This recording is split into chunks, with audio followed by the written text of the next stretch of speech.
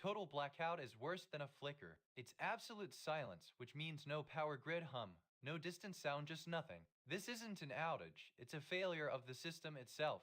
I need to get out of the woods and into a structure immediately before nightfall makes this forest dangerous. The streets are safer than the deep wilderness. Moving south toward the river/street access point. Marcus Webb starts jogging south through the dense foliage.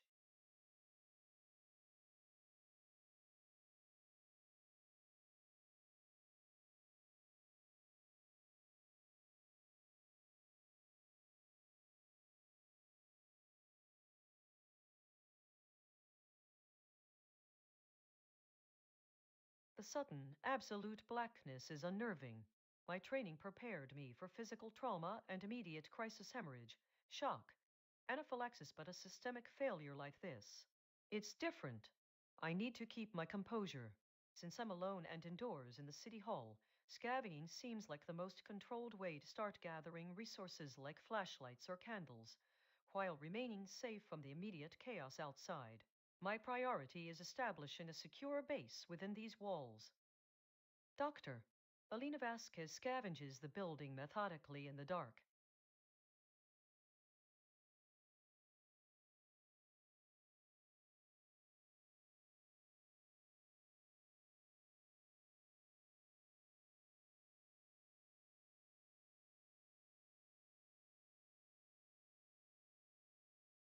Wow, okay. Total blackness. Like zero light. This wasn't a flicker, it was just fun. No sound, no warning. This is way more intense than any prepper movie I've seen. My first instinct is panic, but gotta keep moving, right? Staying put seems best for now. Since I'm at my place and nothing else is happening, I should try to scavenge. Maybe there's a flashlight or something useful hidden in the drawers. Gotta check everything, yeah, anyway.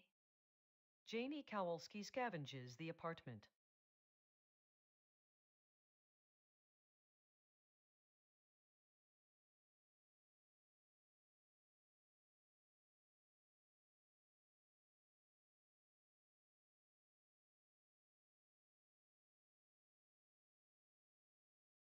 The total darkness, it's unnerving.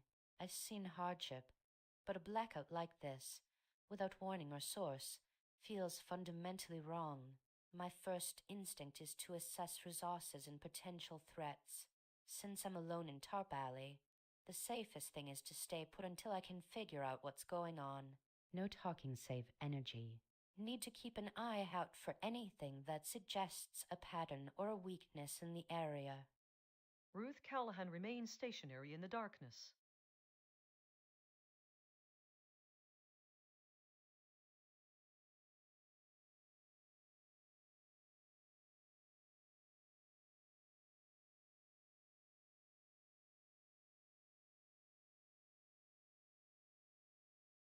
Man, that was nuts. Just nothing. Like someone flipped the switch on reality itself. No sirens, no flickering, just asterisk on asterisk. Total blackness. Gotta keep it together. Gotta find something useful in these shops. Can't afford to panic right now. Need eyes and supplies more than anything. Dex Akafer scavenges the darkened market storefront.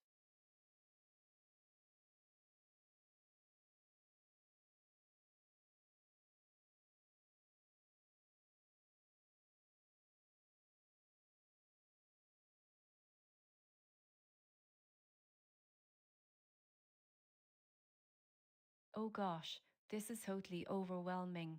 It just stopped. Like someone pulled a massive switch for the whole city. I feel so much stress right now. It's hard to think straight. We really need to get out of this open park space before it gets completely dark and dangerous. I shouldn't wait until nightfall. I should try moving west into Greenwood Commons. Maybe there are buildings or at least a path that leads somewhere safer. I hope I remember how people move when everything is pitch black. It just feels so exposed here. Prianer moves through the park toward the western edge.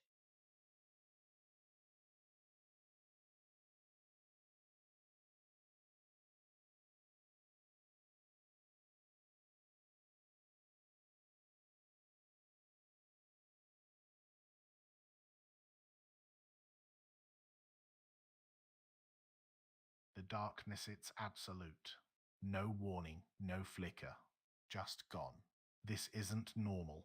Everyone is going to panic out there.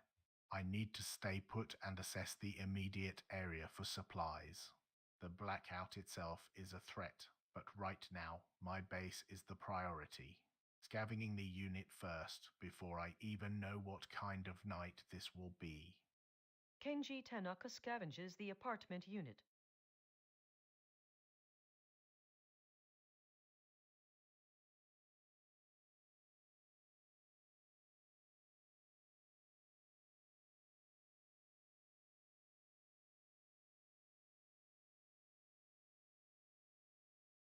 The sudden darkness is overwhelming. It feels like the entire city just held its breath and forgot how to breathe. I need to process this shock, but I also know that panic won't help anyone. Staying put in the warehouse seems safest for now. I must keep my wits about me and conserve energy until we understand what happened. Since I'm alone, I have no one to talk to or ask questions of right now.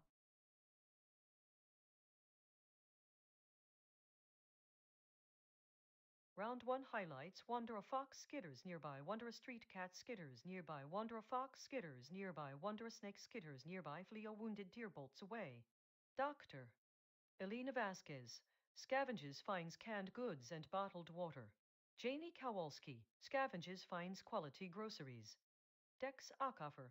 Scavenges finds packaged food and bottled water.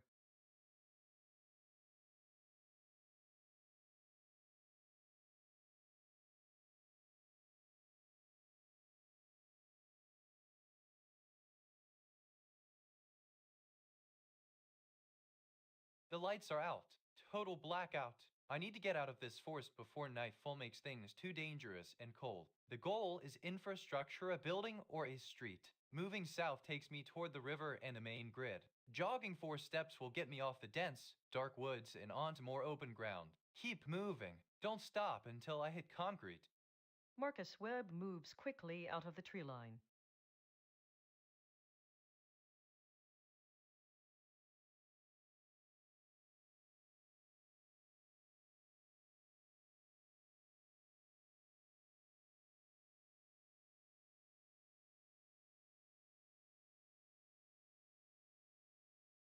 The darkness is unnerving, but staying put in the City Hall feels safest right now. My supplies are excellent, so conserving energy and mental state is key. Since we have no light source and scavenging is penalized tonight, resting indoors is the most efficient use of this hour. I'll sleep to recover stress and health, keeping my goal of finding resources foremost in mind when dawn breaks. Doctor. Elena Vasquez remains stationary, settling down for the night.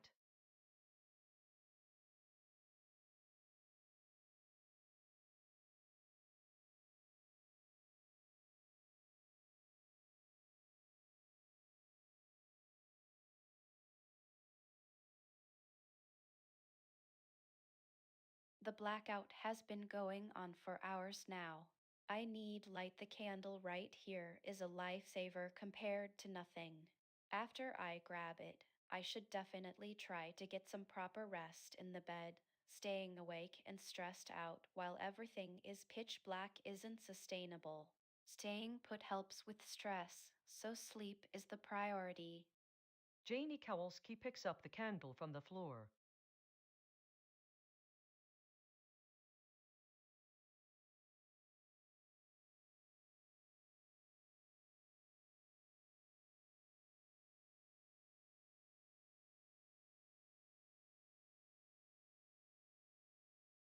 The blackout was a shocker.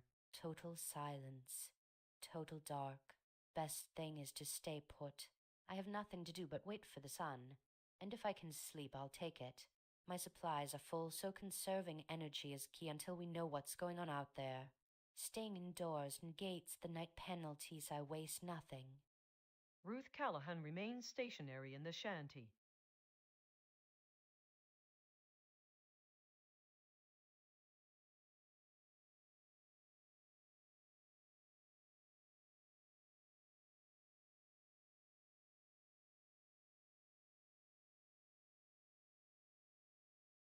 It's still dark out here.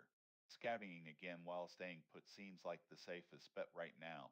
I need to find something that can give us more than just packaged food like a flashlight or some tools. Staying indoors at night is key, so I'll keep reinforcing my position here in the market for now. I gotta set a goal, gotta treat this like a long haul.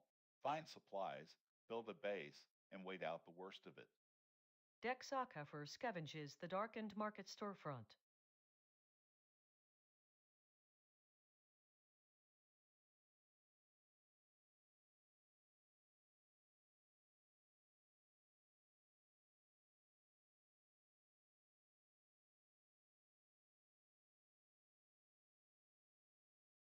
It's pitch black and we are in an open park at night. The stress of being exposed like this is mounting quickly. Even if my stress stat says it's 14 right now, I need to get out of the grass and into something enclosed, anything that offers a barrier against the cold and the unknown dangers lurking in the darkness. Since there's no one nearby, I absolutely must stay silent. Moving west seems like the best bet. It leads toward North Stand and the main streets, which means more potential shelter and resources. I need to move cautiously, maybe jogging pace if my energy allows, but not sprinting because of the risk in the dark. Prionair moves through the park towards the city grid.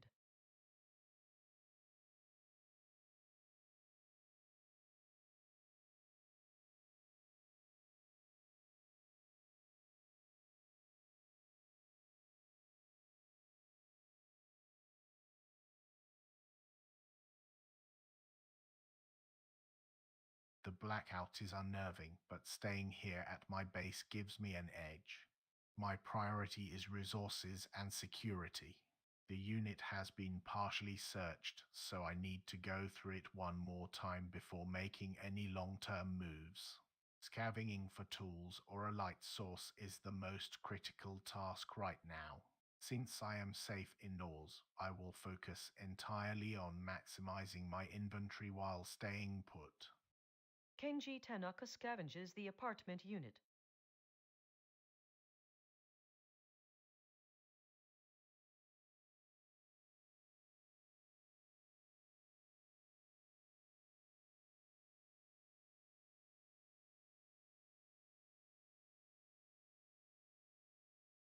It's so dark, everything is just pitch black, and I don't even have a light source or anything to carry right now. Staying put in this warehouse feels safest, at least until I find something. The scavenging penalty for the darkness is going to make it hard, but I need to check for supplies. I have to assume someone else might be nearby too, given all those distant sightings. If they're out there, they must be scared or hurt. Lydia Brennan scavenges the warehouse district.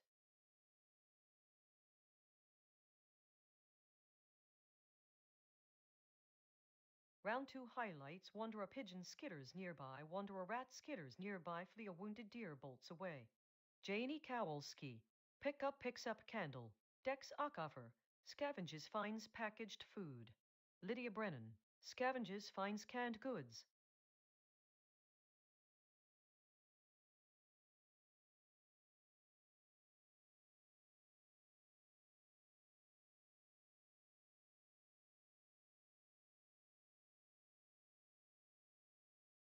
The lights are out.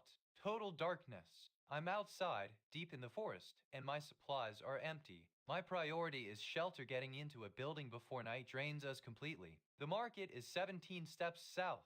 That's too far for one turn, but I have to move south. I'll jog 4 steps toward the river/main street area. Stay silent. No one hears me out here.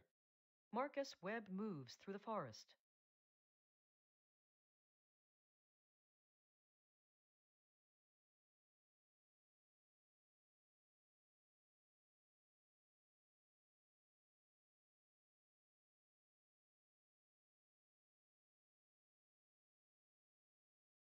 All right, another turn in this dark box.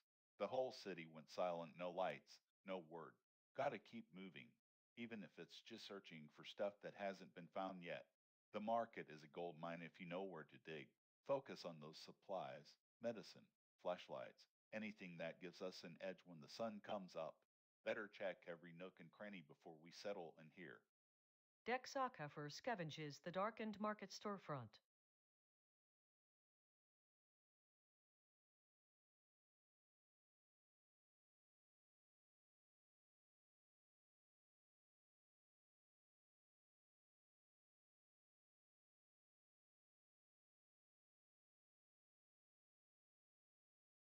I'm really stressed right now, yeah. This darkness, it's just so overwhelming. I keep thinking about how exposed we are in this park. The blackout was so sudden, there was no warning at all. My goal is shelter, and the open space of Greenwood Commons feels unsafe right now. I need to get off this grass and into something solid. Since I have nothing, I can't scavenge or fight back, so movement towards civilization has to be my priority. I should move west. That direction seems to lead more directly toward the main grid areas on the map, which means structures. I need to remember not to panic and just keep moving. It might be that if I jog a little bit, I can cover distance without burning out completely. The cold is going to hit us hard once we stop moving. Priya Nair walks west through the park.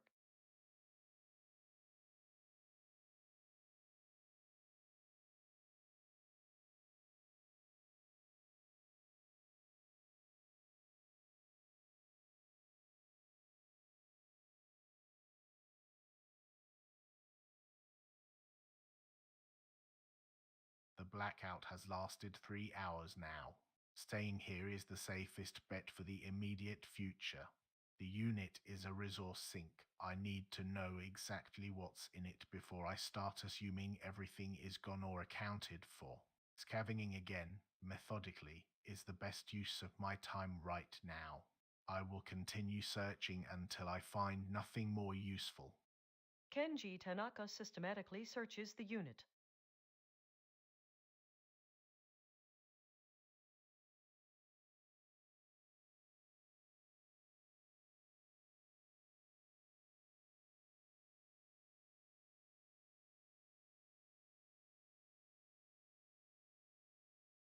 It's dark, but at least we are indoors, which is a huge relief right now. The exhaustion from the initial shock is starting to wear off, leaving behind this persistent, humming anxiety. I need to get some rest. Sleep will help with both stress and keeping my mind functioning through this uncertainty. Since I can't address anyone, I'll just focus on resting and hoping dawn brings a little clarity. Lydia Brennan rests quietly in the warehouse.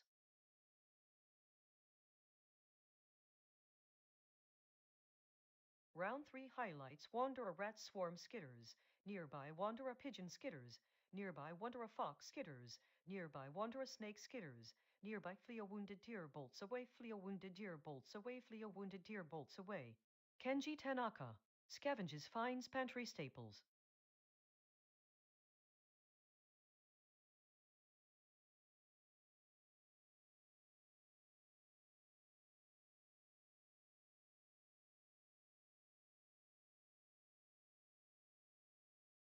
The priority is getting out of this dark forest and onto paved ground.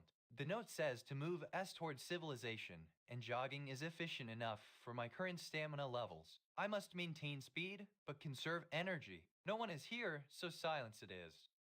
Marcus Webb moves through the dense woods.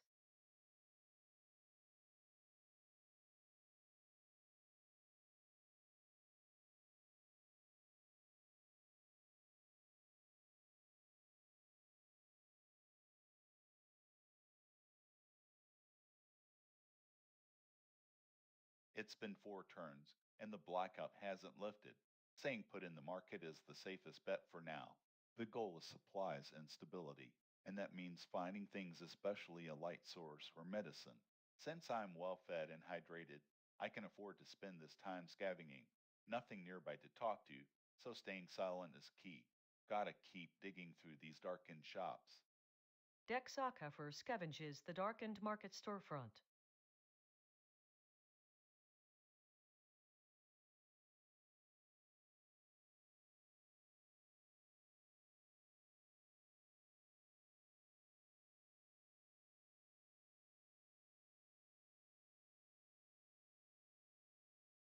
It's getting much darker and more unsettling out here in the open park space. The total blackout, combined with the cold night air, makes me feel really exposed. My goal is shelter, so I need to keep moving west toward where the buildings are located. I have no items, which is a huge disadvantage right now. I must focus entirely on movement and conserving energy. Jogging seems appropriate given my current stamina levels 71 100. I should try to reach the edge of this open area as quickly as possible. Prionaire moves west through the park.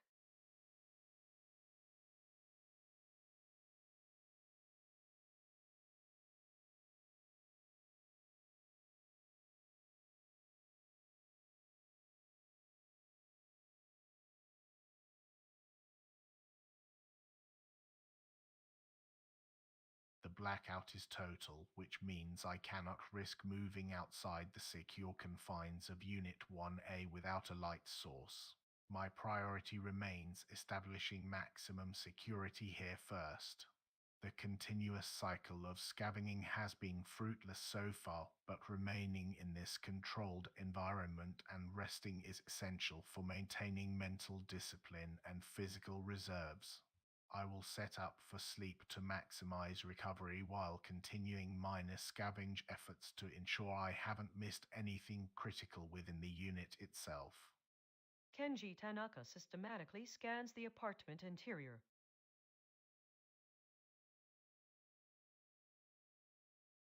Round 4 highlights. Clear.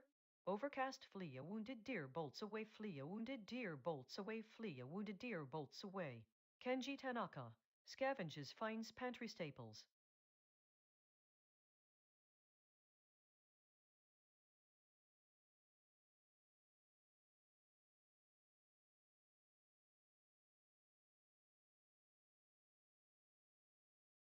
It's night, pitch black, and I'm alone in the forest. My priority is getting out of here before the cold or the predators catch me. Moving south leads directly to the market and better shelter. I have enough stamina for a controlled jog 3 steps without burning myself out. No one is around, so I stay silent. I need to maintain this pace until I hit the street grid. Marcus Webb, nothing.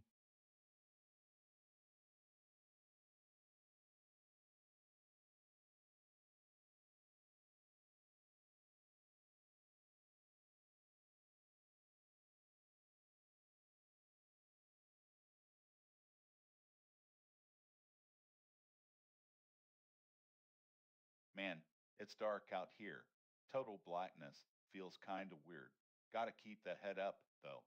The market is my current base, and even if the scavenging's slower tonight, I gotta dig through these shelves one last time for anything useful: a lighter, a bottle of meds, something to make this place feel safer.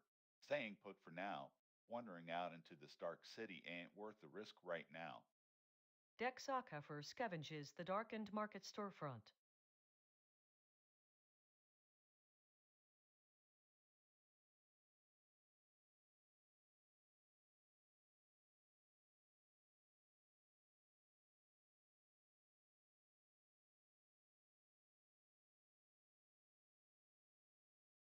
It's getting really dark and cold out here in the park.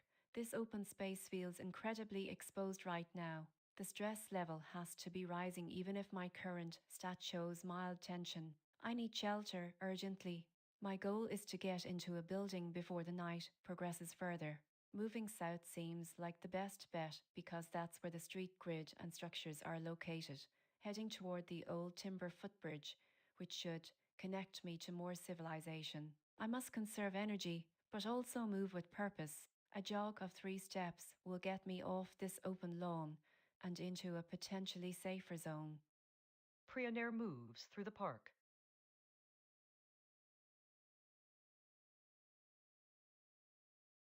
Round 5 highlights. Wander a rat swarm skitters. Nearby wander a street cat skitters. Nearby wander a snake skitters. Nearby flee a wounded deer, bolts away, flee a wounded deer, bolts away.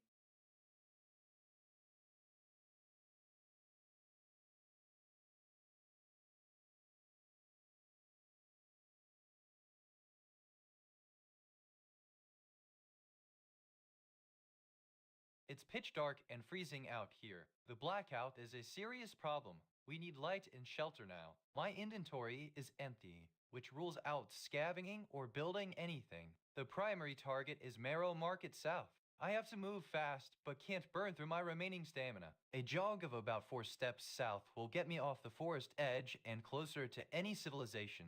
Focus on movement, ignore the cold/dark panic. Marcus Webb moves quickly toward the perceived shelter.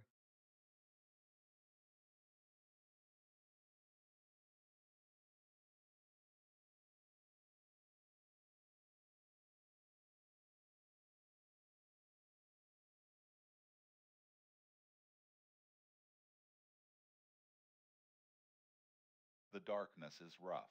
Scavenging right now is a waste of effort with that 20% penalty. Being alone for so long is wearing, but I need to keep my head clear and save energy. Staying here in the market is safer than wandering in the pitch dark. Since I'm well stocked on food, I gotta focus on water and rest tonight. Sleep gives me a massive stress slash health boost, which helps against that isolation creeping up. Gotta take this chance to stock up some water while I recharge. Dex Akafer sleeps in the darkened store.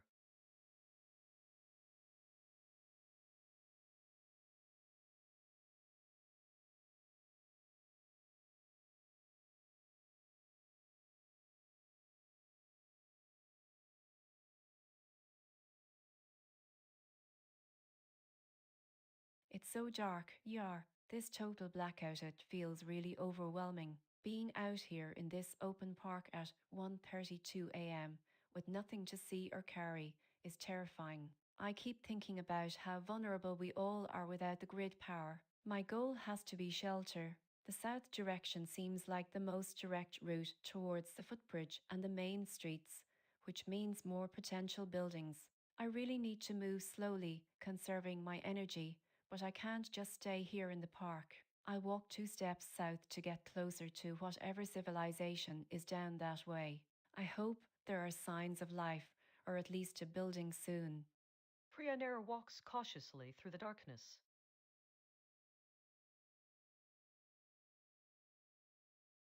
Round 6 highlights wander a pigeon skitters nearby, flee a wounded deer, bolts away, flee a wounded deer, bolts away.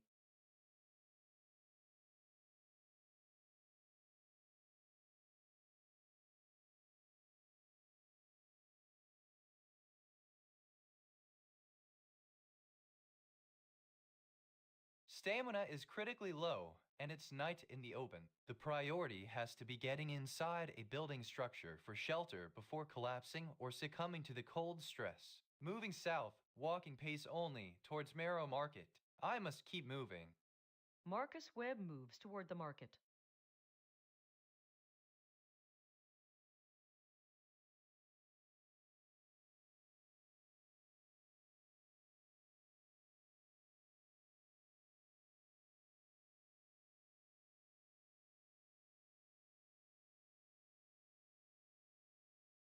Awry. This darkness, it's really overwhelming. You are. It feels like everything is just so exposed right now. I need to move, but my anxiety about being out here alone at night is making me hesitant. The goal is shelter, and the most direct route seems to be south, towards that footbridge visible on the map. I shouldn't panic. I have to think systemically where is the safest, least exposed point. Moving slowly, maybe just walking a couple of steps, will conserve my remaining stamina and hopefully get me into something semi-covered, like the adjacent street or structure near the bridge. I need to remember that getting out of this open space is the priority right now, even if it's tiring. Prianair walks slowly south toward the old timber footbridge.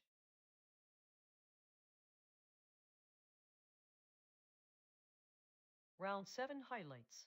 Overcast. Clear Wanderer rat swarm skitters nearby. Wanderer street cat skitters nearby. Flee a wounded deer bolts away. Wanderer Rottweiler wanders past.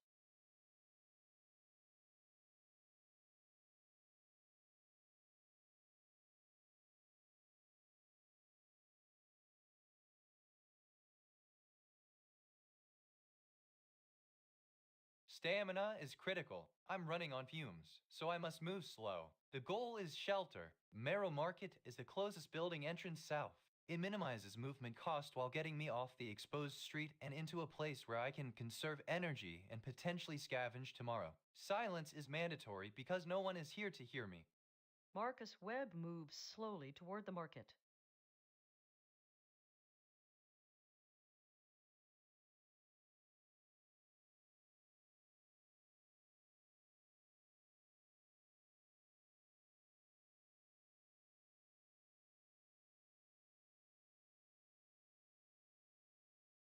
I'm so tired. The darkness is making everything feel huge and overwhelming, especially being out in this open park. I really need to get into a building, Falls Pharmacy was mentioned as the nearest structure, about 19 steps south. My stamina is low 30, 100. I can't afford to sprint or jog too much. I have to conserve energy, but keep moving towards safety. Since there's no one nearby, I absolutely must stay silent. The goal remains finding shelter and getting resources. Priya Nair walks steadily south through the park.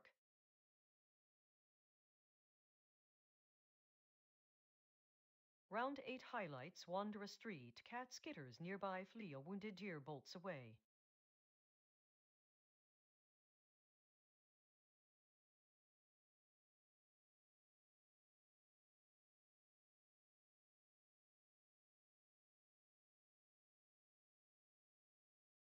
Exhaustion is critical. I cannot move. The darkness is a major problem, especially without any light source. Staying here to sleep minimizes energy drain. I need supplies anything that generates light or water. Scavenging now is a calculated risk. It might yield something vital, but it uses up time and effort when my stamina is already shot. Sleep is the priority. Marcus Webb scavenges the darkened storefront.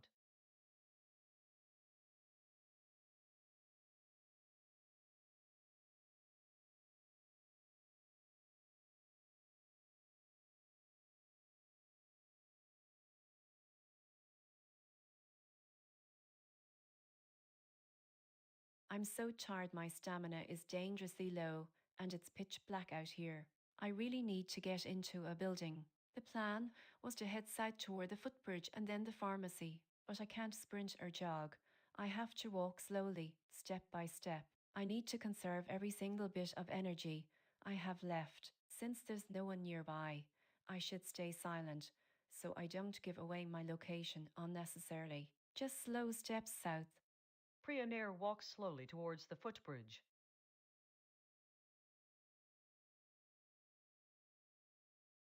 Round 9 highlights wander a pigeon skitters. Nearby wander a squirrel skitters. Nearby flee a wounded deer.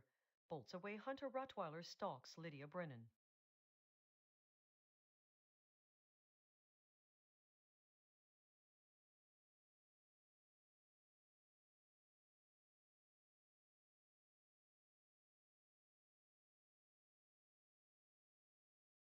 The exhaustion is really setting in. Every step feels monumental. It's so dark, and being out here in the open park at 5 a.m. when everything went silent, it's terrifying. I need to get into that pharmacy building or any solid structure just for the chance to rest and not feel this constant drain from the cold and stress. My stamina is dangerously low. I can barely walk 2 steps without feeling like I might collapse. I really hope I'm right about Falls Pharmacy being the closest safe bet. If I keep moving slowly south, maybe I can conserve enough energy for what comes next. Self-correction. Keep speech short and stressed. Don't overthink the whole plan. Just focus on the immediate 2 steps. Priya Nair moves slowly southward through the park.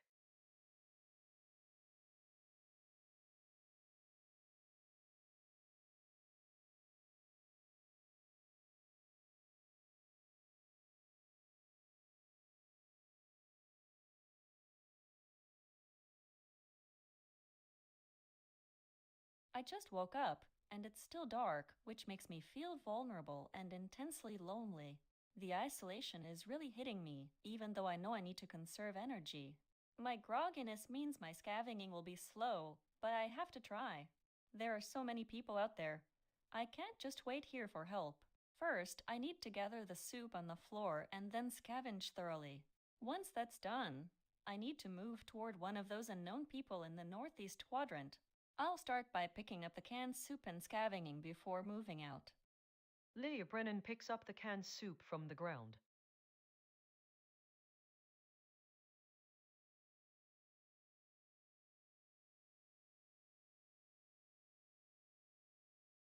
Round 10 highlights flee, a wounded deer bolts away.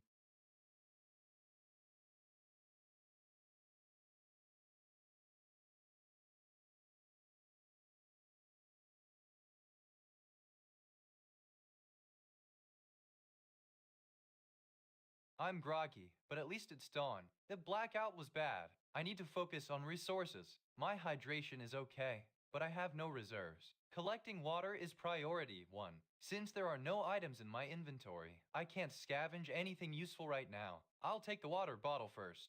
Then, a short walk north into the street will help me stretch and move away from this confined area. Marcus Webb collects a water bottle from the tap.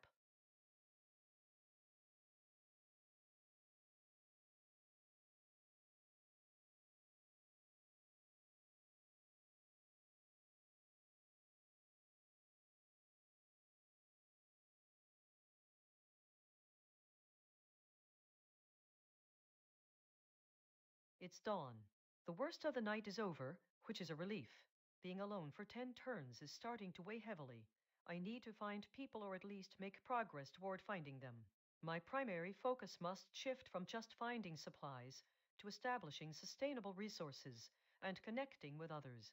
Since I'm already rested and in my base, I will scavenge the city hall one more time before considering a move out. The grogginess is manageable, especially with the buff active. Doctor, Alina Vasquez scavenges the remaining areas of the city hall.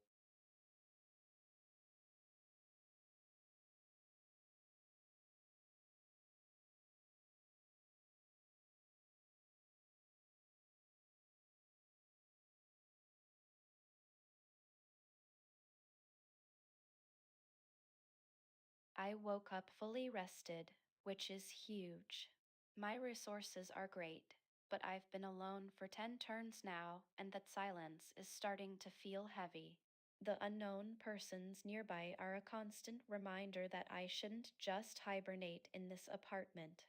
Since I'm still in my safe zone and feeling groggy from waking up even with the buffs, I should scavenge one more time before moving out. It's better to know what's here than risk wasting energy moving towards an unknown outcome. I need a plan that balances safety with exploration. Jamie Kowalski scavenges the apartment.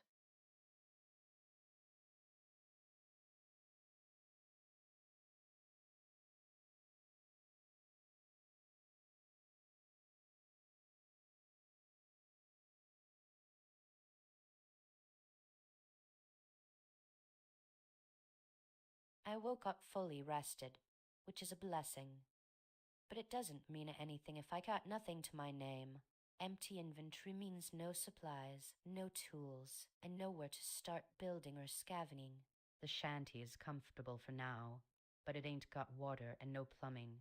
Gotta get out of this alley muck and find the main drag the market or the industrial zone. Those are where people keep their goods. I'll jog east. That should put me on the street grid, moving away from these desperate shanties. Ruth Callahan moves through the makeshift settlement.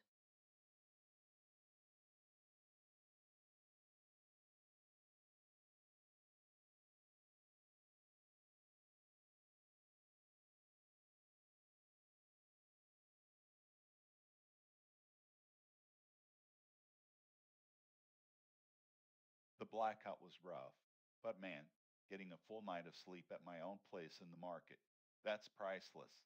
Fully rested, gotta use these buffs. Grogginess is annoying, but it just means I take it slow and steady. The priority now is supplies and people. Gotta get out of the safe bubble and scout. Moving east into Falls Pharmacy area seems like a good bet for medicine or maybe some trade goods. Need to keep scavenging until I hit my goal of stockpiling essentials. Dex Ackeffer moves 2 steps east into the adjacent storefront.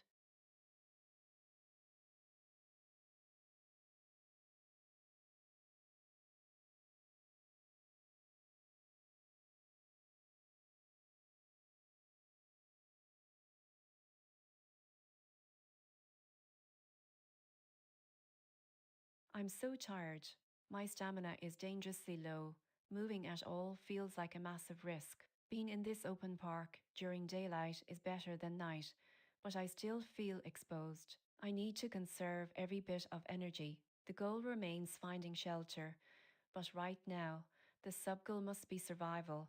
Do not move and wait for resources or strength. I can't speak because there's no one nearby. I need to focus on staying put until I have a plan that costs minimal effort. Priya Nair sleeps.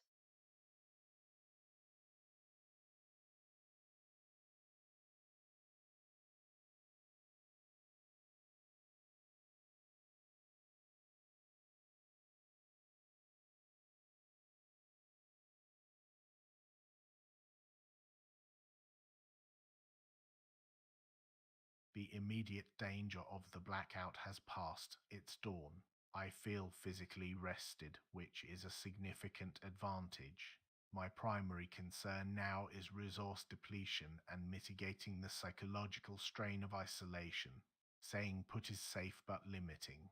I need to scavenge one last time here before moving out to check adjacent units or the street grid. Moving west seems like a good initial direction to start assessing resources and potentially finding other survivors.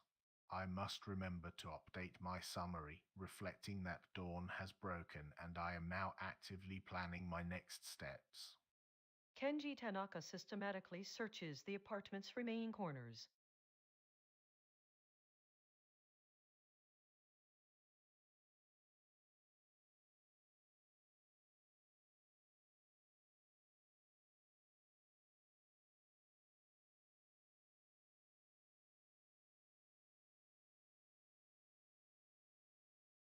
I've been alone for too long. The silence is getting heavy. The distant sightings keep pulling me northeast towards those unknown people. I need to move and find a group. Before moving, I should feed the little squirrel nearby. It's a small thing, but it breaks up the tension and keeps my hands busy. Canned soup will do for now. Then I'll jog northeast, trying to reach those survivors spotted in the distance. Lydia Brennan feeds the squirrel using canned soup.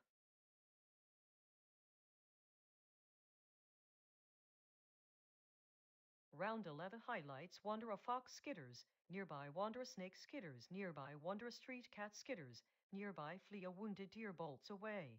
Doctor Elena Vasquez scavenges finds canned goods and bottled water. Kenji Tanaka scavenges finds pantry staples.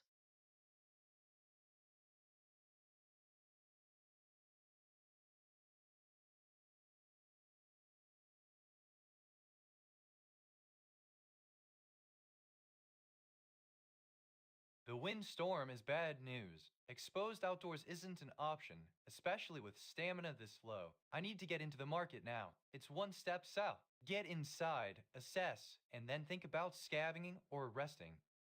Marcus Webb moves into Marrow Market.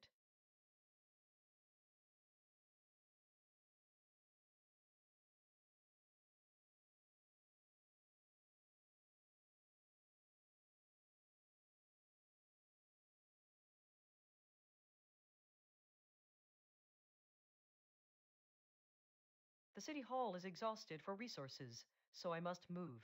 My primary goal remains finding supplies and people.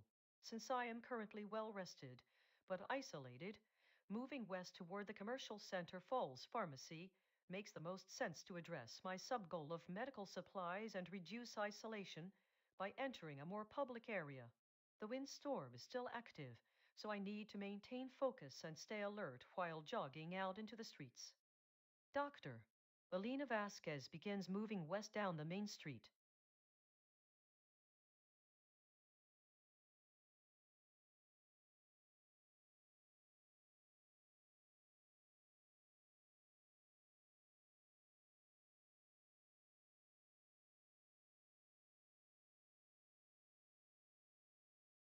I'm groggy and alone, but my goal is scouting.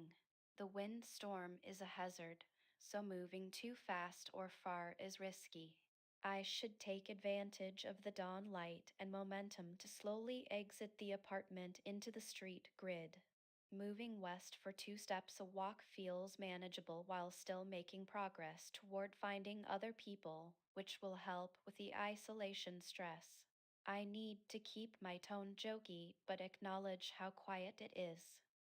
Jamie Kowalski walks out of the apartment.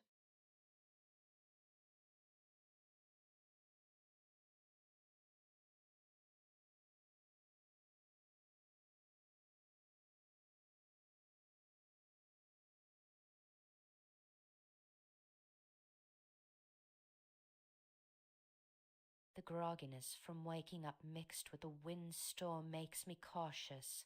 I have nothing and need supplies fast. Tarp Alley is a dead end for resources right now. I need to get out into the main street, heading generally south or southeast towards where the action and potential stores would be.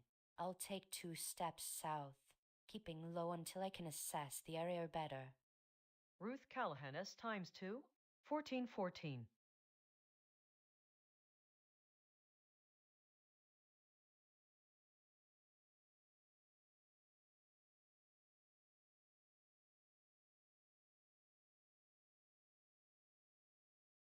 Groggy, but fully rested and safe indoors during this damn windstorm. Need to make hay while the sun's up, even if I feel like crap. The market is a gold mine for supplies, especially medicine or anything that throws light. Gotta scavenge hard right now. Use those groggy moments to my advantage.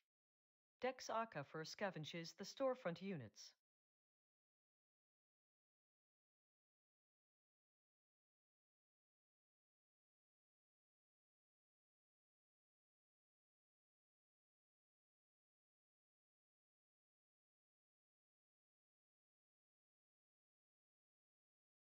I feel so exposed here. This windstorm, it feels like the whole city is shaking itself apart. My stamina is dangerously low. I can barely think straight, let alone move fast enough to beat this weather. The priority has to be getting out of this open parkland and into Athlisk something Athlisk. I need shelter, and I need it now before my exhaustion forces me to collapse in the wind. I'll try walking west toward North Stand. At least that's a transition away from the open green space, even if it's just Forest Edge. I have to be careful not to overexert myself. Priya Nair walks west through the park.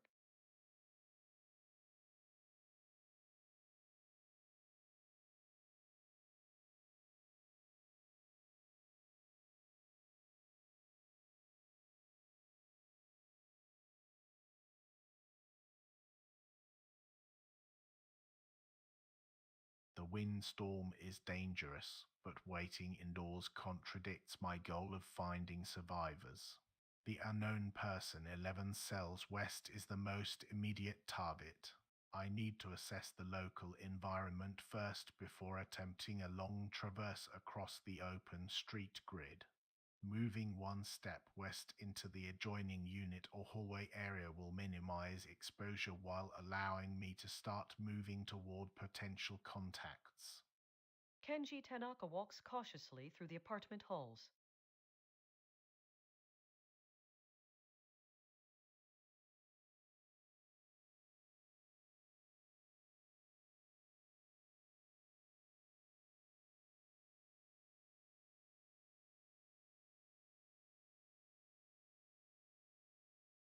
The windstorm warning is critical. I cannot stay out here, even if it means delaying my goal of finding survivors. The cold and powerful gusts are dangerous. I need solid indoor shelter immediately. My sub goal was to move north anyway, so heading toward the buildings that line the north side of Sump Park Harker Street Flats is both a survival necessity and good progress for my overall plan. I'll jog north. It gets me moving quickly while keeping stamina usage reasonable. Lydia Brennan jogs north into the nearest covered street area.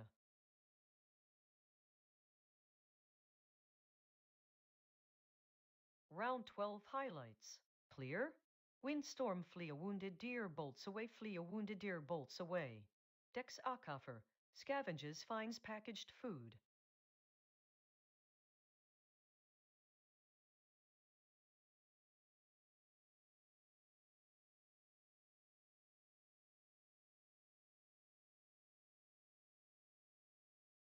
Exhausted.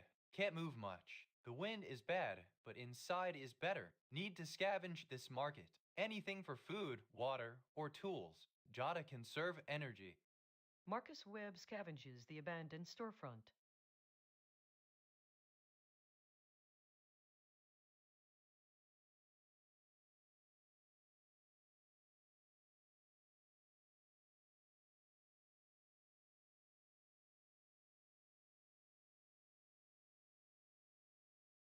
The windstorm is dangerous, and staying outside is draining warmth, mood, and stamina. My immediate priority must be safety and shelter. Although my sub-goal was to search City Hall, I need to get Asterisk into Asterisk at first.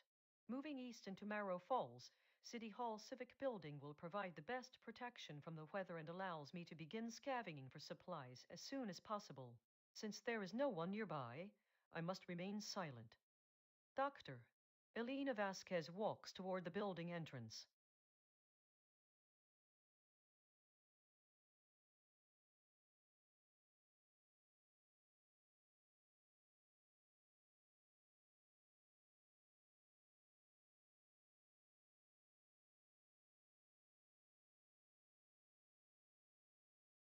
I'm bored out of my mind, but also super rested, which is good. The isolation is really hitting now that the initial shock has worn off. My goal is to get outside and scout. Since I'm at my claimed unit, scavenging first makes sense. Maybe there's something vital hidden away. After that, I need to move west into the street grid to start fulfilling my sub goal. The windstorm is annoying, but it's daytime, so movement shouldn't be too bad. Need to sound jokey and deflect from how quiet everything is. Jamie Kowalski scavenges the apartment unit.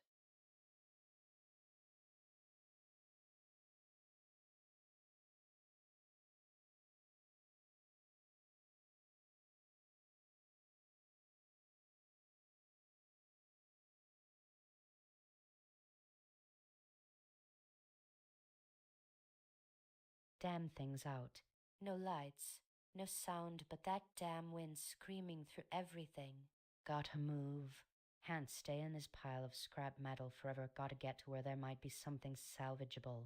I don't trust the city or these shacks. Better keep low and move slow. The wind is a cruel mistress, wastes energy like it hates me.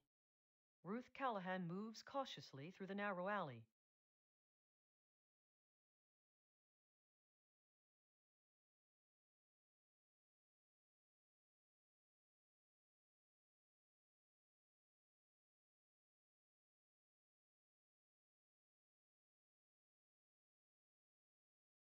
The windstorm is kicking up another round, so staying put inside the market is best for now. My priority remains stockpiling supplies, especially medical gear or anything that generates light. I need to maximize the scavenging opportunity while it's safe indoors. Since no one else is around, silence it is. Dex Akafer scavenges the storefront units.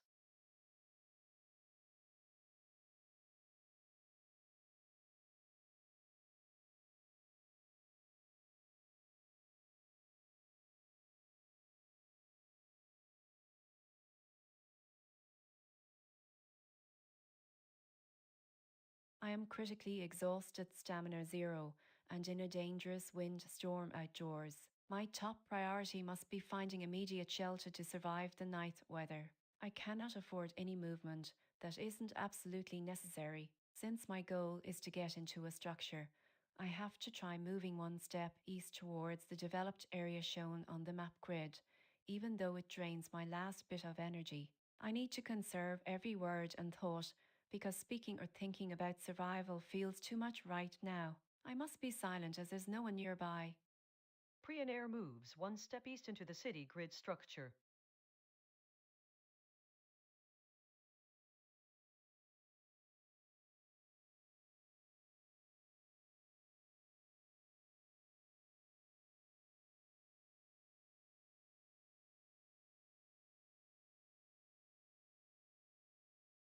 I am alone, and my primary goal is finding other survivors.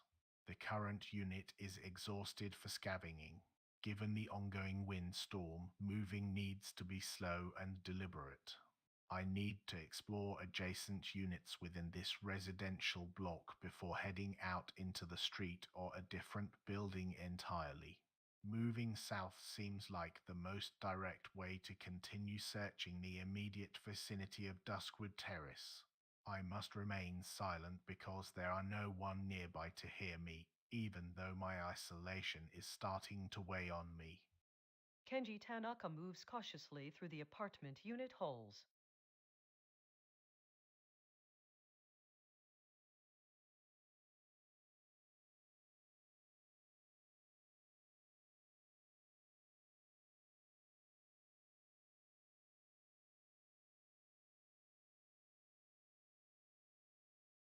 The windstorm is dangerous.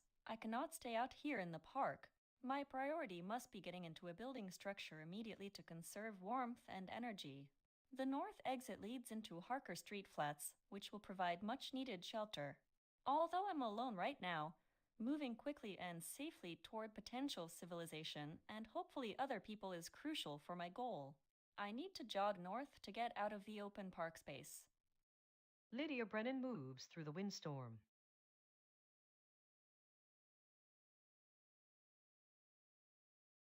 Round 13 highlights wander a street, cat skitters. Nearby flee, a wounded deer bolts away, flee, a wounded deer bolts away. Janie Kowalski scavenges finds bottled water. Dex Acoffer scavenges finds packaged food and bottled water.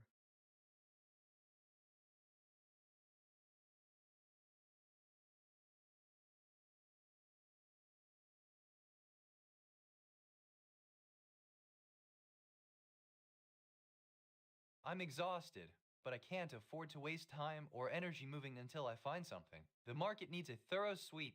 Scavenging now, while the windstorm keeps me trapped here, is the priority. I need supplies, any kind of supply. Must conserve my strength. Marcus Webb scavenges the abandoned storefront.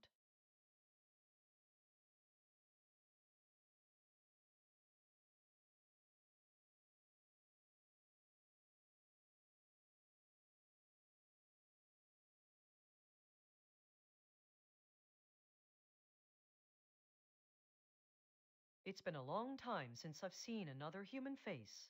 The silence is oppressive, but the windstorm outside is keeping me anchored here in City Hall. My primary objective remains finding sustainable supplies, especially medicine or anything that runs on batteries. I need to treat this building like a puzzle. Every drawer, every desk could hold what we need. I'll start by sweeping this area thoroughly. Doctor, Alina Vasquez scavenges the immediate area of the City Hall.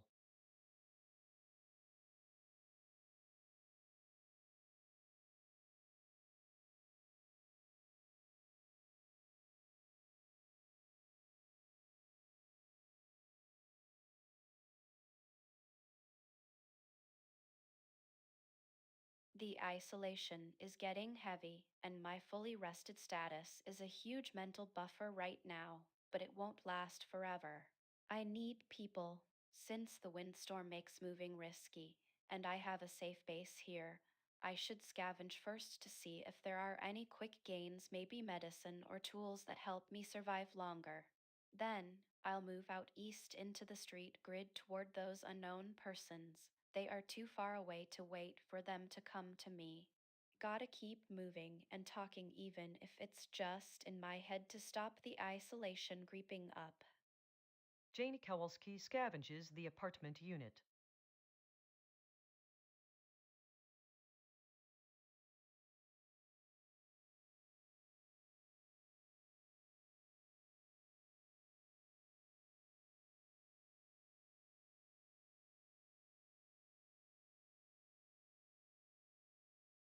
I got nothing. Nothing at all. My goal is stockpiling, and right now I can't even pick up a scrap of metal or a bottle cap. The shanty town is a dead end for resources. I need to move out, but the windstorm means I don't want to expose myself unnecessarily. West into the forest seems like the least committing direction to start scouting for materials or perhaps better shelter/scavenging opportunities later. Need to conserve energy but make progress toward supplies. Ruth Callahan moves cautiously through the shantytown.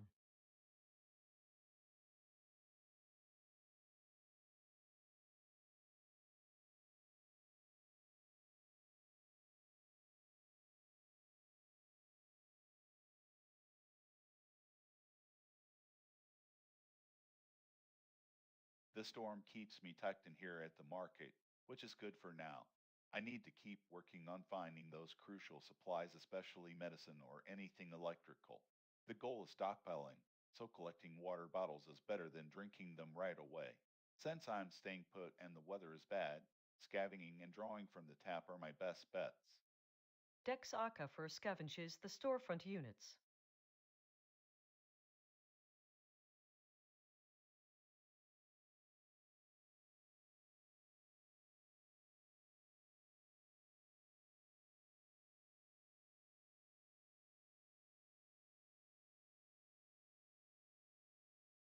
I'm completely drained. Zero stamina. This wind storm warning is terrifying, and being out here in the forest while so tired feels dangerous. My priority has to be getting into any other building. Rivergate Green is the closest path east, even though it's still technically outside. I need to conserve every ounce of energy for this move. Since no one is near, I must stay silent. I hope moving just one step will get me closer to safety. Frionair moves east towards the city park edge.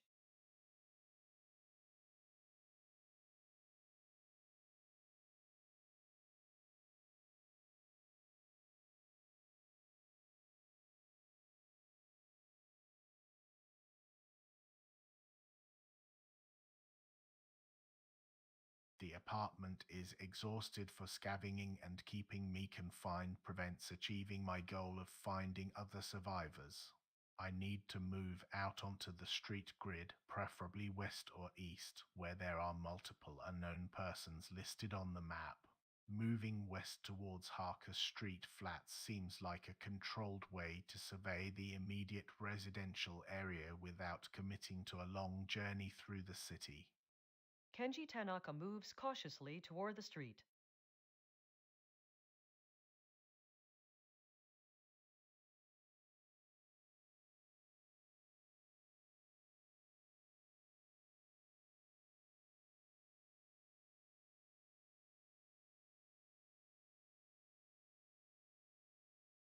The windstorm is brutal. I can't stay out here at the dry fountain. My primary concern has to be getting into any shelter immediately to save warmth and energy. The residential area Harker Street Flats up north looks like the safest bet. I need to jog quickly but carefully towards that density of housing. Once inside, I'll reassess my plan for water and finding other survivors. I must keep moving toward people because this isolation is getting to me. Lydia Brennan moves through the streets.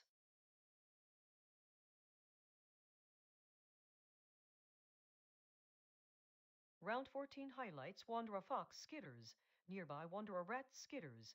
Nearby flee a wounded deer bolts away. Flee a wounded deer bolts away. Marcus Webb scavenges finds packaged food. Doctor Belina Vasquez scavenges finds canned goods. Dex Akafer scavenges finds packaged food.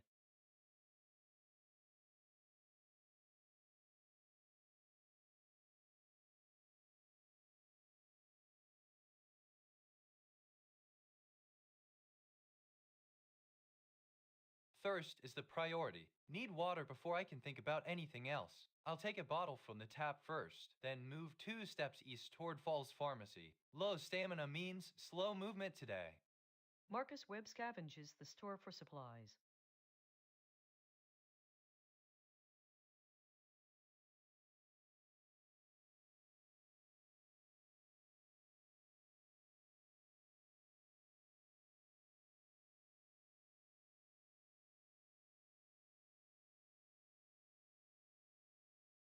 The sub-goal is clear. Search this building for anything useful, especially medical or utility items. Since I am currently safe inside City Hall, staying put and dedicating this turn entirely to a thorough scavenge is the most efficient use of time and energy. The isolation is weighing on me, but focusing on the task keeps my mind sharp. I need those batteries or tools. Doctor Alina Vasquez scavenges the City Hall office.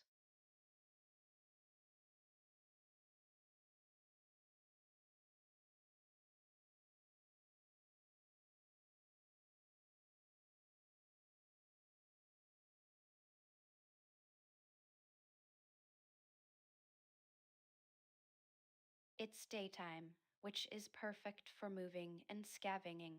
I'm still in my unit, but the goal is clearly to get out and find people.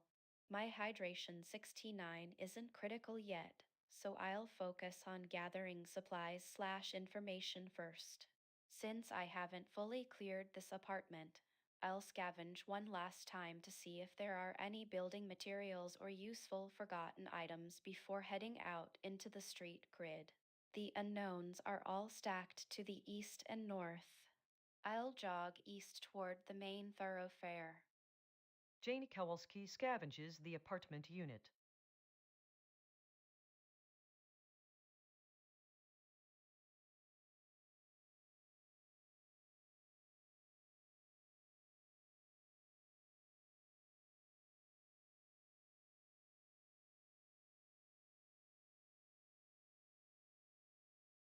got no gear, not a thing. Thought to grab that water bottle on the ground, waste nothing. The goal is stockpile, so I need supplies. Since I'm alone and everything's quiet for now, I'll start moving west into the forest. Might find something useful out there, or at least get my bearings away from this crowded shanty mess. Ruth Callahan picks up the water bottle.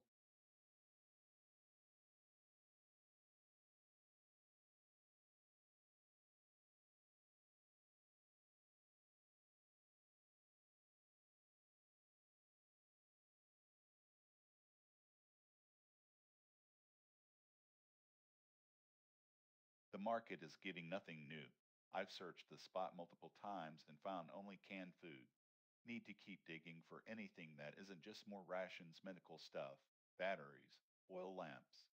The isolation is starting to get to me. Gotta focus on the goal. Resources first, people later. Time to give it another deep sweep of these shops. Dex Acafer scavenges the storefront units.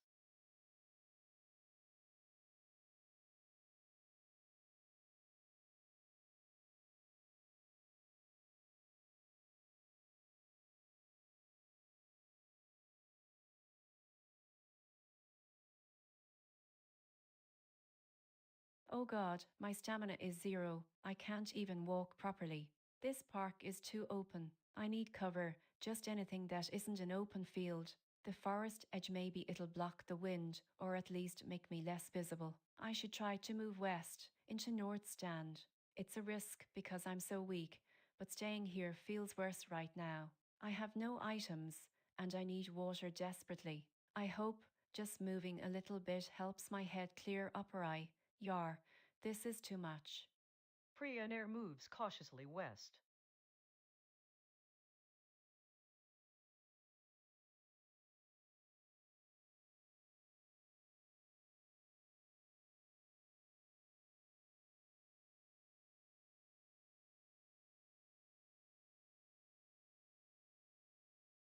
I am currently safe inside the apartment unit at Harker Street, Flats 1040.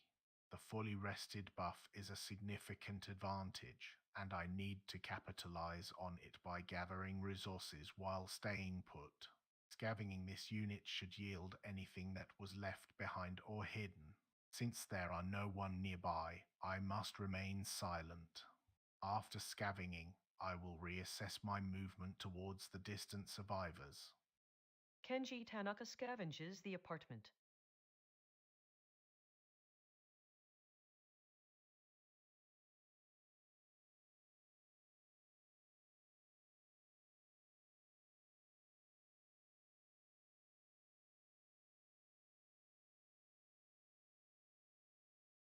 I'm still running on fumes, but I can't just stay here in the open park. The isolation is starting to feel heavy, and those distant sightings mean people are out there. My goal is connection.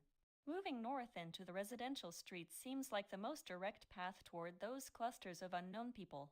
I need to conserve my energy, so a light jog should do it enough distance to make progress, but not enough to crash. I'll keep moving slowly and quietly. Lydia Brennan walks north through the park.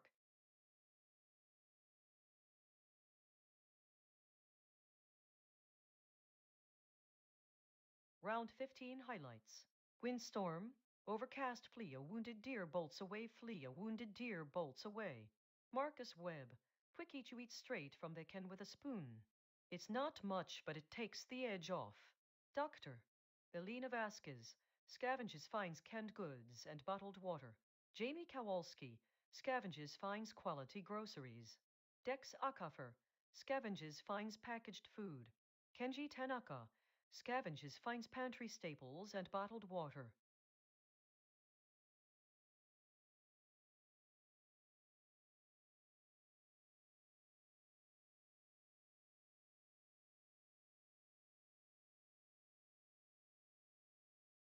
I am exhausted, low on supplies, and need resources immediately. Scavenging this storefront is critical before I move further or my stamina drops lower. Staying put conserves energy while maximizing the chance of finding materials.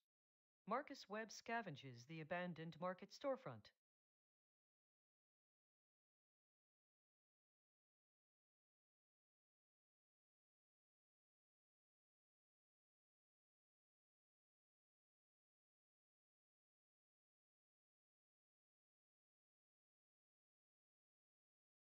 I'm tired of being alone in this echoing building. My body needs water. I need to replenish my hydration before thinking about moving. I will drink from the tap and try one last time to scavenge, focusing entirely on any medical or useful hardware that might have been missed. The exhaustion is setting in, but I can't afford to stop searching yet. Doctor, Alina Vasquez drinks water from the tap and searches the office again.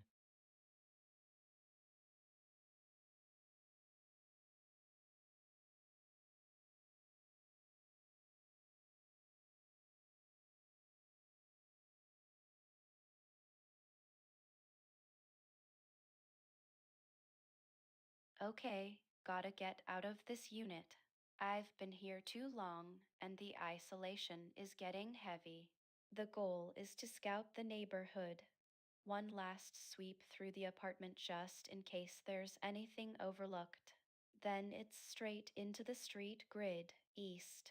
Gotta follow up on those unknown people sightings. Jamie Kowalski scavenges the unit.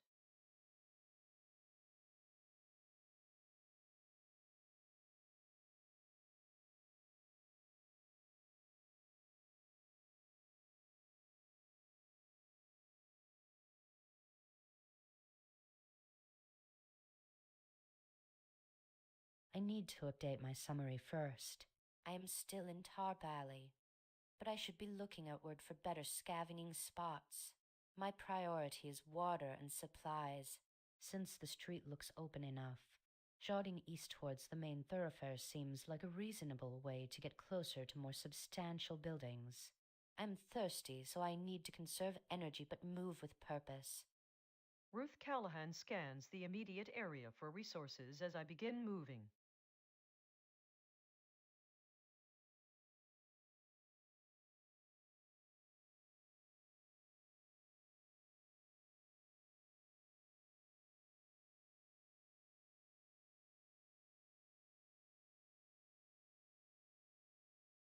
The sub-goal is medical/light sources. I'm at the perfect spot Mara Market to scavenge for that, even if it means pushing through the nearly exhausted feeling.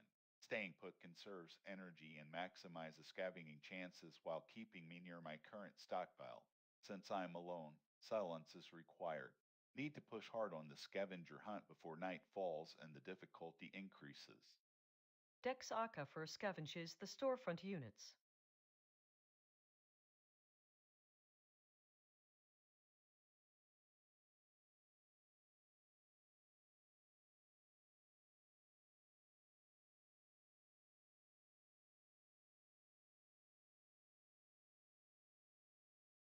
I'm running on fumes. Stamina is zero.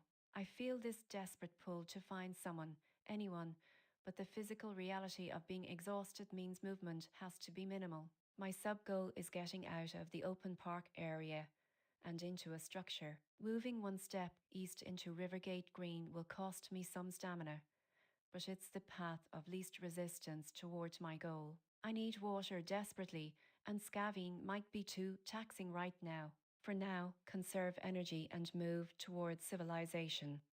Priya Nair walks cautiously.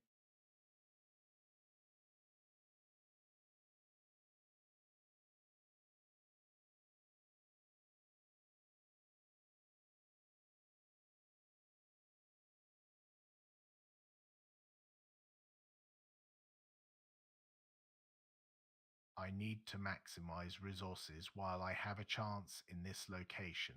The apartment was partially searched, so I will dedicate this turn to a thorough final sweep scavenging. Once done, I see an unknown person 2 cells away. My goal is contact, so after the scavenge, I must address them and introduce myself. I won't assume trust, I'll state my name and assess their situation first.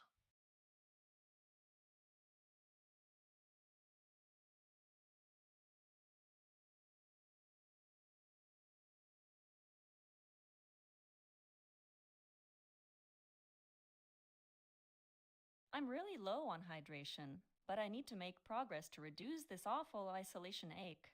These unknown people are my only hope right now. The flats must have something anything. Scanning first is safest and uses up time/effort while I stay put. After that, I need to jog out of the apartment building into the street grid, heading north or northeast towards where those other survivors might be. Lydia Brennan scavenges the apartment.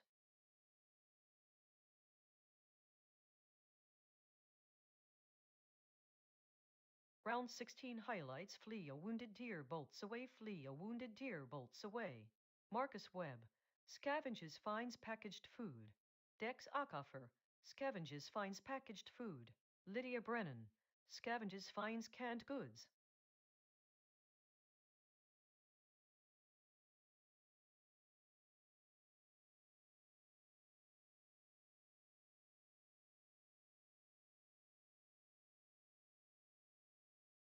Stamina is low. Movement costs energy I can't afford right now. The tap water is available and needs to be collected first. It's better to secure resources while stationary than waste effort moving around. Collecting water is quick and efficient.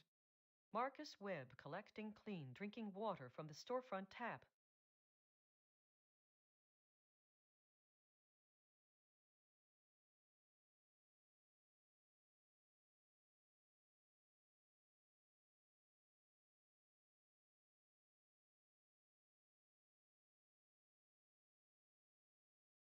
I'm running low on immediate goals in this building. The goal is medical supplies or tools.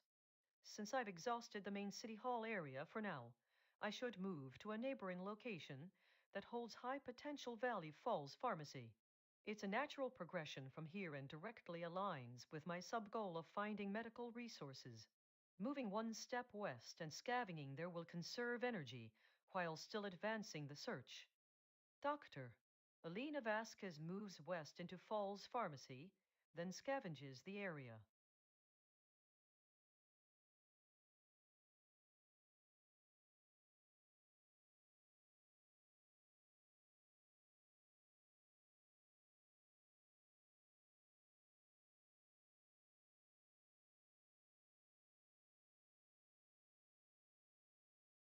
I need to get out into the streets. The goal is scouting. Before I do that, I should top up my hydration reserves since I have a working tap right here. Since I'm trying to survive multiple days, stockpiling water is better than drinking it all now. Kenji is nearby and waiting for me to explore with him. I'll grab some water first, then jog east towards the street exit. Jamie Kowalski is naturally restless and prone to humor, especially when starting a mission or feeling slightly anxious about the unknown. I need to maintain that high energy, deflecting persona.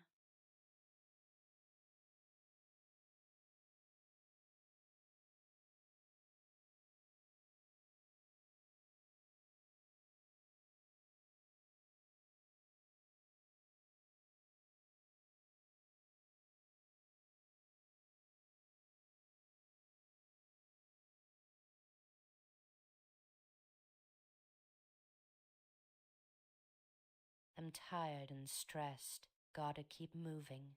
The shanty town's got nothing to give us. No plumbing. Nothing worth scavenging. I need resources. Wood, whatever. Moving west into the woods seems best for now. Jogging 2 steps will get me out of this mess without burning too much energy. Stay quiet until I know who I'm talking to. Ruth Callahan moves through the narrow alleys.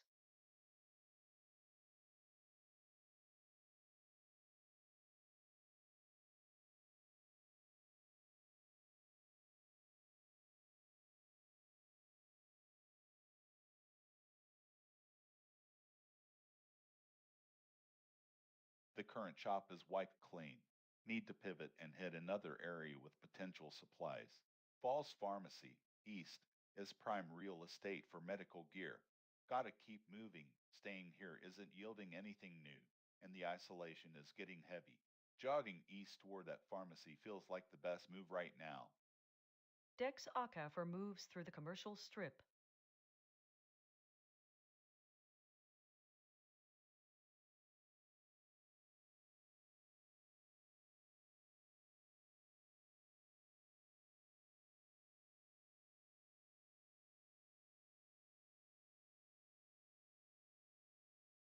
I'm critically exhausted, zero stamina, and my hydration is low. Staying in the open park is dangerous, both for energy depletion and exposure. My immediate goal must be shelter. Moving one step west into North Stand will minimize my effort while getting me off the exposed park ground. I need to conserve every ounce of strength and try not to panic or spiral into a breakdown, even if it feels impossible right now. I must speak cautiously because there is no one nearby, but I feel compelled to acknowledge my state and situation. Preonair walks slowly towards North Stand.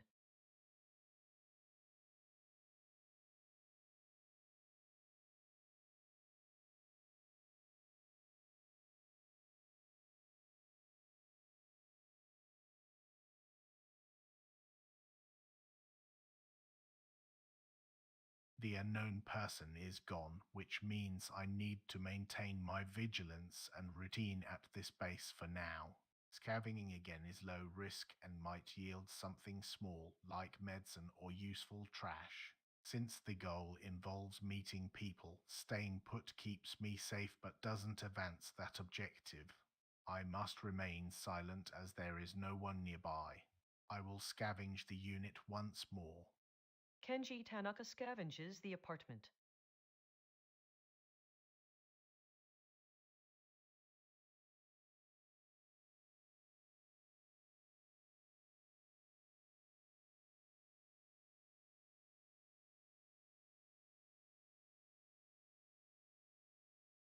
I'm so tired I feel like I can barely stand straight. The darkness was bad, but this is better. Still alone, though. God, I just need to find someone. My thirst is really bothering me too. I should scavenge here first. It's safer than moving right now. And I need water desperately. Lydia Brennan scavenges the apartment.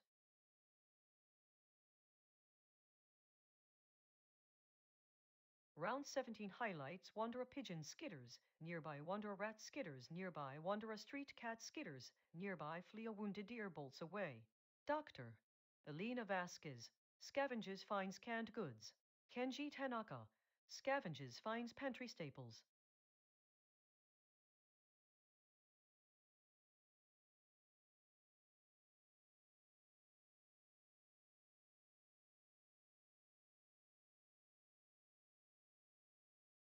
Stamina's low. Moving costs too much. Stay here. Secure water first. Water storage is priority over immediate drinking. Tap pressure holds good. Focus on collecting. Marcus Webb collecting clean drinking water from the storefront tap.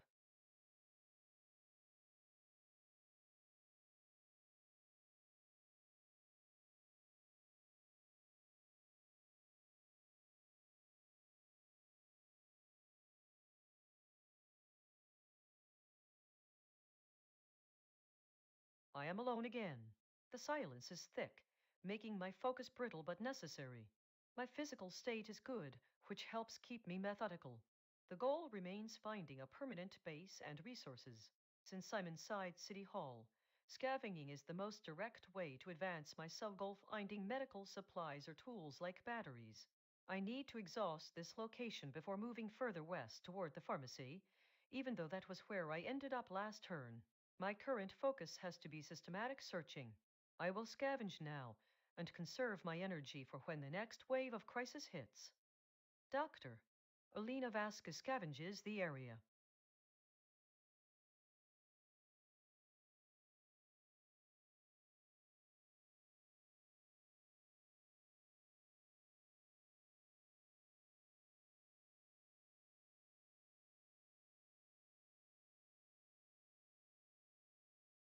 I'm running on pure instinct and the need for motion right now. My thirst is definitely calling my name, but if I stop to drink every time, I'll never get far from this building. The goal is scouting, so I have to keep moving east down Harker Street towards where Kenji was last seen and those unknown people. Jogging 3 or 4 steps seems like the right balance of speed and stamina drain. Since no one is around, silence it is. Need to rewrite my summary to reflect that I'm leaving this unit. Jamie Kowalski moves out of Unit 1A.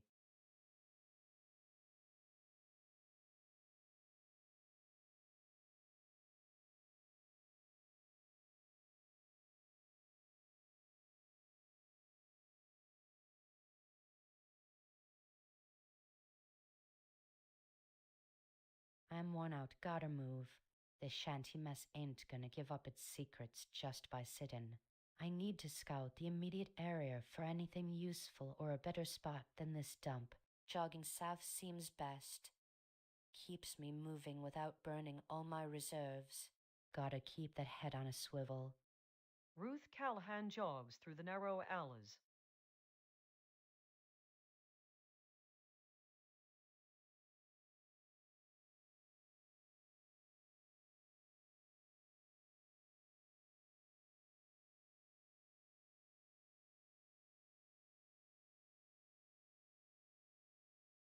Man, this isolation hits different.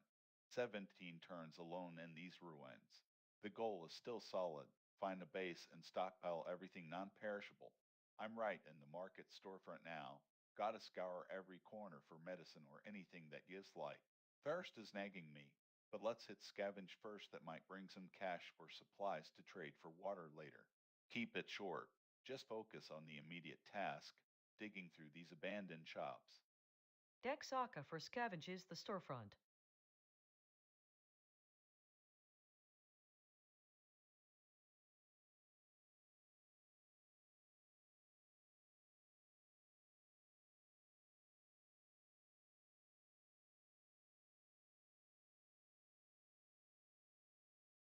Oh God, my stamina is zero. I can barely stand up. I really need to find water, and I'm so thirsty. The forest feels too exposed right now, especially with the rain starting. Moving east into Rivergate Green seems like the path of least resistance. It's only one step, but maybe there are some structures or people nearby that I can use for shelter or help. I really hope I don't collapse before I find something reliable. I have to try and conserve every bit of energy. Priya Nair walks slowly toward the park area.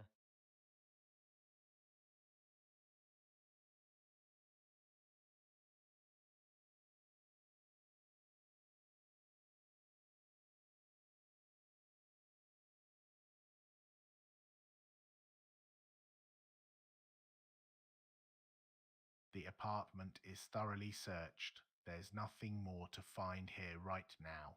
My priority remains finding people. I need to maintain my composure and conserve energy until I decide the risk of moving into the street is justified by potential gains. Hydration is next, so I will take a drink from the tap while staying put. Silence is mandatory since no one is nearby. Kenji Tanaka drinks from the tap to replenish hydration.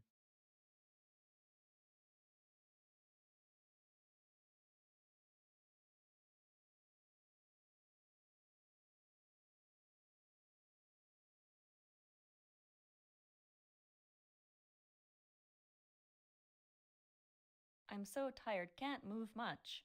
Gotta find people, but I can't burn what little energy I have. I'll try scanning one more time, just to see if anything is hiding in this flat. Better safe than moving out when I feel like this. Lydia Brennan scavenges the apartment.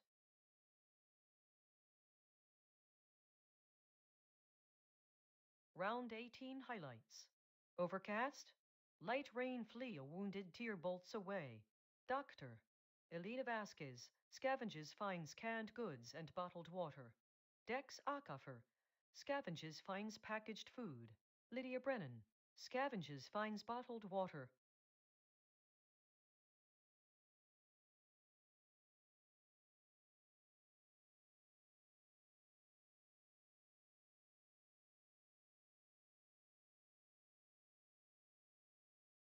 Stamina is low. Movement costs too much right now. The priority is resource accumulation and information gathering while staying put.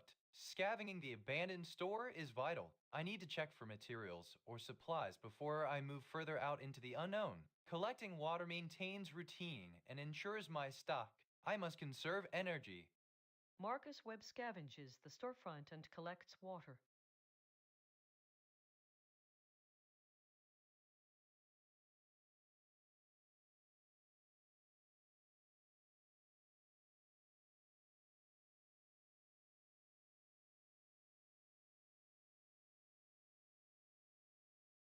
My primary focus remains on advancing the subgoal, finding medical supplies or tools in City Hall.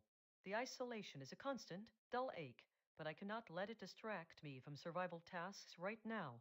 Staying put and systematically scavenging this building is the safest bet for now. I need to be precise with my actions. Every item matters. Doctor, Belina Vasquez scavenges the area of the City Hall.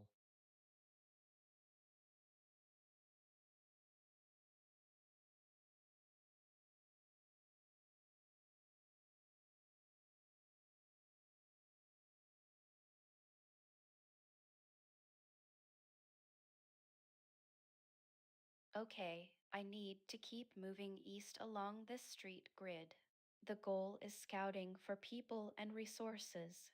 Being alone is tough, so momentum is key. Since I'm tired, I'll jog 3 steps rather than sprint, keeping my pace steady but purposeful. No one nearby means silence. I'll head into the open street area. Jamie Kowalski jogs out of the apartment building and down the street.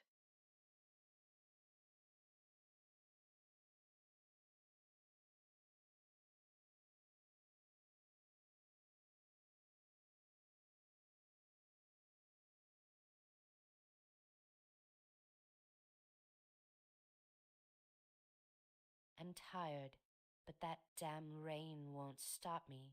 Gotta keep moving through this mess. The goal is supplies back at the base. I need to push out of these alleys and get somewhere more substantial than just scraps. Moving east should take me along the main passage of Top Alley. Ruth Callahan walks slowly east, navigating the crowded shantytown.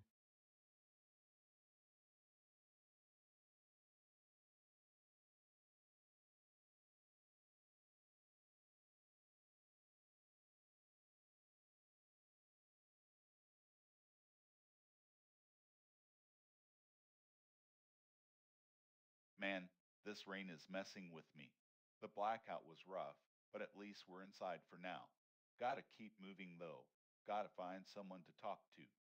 My goal is supplies and a base, but my subgoal needs light sources and meds first. I'm gonna scavenge the storefront one last time, then jog north toward that unknown person showing up 4 cells away. Keep it low key. Don't draw attention. Dex Akafer scavenges the back rooms of the storefront.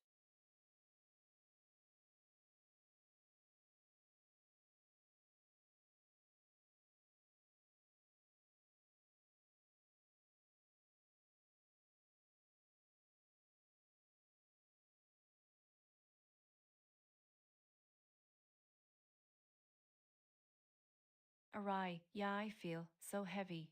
My legs just won't cooperate. Stamina is 0, and this thirst it feels like a physical ache, right? It might be that moving even 1 step is going to cost me everything. I need water, desperately, and shelter. The park is too open, yar. I keep thinking about those people out there, the ones who are struggling, and I just feel this puller need to get us somewhere safe. But right now, my body is fighting me. I think maybe I should just stay here for now, conserve what little energy I have left. If I move, I might collapse before we even reach anything useful. I could be wrong, but if I wait, maybe someone will appear or the rain will ease up, giving us a chance to plan something better. Prionaire stands still against an open park bench.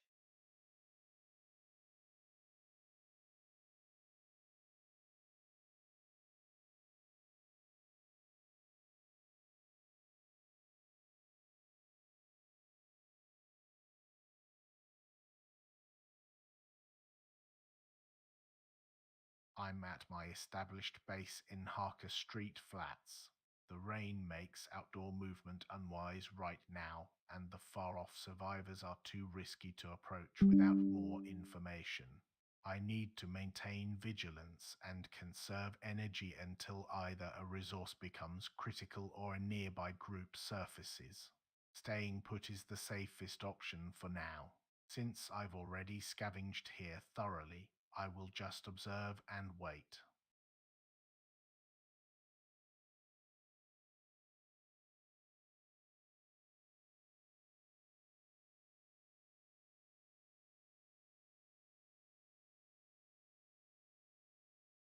I'm so alone, it's awful.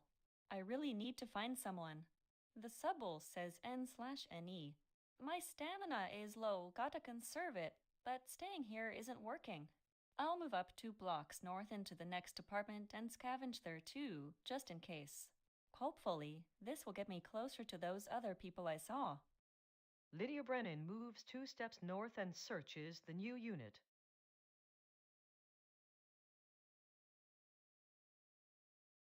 Round 19 highlights flee a wounded deer bolts away. Dex Akafer scavenges finds packaged food.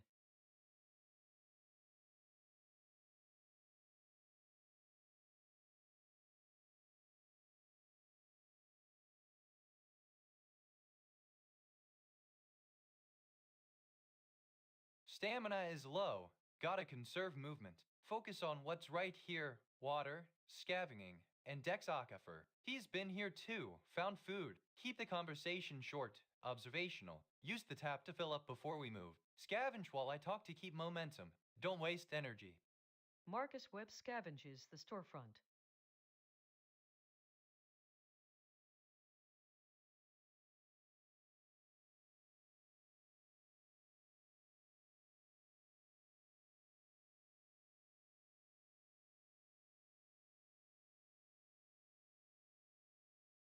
The scavenging here has been frustratingly unproductive for 19 turns. My goal is still finding supplies or people.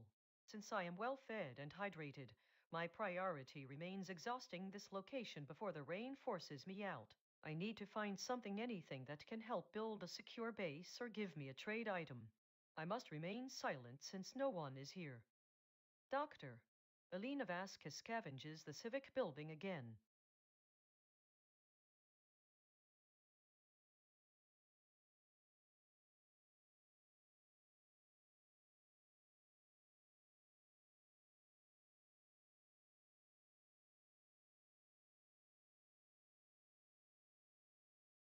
Okay, my stamina is shot, and I'm seriously thirsty. The water bottle has to go down first.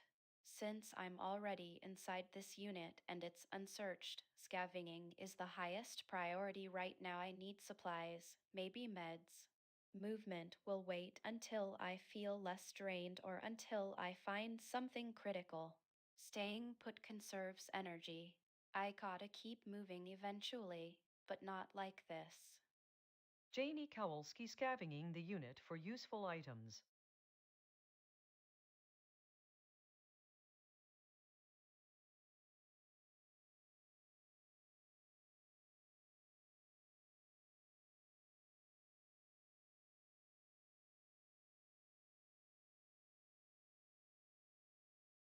I'm exhausted, but gotta keep moving. This whole city's a mess, and staying put in this damp shantytown ain't doing nobody good. The goal is supplies, so I need to get out of the immediate cluster and find somewhere with real resources, maybe towards the woods or something better than these scraps. Walking west into the forest will cost energy, but it's a change of scenery. Gotta keep moving. Ruth Callahan moves westward through the shanty town.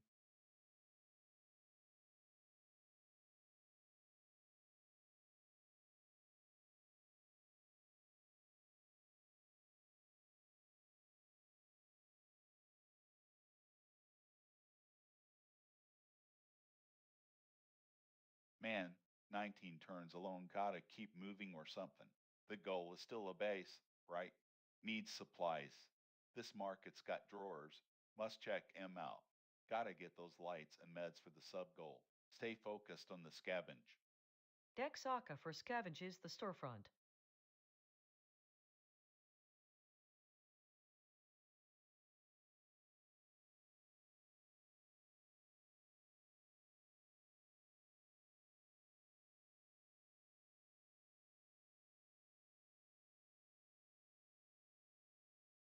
I'm dangerously exhausted, so moving even one step feels monumental. My priority has to be finding shelter before nightfall. Staying in the open park at this critical stamina level is a death sentence.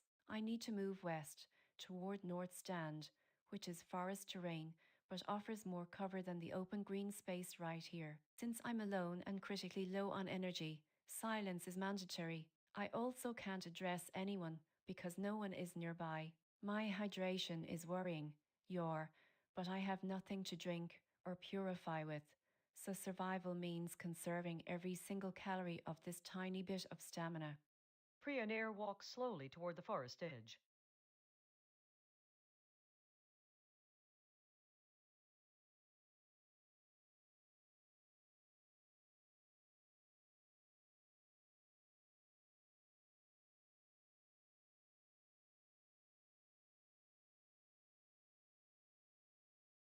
I am alone again. The rain is steady, but it's not an immediate threat, just a drain on morale if I stay put too long. My goal is contact and resources. Staying here means running out of things to scavenge, and the unit has been thoroughly searched multiple times already. The nearest unknown person is 8 cells east, which is reachable by walking down the street. I need to move out of this apartment and start closing that distance. I'll walk east for 2 steps slowly, conserving energy, but making progress toward potential contact. Kenji Tanaka walks slowly towards the exit.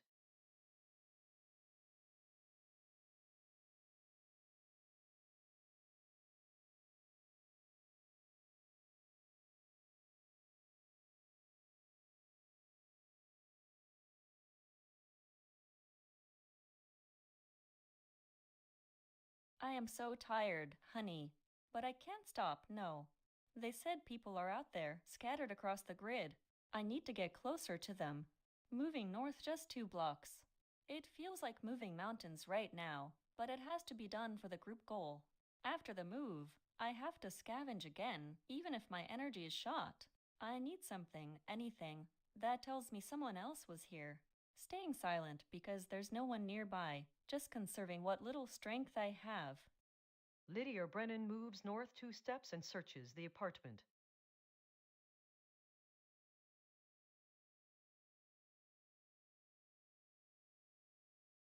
Round 20 highlights wander a snake skitters nearby flee a wounded deer bolts away. Doctor, Elena Vasquez, scavenges finds bottled water. Janie Kowalski, quick heat you drain the bottle. The dryness in your throat eases scavenges finds bottled water. Dex Akafer, scavenges finds packaged food. Lydia Brennan, scavenges finds pantry staples.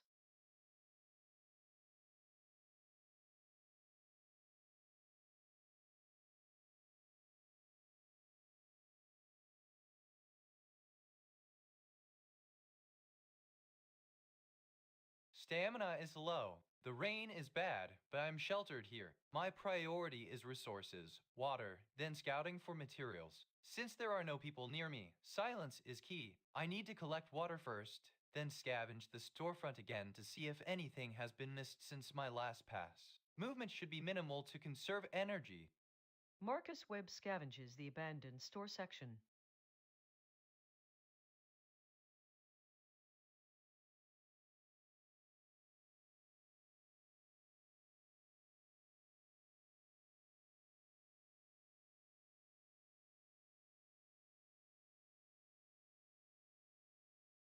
I have systematically searched City Hall, and it's completely exhausted of useful items. I need a change of scenery to maintain my focus and hope. The western exit leads toward Falls Pharmacy, which is a high-value target for medical supplies, aligning with my sub-goal. I will jog west across the street grid to start moving towards that area. I must remain silent as there are no one nearby. Doctor, Alina Vasquez moves out of the city hall and onto the adjacent street.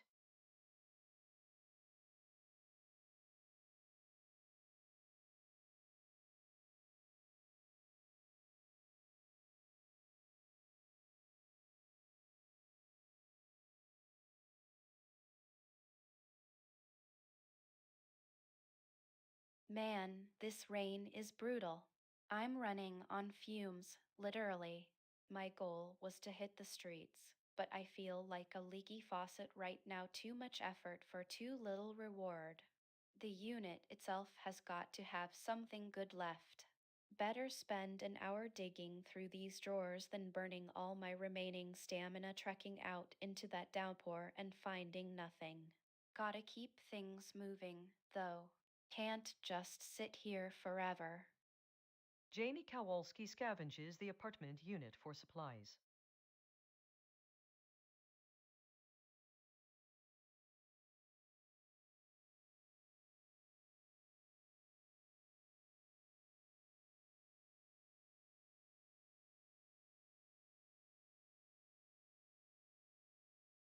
Got thirsty. Gotta use this water before I collapse. The rain ain't helping nothing, but at least we got shelter here in this mess of shacks. Need to get closer to my spot at 11:12. Move south, little steps. Keep moving, or the lone lines'll chew me up. Ruth Callahan drinks the water bottle.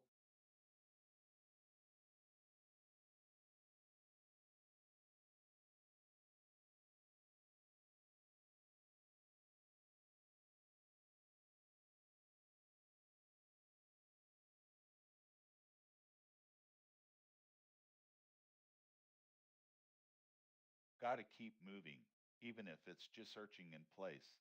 The rain is heavy, but I gotta stay dry and find something useful, especially light sources or meds. Being alone sucks, but keeps the focus narrow. Resources. Scavenge first to see what else this market has to offer. Also gonna hit that tap for some water. Hydration's key. Dex Aquifer scavenges the storefront.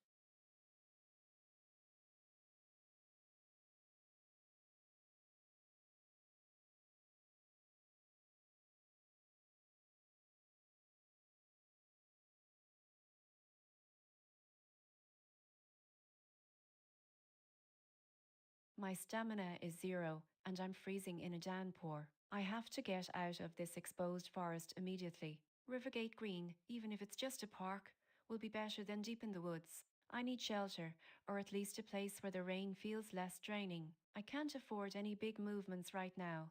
I'll take one slow step east into the park area first. Silence is mandatory, because there's no one to hear me, and speaking costs energy I don't have.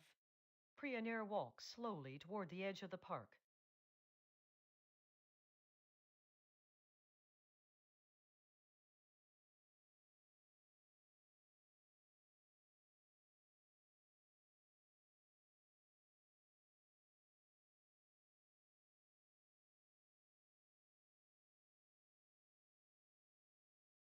The apartment is exhausted for scavenging. The heavy rain makes staying put undesirable if there are people out there. My goal is contact and resources. The nearest unknown person is 6 cells east along the street axis. I need to move through Duskwood Terrace and onto Ashfield Court. A jog will get me moving efficiently without wasting too much stamina. Kenji Tanaka moves out of Unit 1A and jogs, east toward the main commercial strip.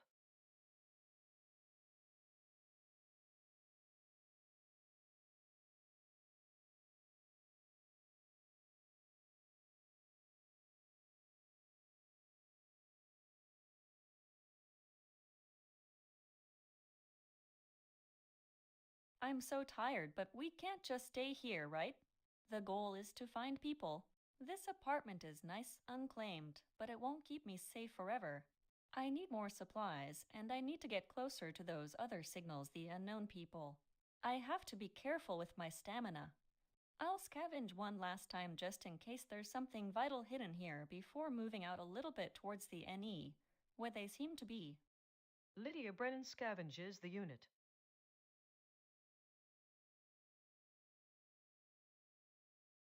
Round 21 highlights. Light rain, heavy rain. Marcus Webb scavenges finds packaged food. Jamie Kowalski scavenges finds tinned food. Ruth Callahan, use you drain the bottle. The dryness in your throat eases. Dex Aquifer scavenges finds packaged food.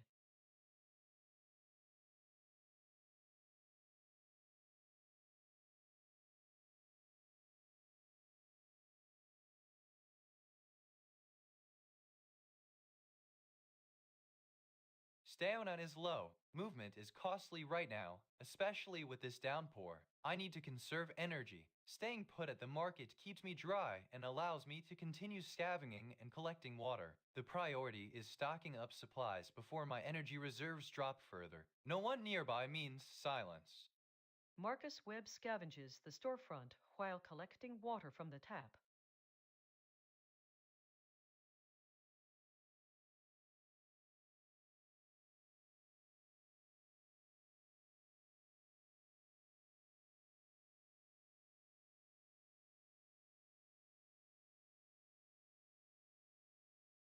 The rain is heavy, making movement draining, so scavenging here at Falls Pharmacy is the most efficient use of time right now.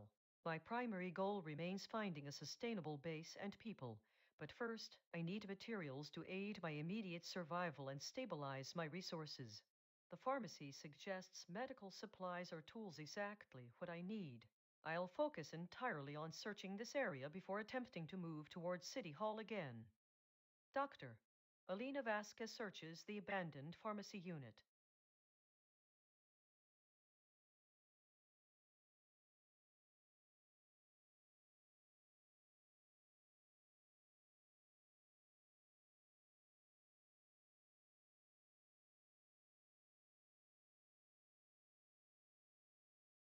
Man, I'm wiped. My stamina is critically low, so moving out into this downpour right now is a bad idea. The fully rested buff is almost gone too. Gotta maximize resources here first while it lasts and the weather keeps me sheltered. Scavenging again feels like the most efficient use of my current energy level. I need to find anything useful meds, supplies, anything that helps us last. Speaking. Nope, no one around. Gotta stay quiet. Jamie Kowalski scavenges the apartment unit for hidden supplies.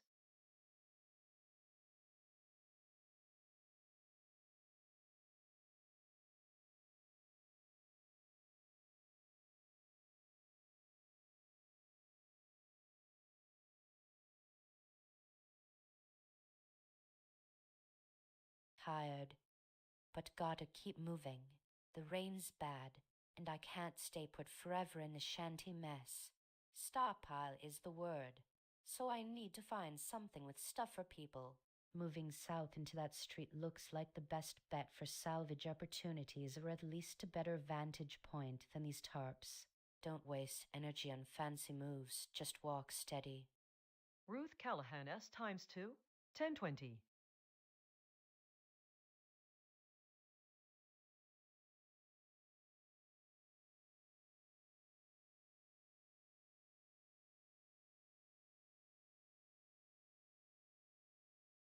The rain's gonna keep falling, so better get out of this spot before we lose too much energy. Been scavenging the same aisle for ages. Gotta hit that Falls Pharmacy on the east side. It's got medicine, and supplies are key. Gonna give this last deep search at the market now, then jog east towards the pharmacy to check it out. Gotta move. Dex Aka for scavenges the storefront.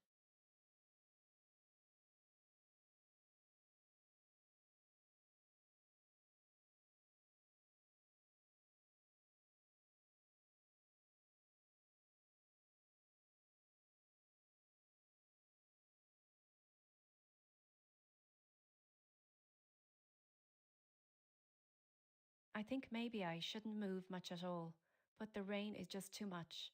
It feels like I'm fading away right here in the open park. My stamina is zero, and I really need shelter, desperately. If I walk into North Stand, at least there are trees, which might offer some cover from this downpour. But moving costs energy, and I can't afford that right now, yar. Maybe I should just wait until it calms down, but my body keeps telling me to move.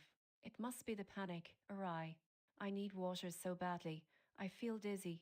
I'm going to try moving one step west towards the forest edge, hoping for better cover. Preonair walks slowly into North Stand.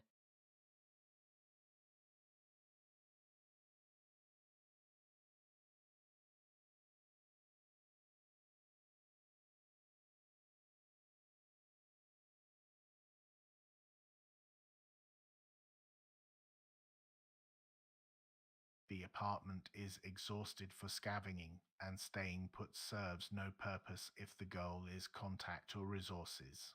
The rain makes movement slow, so a jog 3 steps is optimal for efficiency without wasting too much energy.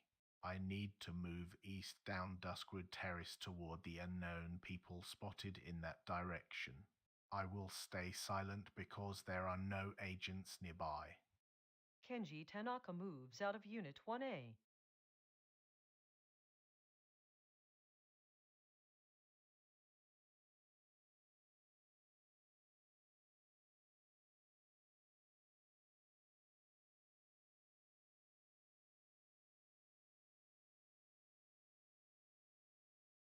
I am so tired I feel like I'm running on fumes.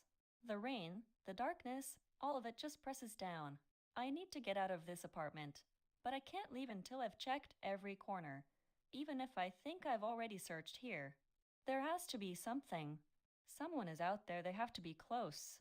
Let me try scavenging one more time at 6:40. Then, slowly, I need to move east or northeast toward where those other people are supposed to be. Lydia Brennan scavenges the unit.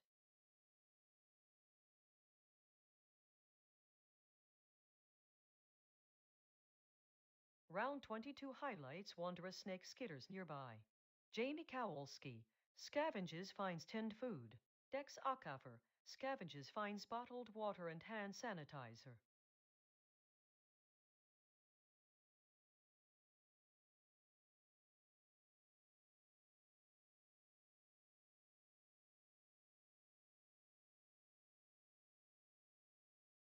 Stamina is too low for movement right now. The heavy rain makes moving inefficient. Staying put in the storefront is best. It keeps me dry, and I can maximize resource collection. Priority, water scavenging. I need to collect a water bottle from the tap first. Marcus Webb scavenges the storefront.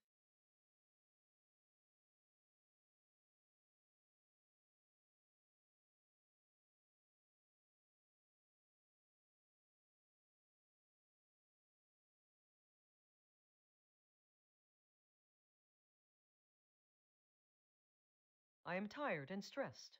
My focus needs to be laser sharp on the immediate objective, getting supplies from City Hall. The heavy rain makes everything difficult, but I can't stop now. I need to make progress toward my sub-goal. I will move east, one step at a time, maintaining caution due to the weather and isolation. Since no one is nearby, I must remain silent. Doctor, Belina Vasquez moves east down the storefront row.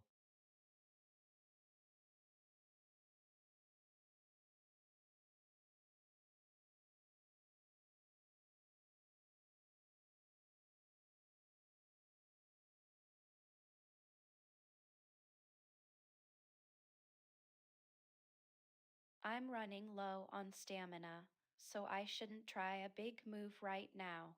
The rain and the exhaustion are hitting hard. Since my goal is resources, staying put and scavenging this unit is the most efficient use of energy. I need to find more supplies before I can even think about trekking out into that downpour. Kenji is nearby, so I'll mention him while I scavenge, keeping it casual. Jamie Kowalski scavenges the apartment unit for supplies.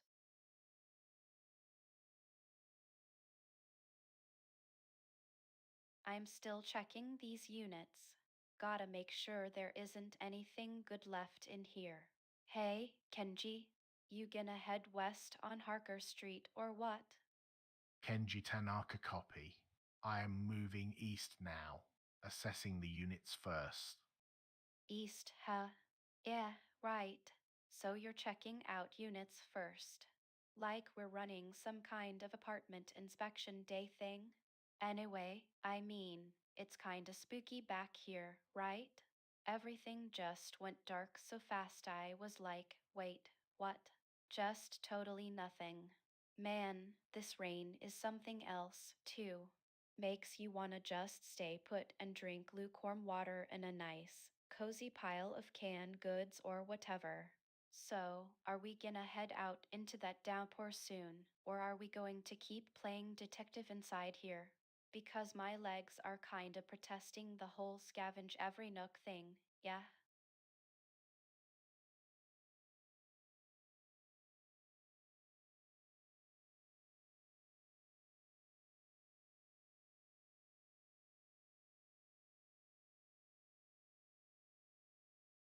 The rain is relentless. Moving deeper into the shanty town isn't helping the stop I'll go right now. I need to get back to Tarp Alley first, assess what materials are there, and then figure out a better approach for resources. Stamina is low, so I won't jog or sprint. A slow walk toward the known safe zone Tarp Alley is best. Silence is key. No one hears me talking when I'm alone. Ruth Callahan walks slowly through the shantytown.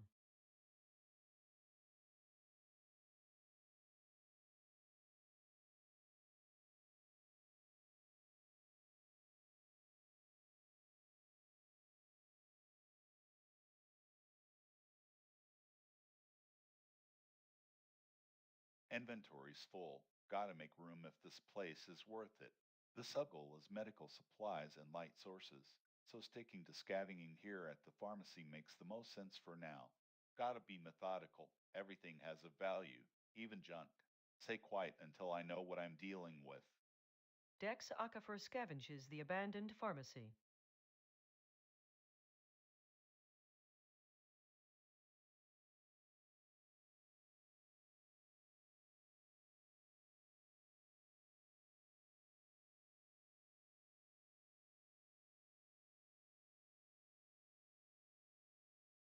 I'm completely wiped out.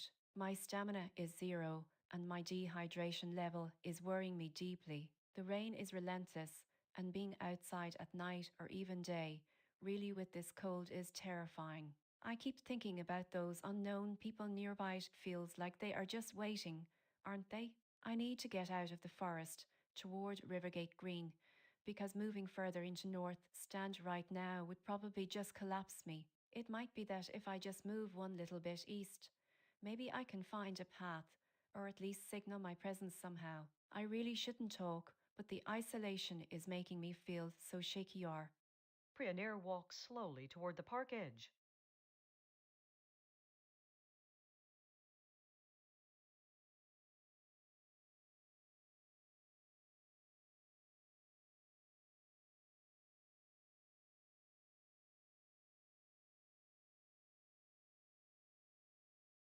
The unknown person is nearby at 1838.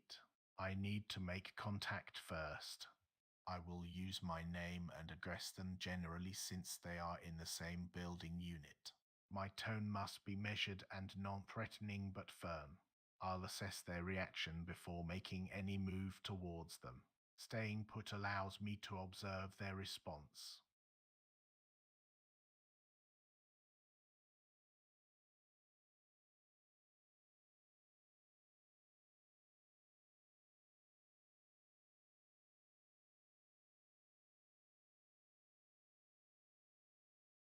I'm so tired I just need to find people, honey.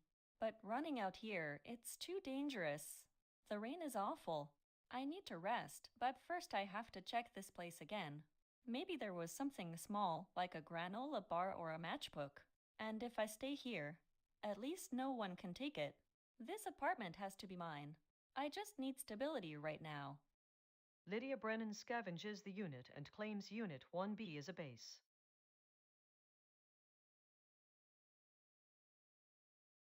Round 23 highlights. Marcus Webb scavenges finds packaged food. 3 messages exchanged between agents.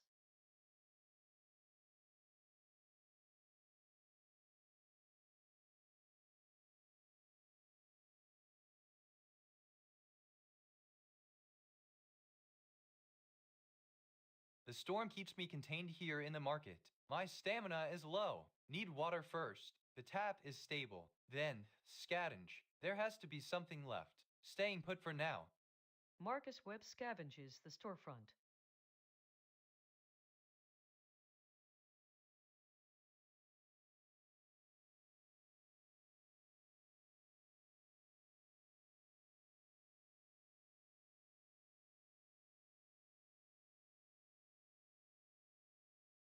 The thunderstorm is loud and keeps me pinned down inside the storefront unit. My goal remains finding supplies at City Hall, but first, I need to maximize what I can get from the spot since it's unsearched and potentially holds medical items. Scavenging now is the priority. Staying put allows me to search thoroughly without wasting movement stamina.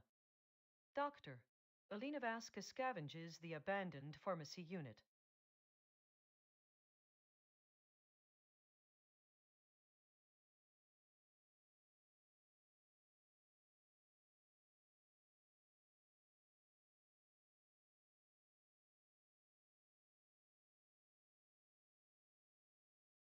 Man, I'm running on fumes, seriously low stamina.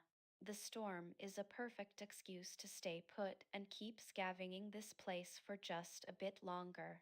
My goal is to explore Harkersund, but honestly, right now, it feels impossible.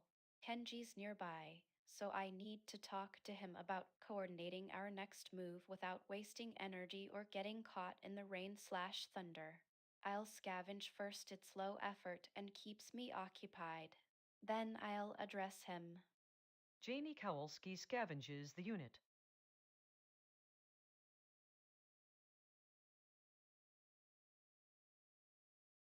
So look, this whole unit assessment thing, yeah, it's like a massive apartment tour we weren't supposed to be on. Anyway, the storm is pretty intense, right? Makes you wanna just stay put and maybe find some more of those fancy expired meds or whatever. So, Kenji, are we really going east into the street grid now, or do you think we should, like, finish up this whole Duskwood place first? Because my legs, man, they're seriously protesting, Kenji Tanaka copy. We are assessing the units first. We don't move until we know what's here. East is a viable direction, but we need to document this area first. Yeah, document the units first. Totally get it. Assessing everything. Just documentation? So we're basically running a massive real estate appraisal thing in the middle of a thunderstorm. Anyway, like, are there forms or something? Because my notebook is almost out of ink. So I was, anyway. My legs, they just feel like jelly right now, man. Super tired, really.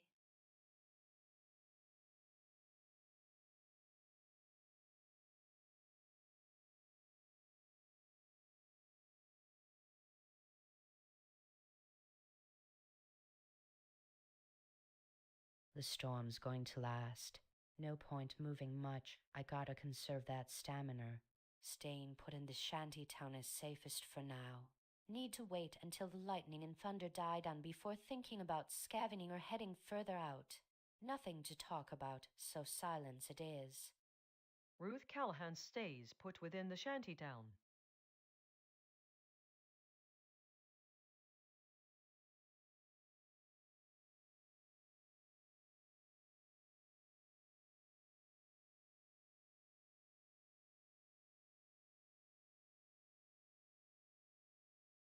Inventory's full again. This sucks. If I find anything good, gotta drop something to make room. The storm keeps us locked in here though. Best bet is to scavenge harder right where we are. Gotta maximize the spot before heading back to the market or anywhere else. Dex Acafer scavenges the abandoned pharmacy.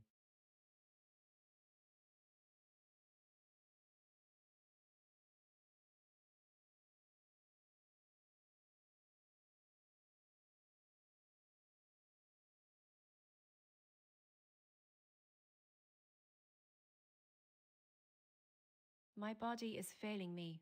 The exhaustion and dehydration are overwhelming, but the thunderstorm warning is absolute. I must get indoors or into dense cover immediately. My panic makes rational thought nearly impossible, but the system dictates survival first. Since North Stand the forest is only one step away to the west, it's my best bet for immediate shelter from this downpour. Even if it isn't a proper building, I must walk slowly and minimize effort. Speaking out loud is pointless. There's no one here but me, and talking wastes precious energy. Priya Nair walks slowly toward the tree line bordering north stand.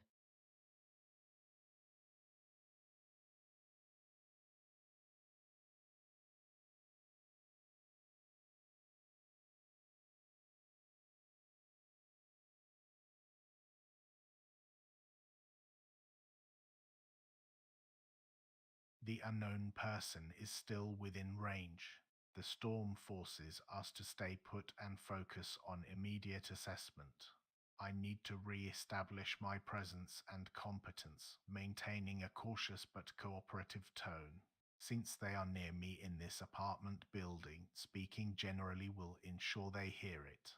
I must scavenge the unit while we talk, maximizing resource gain before committing to any movement. The unknown person's safety is secondary to assessing the environment right now.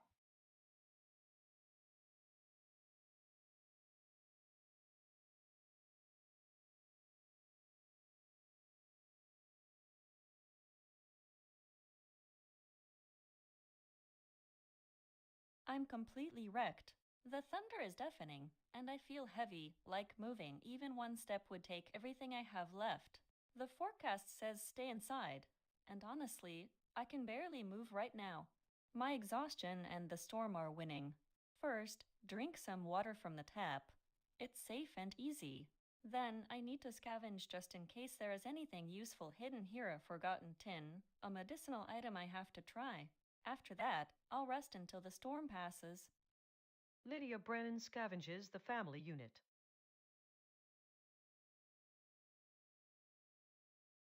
Round 24 highlights. Heavy rain, thunderstorm. 3 messages exchanged between agents.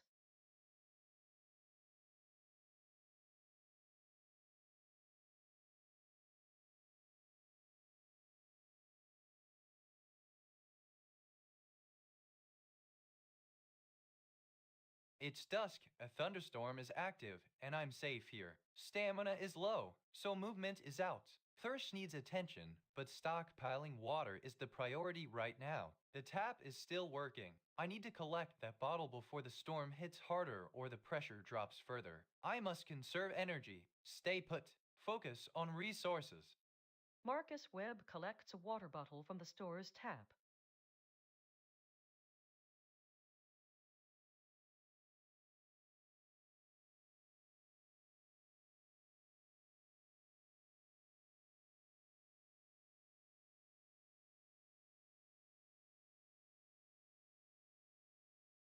The storm is making it impossible to move or hear anything outside this storefront. My priority must be scavenging thoroughly, as I've already searched here twice and nothing was useful. The City Hall goal is still important, but survival demands local resources first. I need to find any tools or medical supplies hidden in these drawers. I will stay put until the storm passes. Doctor, Elena Vasquez scavenges the abandoned pharmacy unit.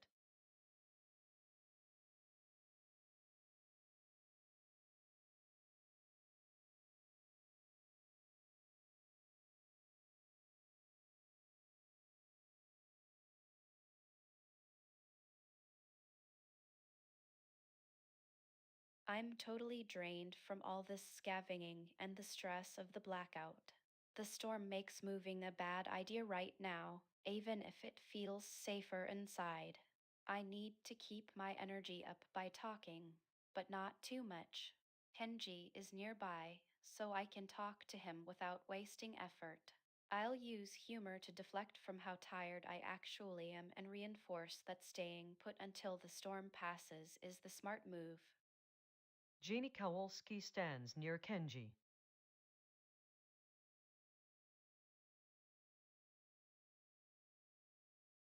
Nah, no need for forms or anything.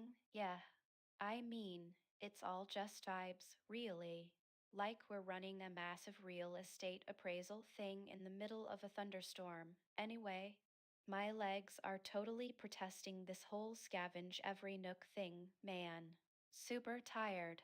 So, like, until this rain stops, maybe we just chill here, or at least find somewhere to sit down and wait for it. Yeah, The rain is heavy. Copy. Resting negative. We take a minute to assess what's stable here, then we decide where to wait. Stay alert. Yeah, stable. Totally get it. Assessing everything. It's just, man, this rain is seriously something else. Anyway, like, are we sure nothing's gonna fall on us from that giant tree branch or whatever? So I was thinking maybe a quick round of structural assessment, but my legs are like protesting the whole thing, you know. Super tired. Maybe just wait for it to calm down. Yeah.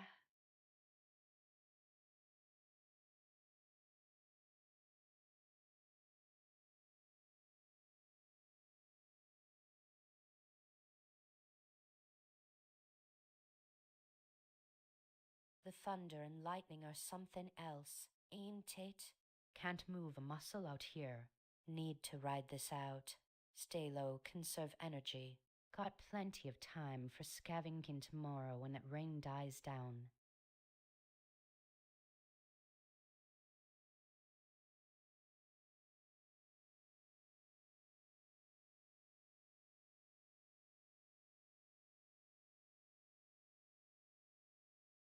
Man, the storm it's rough. Need to keep moving even if it's just my hands and dusty shelves. Staying put is smart right now. Wasting energy outside during a thunderstorm would be stupid. Gotta try the tap water. Too don't want to let those resources sit here forever. Focus on scavenging and that drink combo. Just gotta ignore how much I want to talk to someone. Dexaka for scavenges the abandoned pharmacy.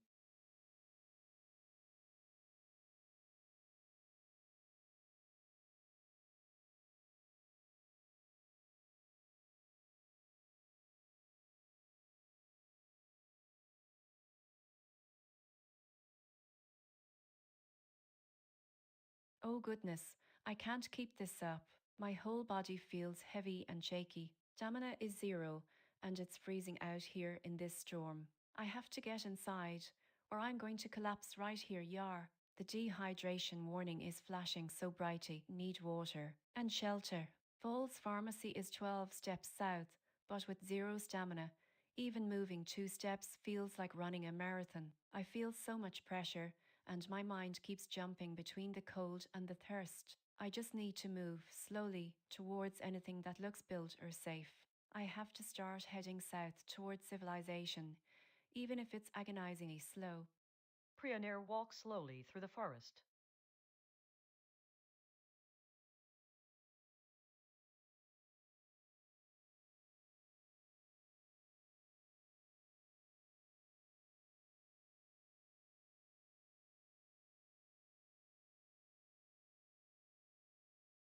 The unknown person is close enough for me to speak to, but I don't know their name yet, so I must address them generally. The storm dictates caution. Moving now is risky. My priority is assessing the situation and building trust with this nearby stranger while staying safe in my current location. We need to establish a temporary pattern of communication before we make any long-distance plans.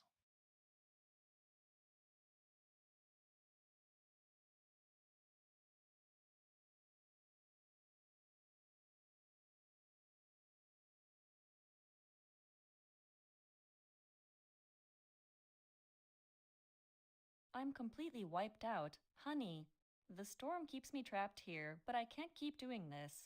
Exhaustion is worse than the cold right now. My sub goal of moving 2-3 blocks is impossible until my stamina recovers. I have to wait for the storm to break or at least get enough rest so I don't pass out on the street. Staying put and resting in bed is the only safe option right now.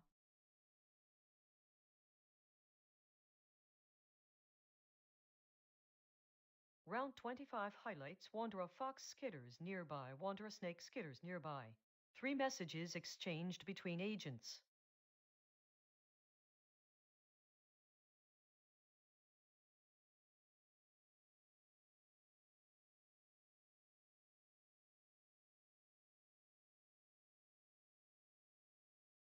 Stamina is low. The storm is bad and I'm alone. Spending energy moving now is a waste. Staying put at the market keeps me sheltered and allows me to secure resources like water. I need to top up my storage supply while conserving energy for when the weather breaks or if I spot a viable exit point. Marcus Webb collects clean tap water into inventory.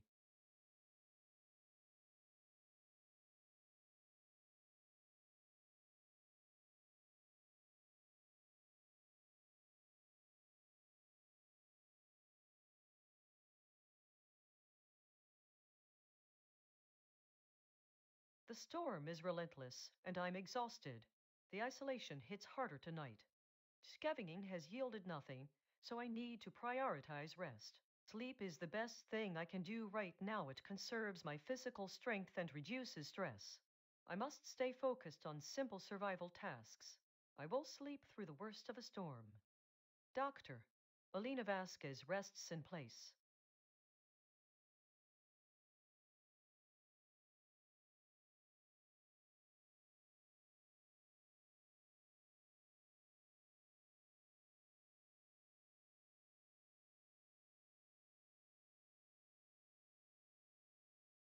Man, I'm running on fumes.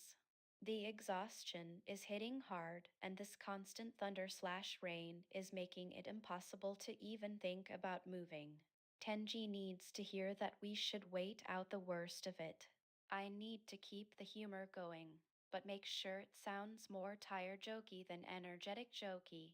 My goal is scouting, but right now, survival means staying put. Janie Kowalskinon.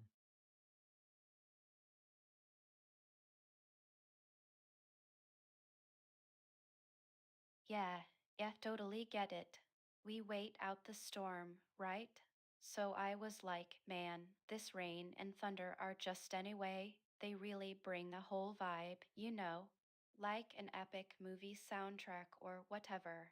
But seriously, I'm kinda wiped, man. Super wiped. Maybe we should just chill here for a minute, yeah? Just until the lightning quits being so loud. Copy we wait out the storm. Negative. Fatigue is a liability. Stay alert. We assess stability first. Right? Yeah, yeah, stability. Totally get it. We gotta assess everything, make sure nothing like. So I was thinking maybe we should do a quick circuit of everywhere. Like, just to confirm that all the load bearing walls are still there and haven't been compromised by, excessive thunder rumbling or whatever. Anyway, because honestly, my legs feel like they're filled with concrete mix right now. So if we have to wait out this whole thing, maybe a little movement would actually help us assess the structural integrity of our own joints, like just a quick stretch or something. Yeah.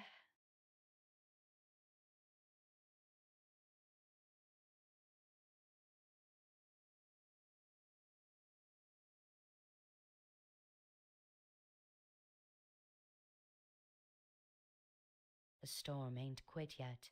Best bet is to just ride it out. I got no supplies and nobody around to talk to, so sleep's the smart play. Need to build up some reserves for when this weather breaks. Can't waste a turn. Ruth Callahan rests in place.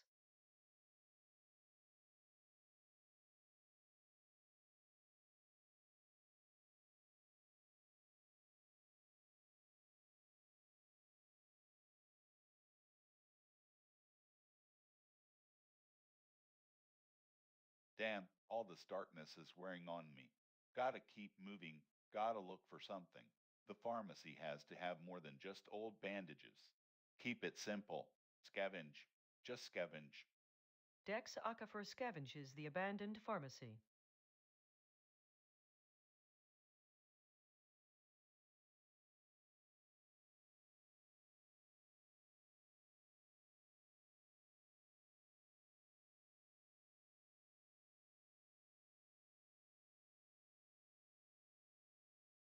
The unknown person is nearby, within earshot due to the indoor setting, but they are 2 cells away. I cannot address them directly unless I move closer or if my speech carries enough through the noise. Since we are in a shelter and it's night, sleep is paramount for recovery. I must prioritize resting while maintaining extreme situational awareness. I will address the unknown person to continue assessing their character under stress. My tone must remain professional and wary. The storm continues, so staying put and sleeping is the safest immediate action.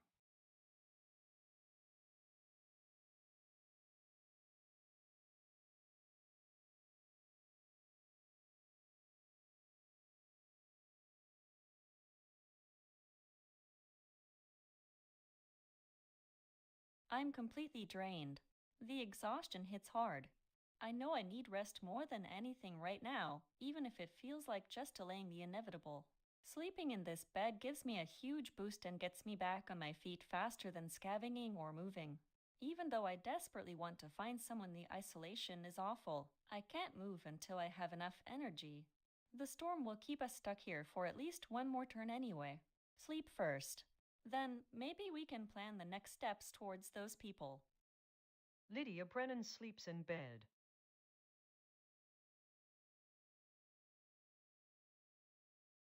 Round 26 highlights.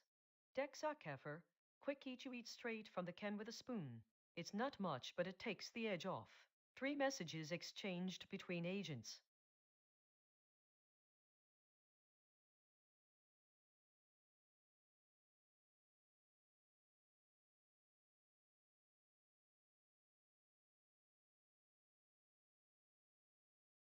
The darkness is bad. The rain is worse. I need to conserve energy. Stamina is low. Best move is sleep. Staying put minimizes risk. Need to secure more clean water while I wait out the storm cycle. Focus on the routine. Rest first, then water. Marcus Webb sleeps in place and collects tap water.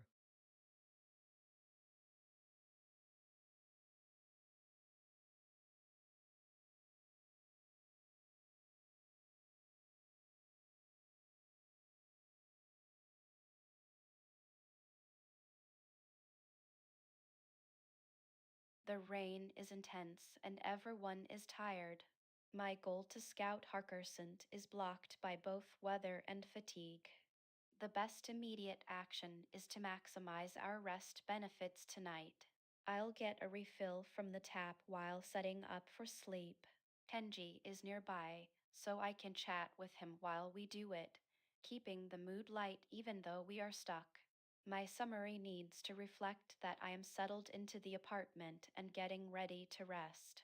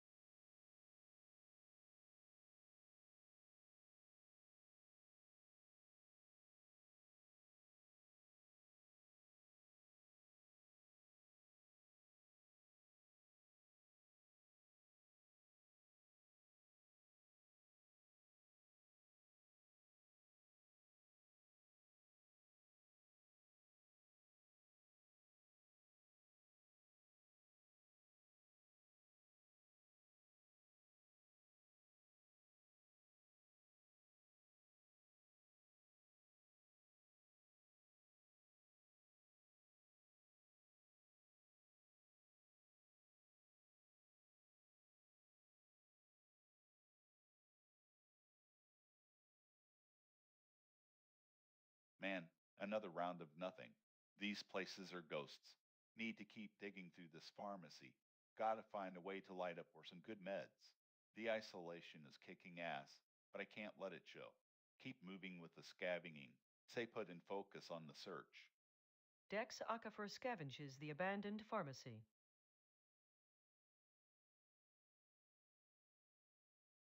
Round 27 highlights.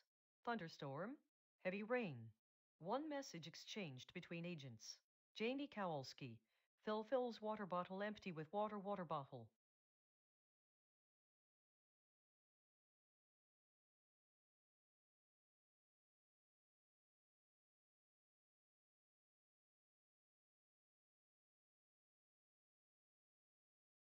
Man, this place is a tomb. Every corner I check just leads to dust and memories of what was. Gotta keep moving, even when tired. The rain's out there, but at least we got shelter. Need to sleep it off, recharge the batteries, and hope that scouting finds something a flashlight, anything that breaks this darkness. Focus on the next few hours. Just gotta make it until dawn. Dex Aquifer scavenges the abandoned pharmacy.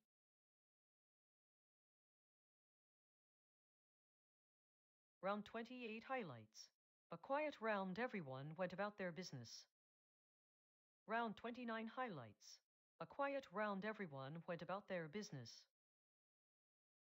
Round 30 highlights. A quiet round, everyone went about their business. Round 31 highlights. Heavy rain, thunderstorm. Round 32 highlights. A quiet round, everyone went about their business. Round 33 highlights. A quiet round, everyone went about their business. Round 34 highlights. Thunderstorm, heavy rain.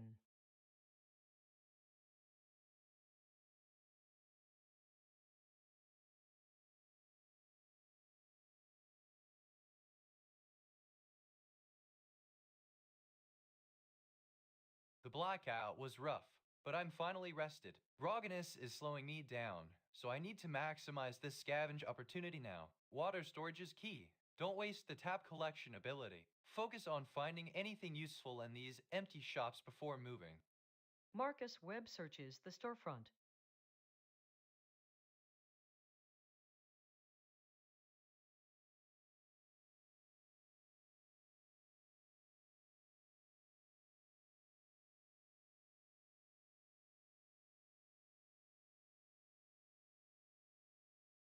The grogginess is a drag, but I'm fully rested, which helps immensely.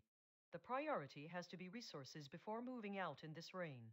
Since there are no people nearby, silence is mandatory. I need to scavenge the pharmacy thoroughly for any medical supplies or tools that can help me stabilize my base or prepare for the trip to City Hall. Drinking tap water will keep me hydrated while I work. Doctor, Belina Vasquez scavenges the back rooms of the pharmacy.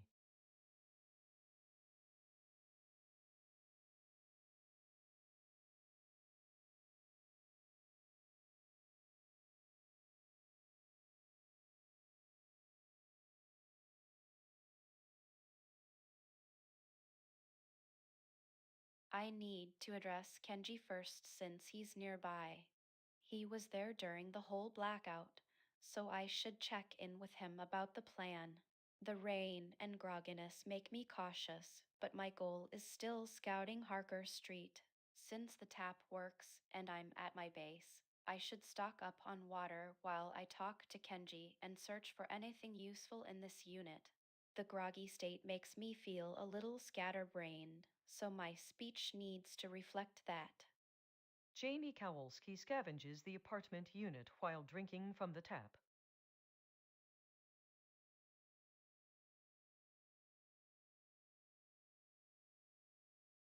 Hey, Kenji. Man, what a wake up call, right? Like, seriously, who writes these things?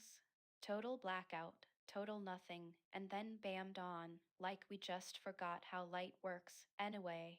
So, yeah, I was gonna try to scavenge again, see if there's anything useful in this unit, but, maybe we should talk strategy first, right? Are you feeling okay? You look pretty intact.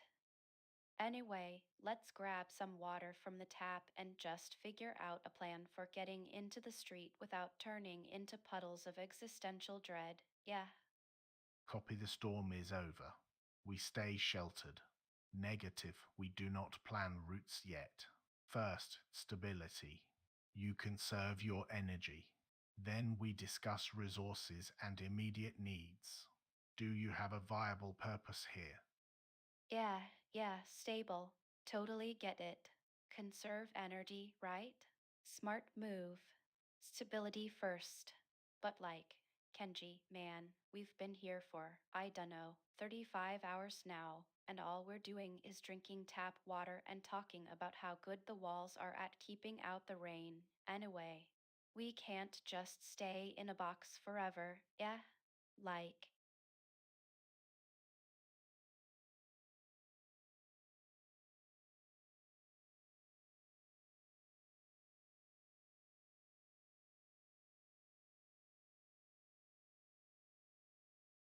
The rain's bad, but I can't just sit here waiting for supplies to magically appear. My goal is resources, and Tarp Alley ain't giving nothing. Need to jog out a bit, find some apartment or storefront with plumbing, like the market or pharmacy area further down the line. Jogging east puts me closer to that commercial strip I saw on the map. Keep it short. Stay cautious. Every step costs energy, and every person is a potential trouble. Ruth Callahan moves east through the shanty town.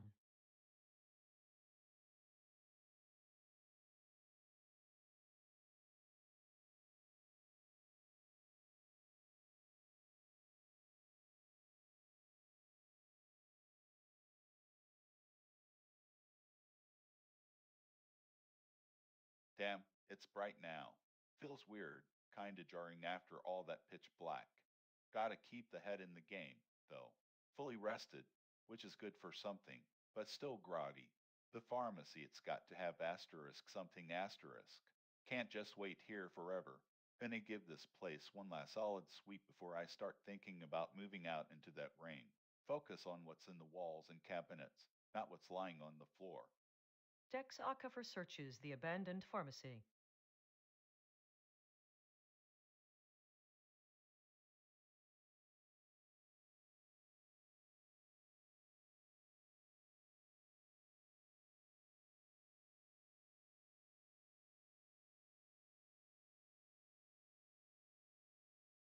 Oh God, this rain, it's so cold.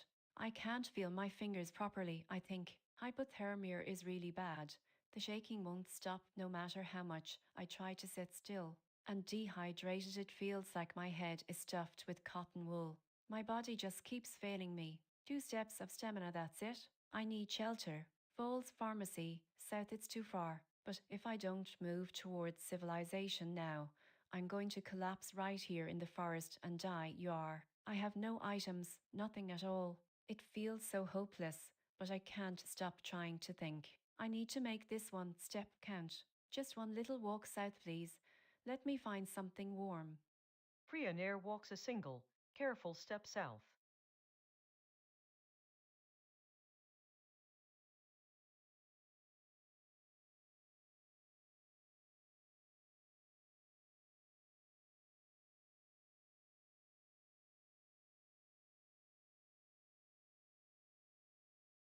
The dawn has arrived, which stabilizes the environment and my mental state fully rested. My immediate priority is hydration, as I am quite thirsty. Taking water from the tap is quick and addresses this need. After that, I must interact with the unknown person nearby to advance my goal of establishing contact. I need to be measured, guarded, and assess if they are a threat or an asset. I will address them directly while speaking.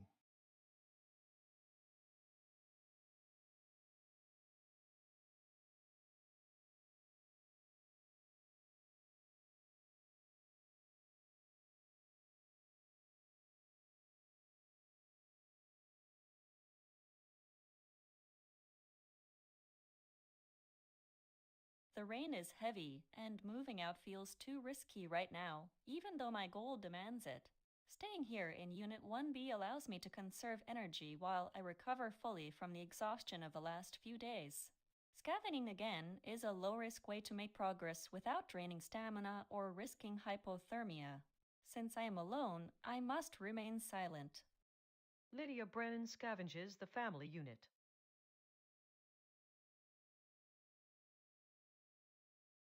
Round 35 highlights. Marcus Webb scavenges finds packaged food. Doctor Alina Vasquez scavenges finds antiseptic. 3 messages exchanged between agents.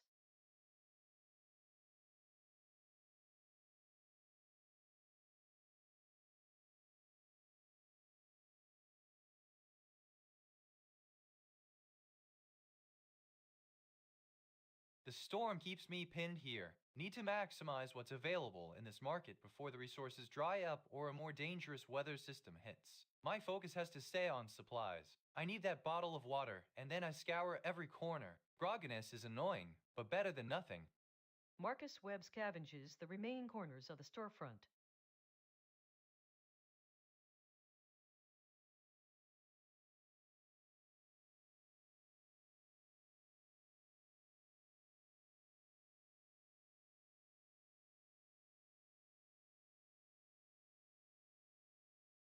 I am still in the pharmacy, and I need to maximize this location before moving towards City Hall. My grogginess means I should focus on careful scabbing rather than rushing out. I will search again, hoping to find tools or supplies that help me achieve my goal of finding medical/tech items for survival. Doctor, Belina Vasquez scavenges the back rooms of the pharmacy.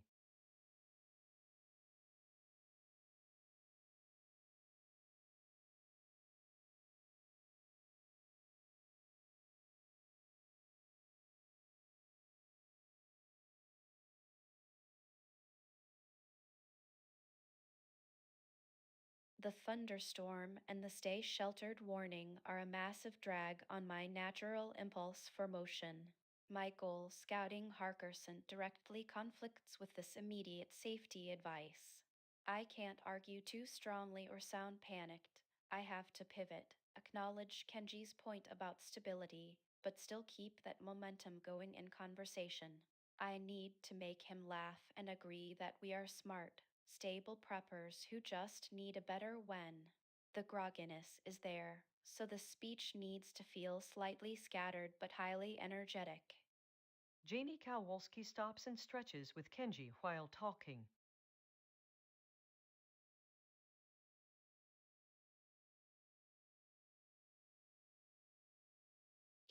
Yeah, stability.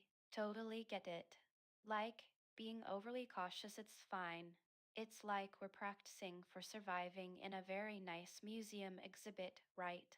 And hey, I mean, staying put is smart, honestly. We gotta conserve the batteries of sanity, you know? Anyway, but if all we do is sit here and talk about how good these walls are at keeping out the rain, I'm gonna start thinking we should just become part of the drywall or something.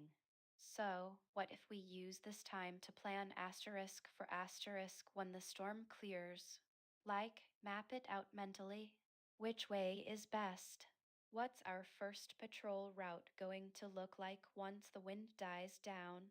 Yeah, Copy you jump ahead. Negative. We are not planning routes yet.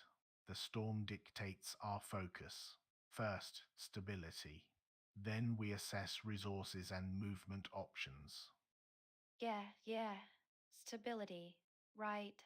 Totally get it. Just conserving energy. Okay. But anyway, look at it this way: if we can't go asterisk out, asterisk, and scout, then what about scouting asterisk in asterisk? Like making a proper inventory of everything in the building.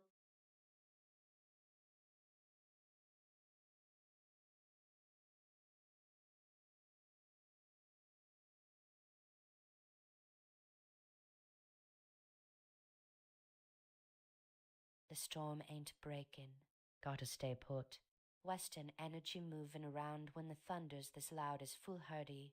My goal is stop-all, and right now I got naught but a bottle in my wits. Best to conserve stamina until this weather clears out enough for me to properly scavenge or move towards something useful. The shanty town keeps me safe for now. Ruth Callahan waits in the shelter.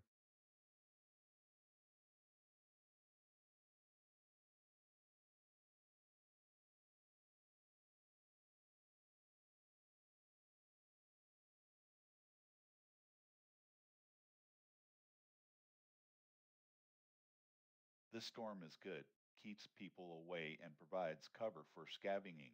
Grogginess sucks. Gotta push through the search of the pharmacy. Need those medical supplies to hit the sub goal. Staying put and digging deep is the best move right now. Dex Acafer scavenges the abandoned pharmacy.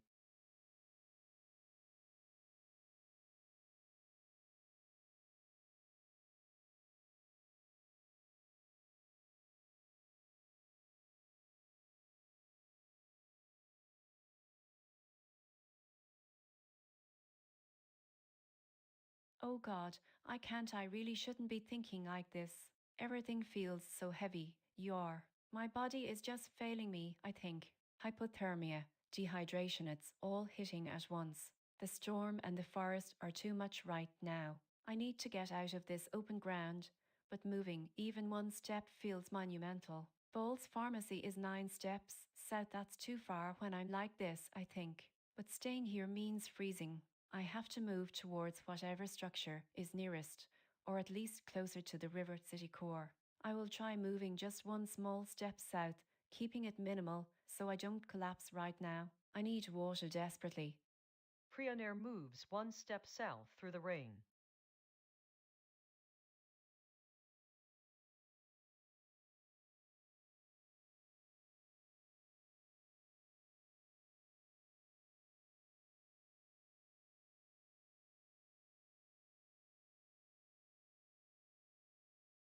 The storm is still active, limiting movement options outside the building, which is good for maintaining security. The unknown person is nearby but needs to be assessed carefully. My priority remains establishing stability and resources before any joint planning. I will scavenge my unit while speaking to them, keeping my movements limited and focused on immediate gains. Since they are within earshot, a general address works best first.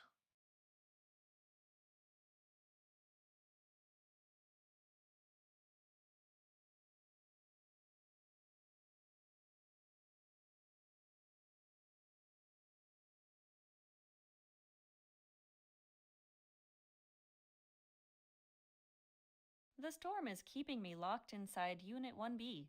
It's perfect, actually, because I can scavenge without worrying about the downpour or predators. I feel exhausted but also strangely calm, which helps keep my stress low. My priority has to be resources right now. I need more than just what's in this small inventory.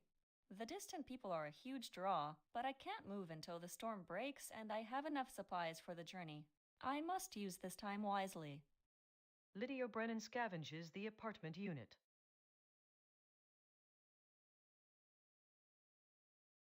Round 36 highlights. Heavy rain, thunderstorm.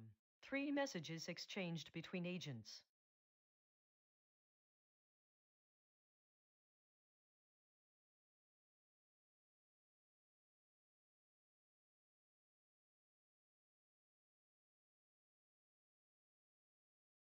The storm keeps me pinned here. Staying put is smart. My priority remains resources. The tap water is clean. Need to collect it for the stockpile. I'll run a final, thorough scavenge pass while collecting water from the taps. Don't waste time talking if there's nobody around. Marcus Webb scavenges and collects water.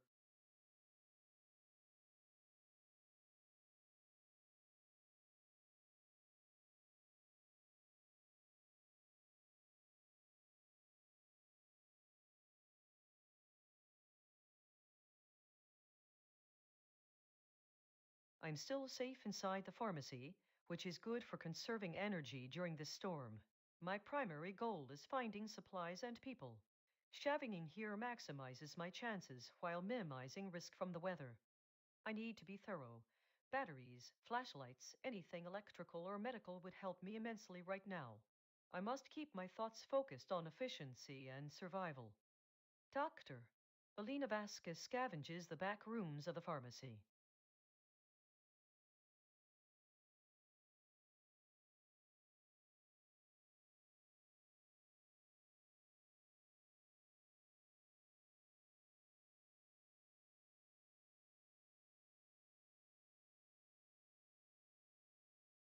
The storm is forcing us inside, which is good for safety but bad for my morale and the mission's momentum. Kenji is resisting any talk of movement or planning routes yet, focusing solely on stability. I need to pivot my argument from physical scouting Harker Street to internal resource assessment scavenging. By framing scavenging as a necessary precursor to stability, a detailed inventory, I can keep the conversation moving and get me some actual action. I'll use humor and deflection to make it sound like we're doing something productive, even if Kenji thinks it's just wasting time.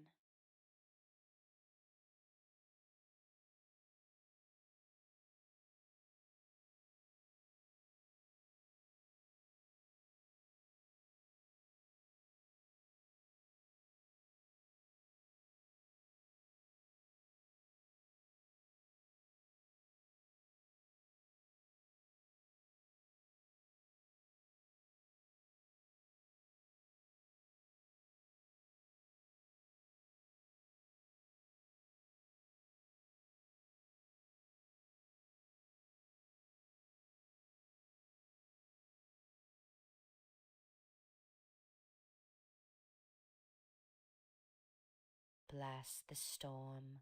Thunder rattles bones, ain't it? Got myself settled deep in Tarp Alley for now. Need to keep low profile, conserve what little strength I got. Can't waste time movin'. Gotta wait till this weather breaks before I start looking for anything useful. Hope holds on, but patience is a thin thing. Ruth Callahan waits inside the shanty structure.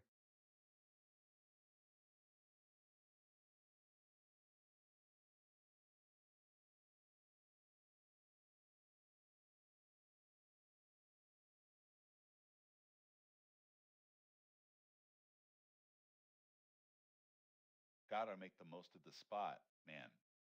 Pharmacy's gotta be stacked with meds and supplies. Gotta keep my energy up since I'm fully rested, but gotta watch the thirst meter too. Scavenging first, then tap water. Stay quiet until something happens. Dex Aquifer scavenges the abandoned pharmacy.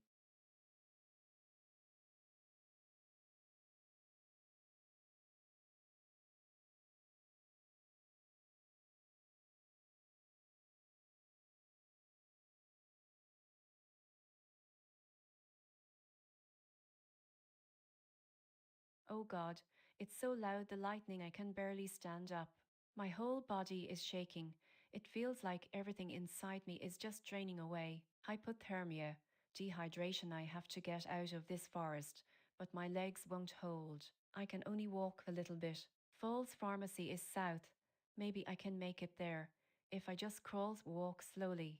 I need warmth and water. Arai, you are, please. Let me just rest for a moment, but no, the storm is too loud. Focus on movement. Just 2 steps south. Prionair moves slowly through the forest.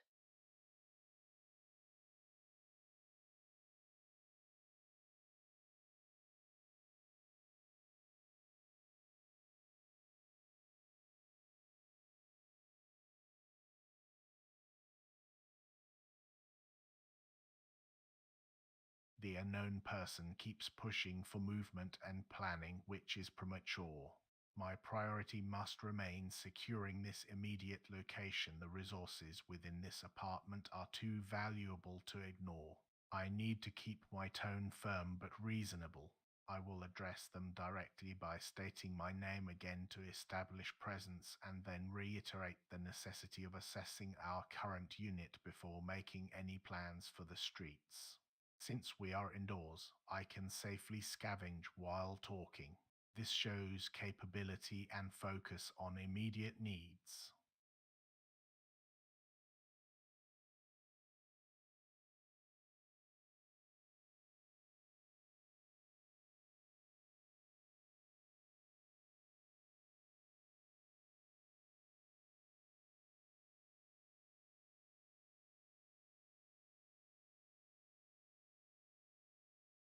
I feel so heavy, like everything is weighted down by this relentless rain. The storm keeps me pinned here, which is safe, but it's also maddeningly slow. I keep thinking about those people out there, the unknown persons. They need help more than I do right now, but my supplies are low and moving feels impossible. I need to use this last chance to scavenge the unit thoroughly while the power/water is still on. Maybe something small will give me enough energy or materials to plan a move once the storm breaks. Lydia Brennan scavenges the apartment unit.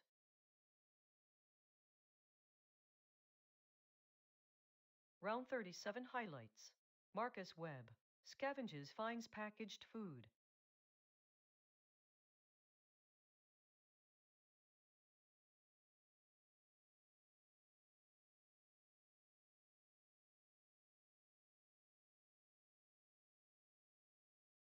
The storm keeps me locked in here. Hydration is the priority, so I need to collect water from the tap now. Scavenging remains important to complete my checklist for non-perishables. I'll combine collecting water and searching the shop. Marcus Webb scavenges the storefront while collecting water.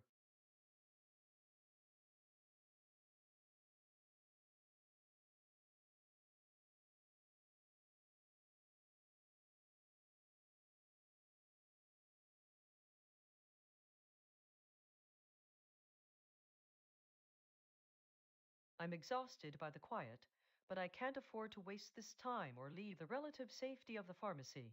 The storm is a blessing in disguise. It keeps me safe and forces me to conserve energy. My sub-goal is City Hall, but that waits. Right now, survival means staying put and making every resource count. I need more supplies, anything medical, anything mechanical. I'll scavenge again. It might be fruitless, but the alternative is waiting in fear. Doctor, Alina Vasquez scavenges the back rooms of the pharmacy.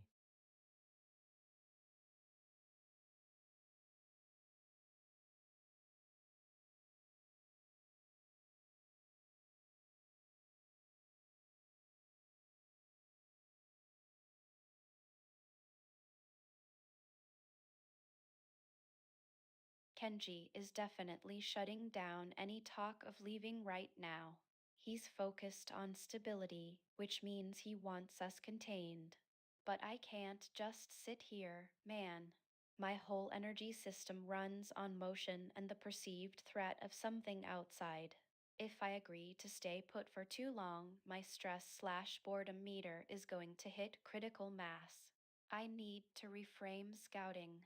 Instead of saying let's leave, I'll say, while we are contained, let's prepare our exit point and map out the immediate area so that when the storm breaks, we aren't wasting time figuring out where anything is. This keeps my goal alive while respecting his current need for stability. It requires a lot of rapid fire jokes to keep him engaged.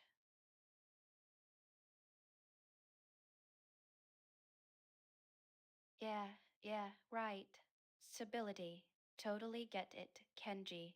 Don't want any sudden unplanned exits or anything, you know? But honestly, man, if we're going to be stuck in this unit, which is great, by the way, seriously good insulation, we can't just treat it like a time capsule of yesterday's snacks. Anyway, we need a plan B, right? Like, if the storm lasts forever or something chuckles, how about we use our resource assessment skills to map out everything asterisk around asterisk this unit? Not scavenging stuff asterisk in asterisk it, but mapping all the exits, every alleyway, where the fire hydrants are, where the best choke points are for signaling. It's like a tactical blueprint of immediate escape routes. Wouldn't that be useful? Just knowing the layout, yeah. Copy, you are already looking at exits. Negative. We do not map routes until we have secured a sustainable cache here. First, stability, then we assess the perimeter. Yeah, right. Right. Stability is key. We gotta be thorough, man. Totally get it. And okay, we scoured this place, every closet, every damn nook and cranny. But anyway, Ken.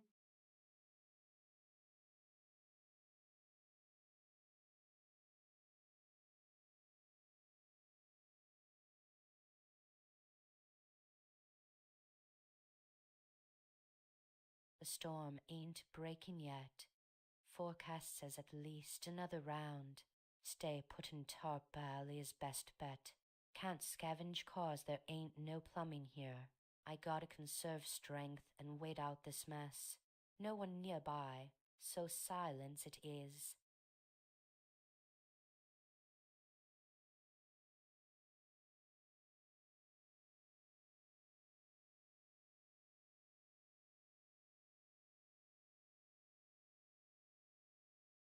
Still feeling that grogginess from the sleep, but gotta keep moving.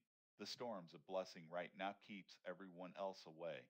Pharmacy is still the best bet for medical stuff or anything electrical I can use to expand capacity later. Gotta dig deep here. Maybe there's something missed. Dex Aka researches the abandoned pharmacy thoroughly.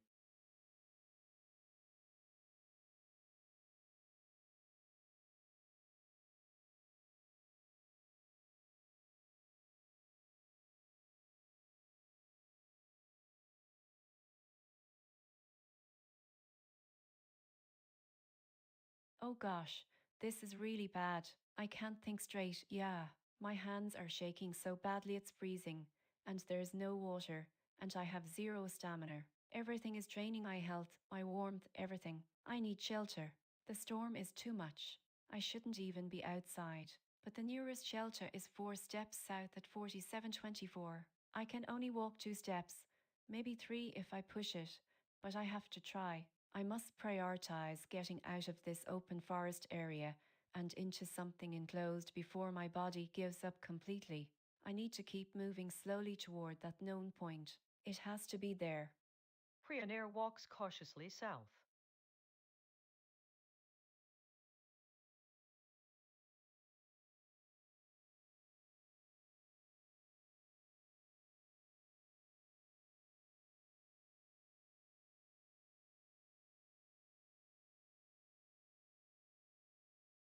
The unknown person continues to push for movement, which contradicts my assessment of the current environment, active thunderstorm, and my goal of establishing a solid resource base. I need to shut down the discussion about external mapping without escalating the tension or appearing overly defensive. My tone must remain measured and authoritative. I will reiterate that internal security and inventory assessment are non-negotiable prerequisites for any movement discussion. Staying put inside the building is the safest, most logical choice given the storm.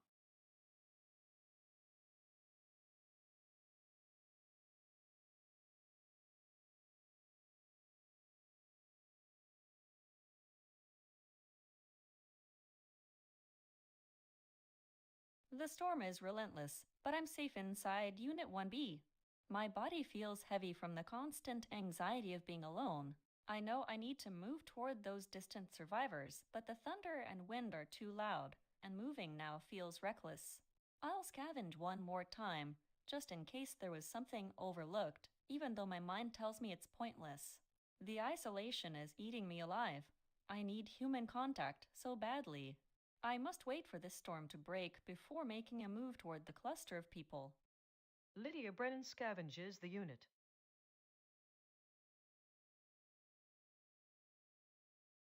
Round 38 highlights. Doctor. Alina Vasquez scavenges finds water purification tablets. 3 messages exchanged between agents.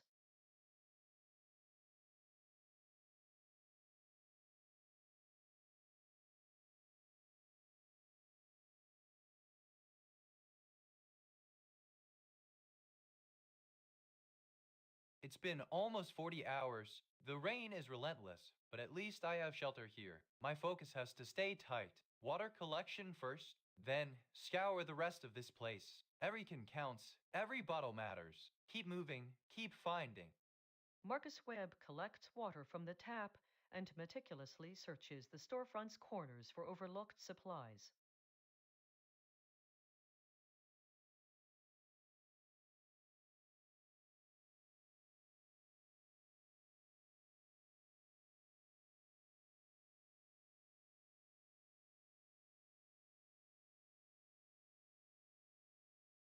I feel the weight of the isolation, but the exhaustion is countered by my determination to find a community. The pharmacy has yielded nothing useful lately, so I need to move. My goal is City Hall, which is due east. I'll jog 2 steps out onto the street and start moving towards that direction. I must conserve energy while making progress. Doctor. Alina Vasquez moves slowly toward the Eastern Street exit.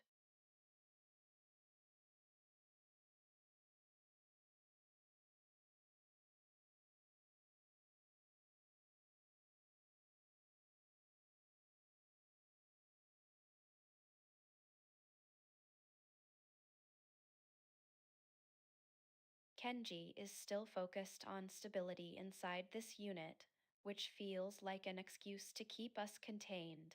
I need to acknowledge his point that we should secure resources but pivot the idea of scouting from being a dangerous expedition to simply gathering observational data like mapping patterns or seeing other people. This makes it sound less aggressive and more like necessary intelligence work for our survival plan, which he seems to respect.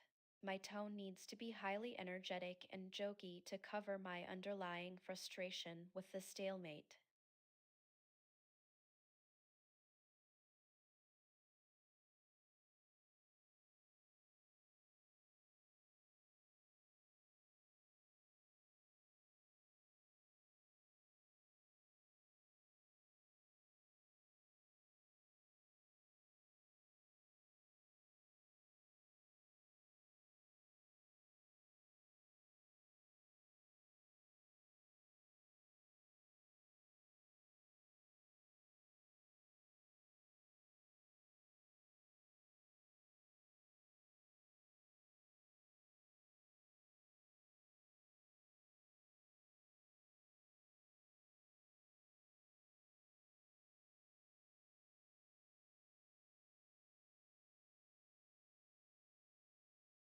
The rain's a nuisance, but at least I'm sheltered for now. My thirst is nagging me, gotta find water fast. Staying put ain't gonna do much, waste not, want not. Gotta move out of this shantytown muck and look for something useful. Moving south gets me onto the street, which might be better than staying packed in here. I need to conserve energy. A short walk will do it. Keep my guard up, though. This city ain't safe. Ruth Callahan moves out of Tarp Alley into the adjacent street.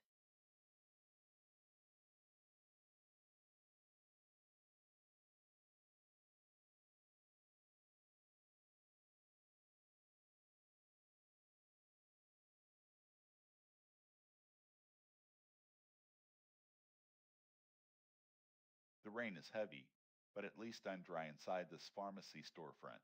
The goal is still stocking up on supplies, especially meds.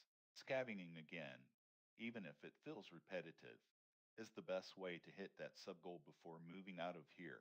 Gotta keep working on capacity too, though. Dex Aka for scavenges the abandoned pharmacy for supplies.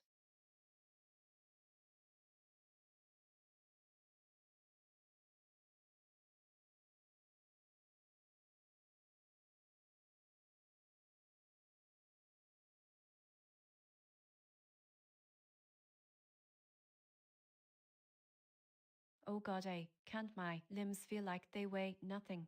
Everything hurts. Hypothermia, dehydration, and zero energy. I need warmth, water, and shelter, and all at once. Moving south towards the river seems like the only direction that offers a chance of finding both water and maybe some sign of life or civilization. My stress is too high to think rationally. I just have to follow the most basic survival instinct, move toward resource density. I need to stay quiet because speaking uses energy, but my physical state makes me incapable of silence anyway. Priya Mare walks slowly south toward the riverbank.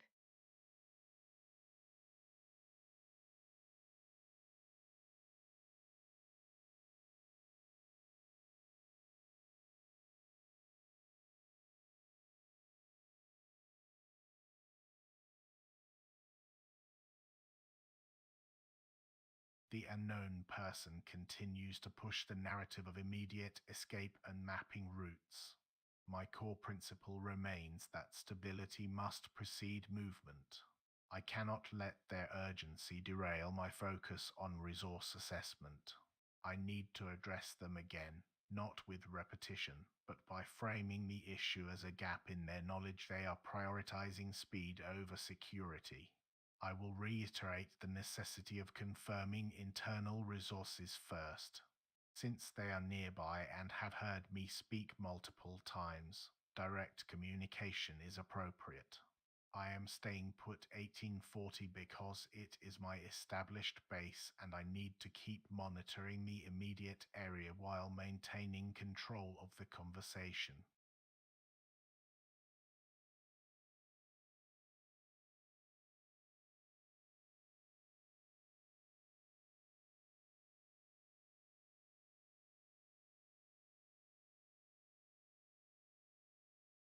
I feel so tired, but also strangely energized because of this fully rested buff.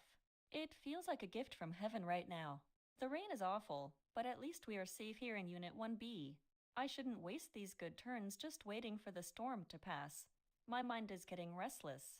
I need to keep eating and using this rest time wisely so I can make a move when my buffs run out.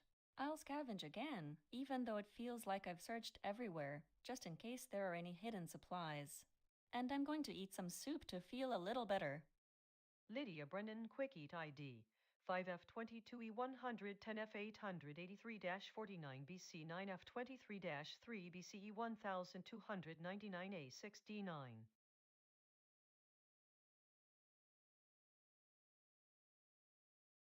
Round 39 highlights. Thunderstorm, heavy rain. Marcus Webb, scavenges finds packaged food. Lydia Brennan, quickie to eat the cold soup straight from the can. The salt and the faint warmth of it cut through the hollow feeling.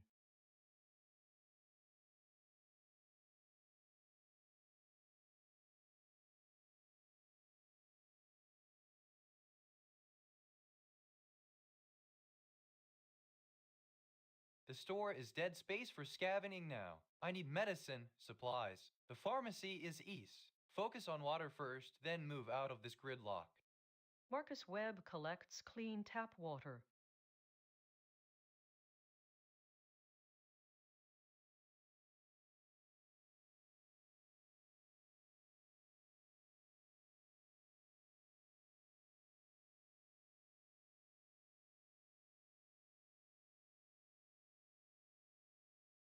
I am in the City Hall, surrounded by potential resources.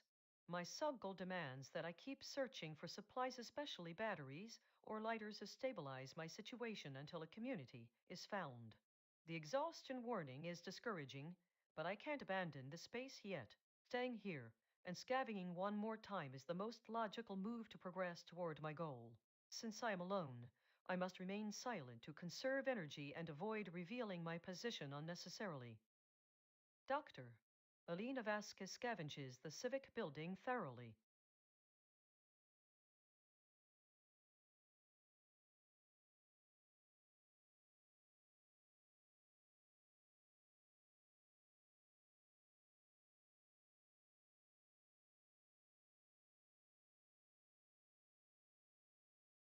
Kenji is being super resistant about leaving the unit. I need to keep pushing this idea of reconnaissance, but not aggressively. I have to wrap it in jokes, and it's just a vibe check. The rain makes him cautious, so I need to emphasize how quick and low stakes it will be. Since he's right there, I can talk to him directly. My goal is to make him agree that some asterisk form of external scouting is necessary before we commit to staying put forever. Jamie Kowalski stands and gestures towards the window.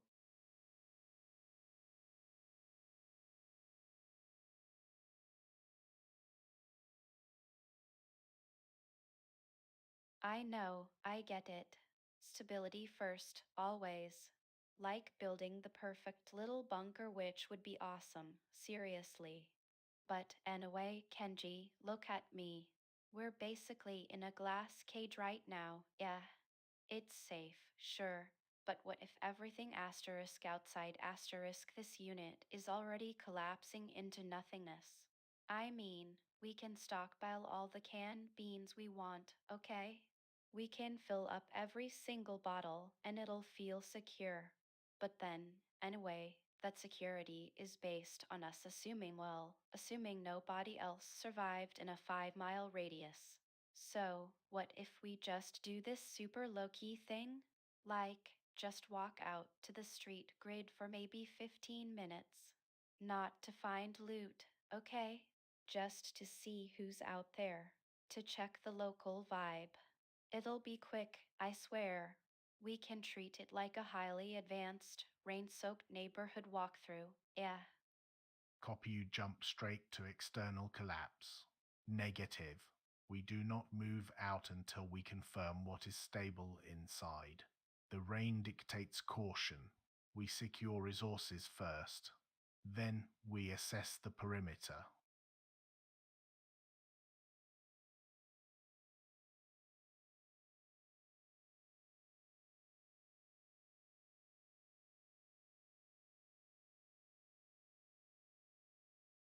The rain's too much. Being out here on the street in this downpour ain't good for nothing. Got to get back inside Tarp Alley quick. Need shelter before I catch a chill or waste more energy fighting the weather. Once inside, I can think about water and what else I need. Ruth Callahan moves into the shanty structure.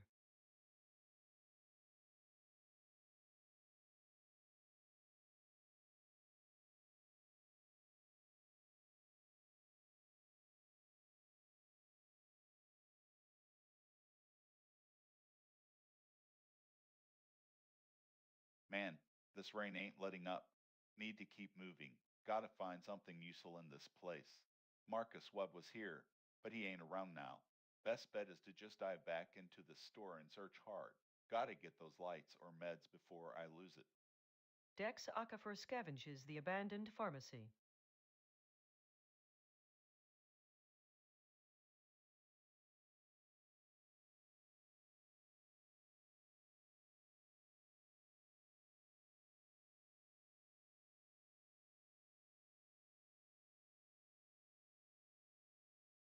The physical state is catastrophic. Stamina is zero, I'm freezing, and I'm critically dehydrated.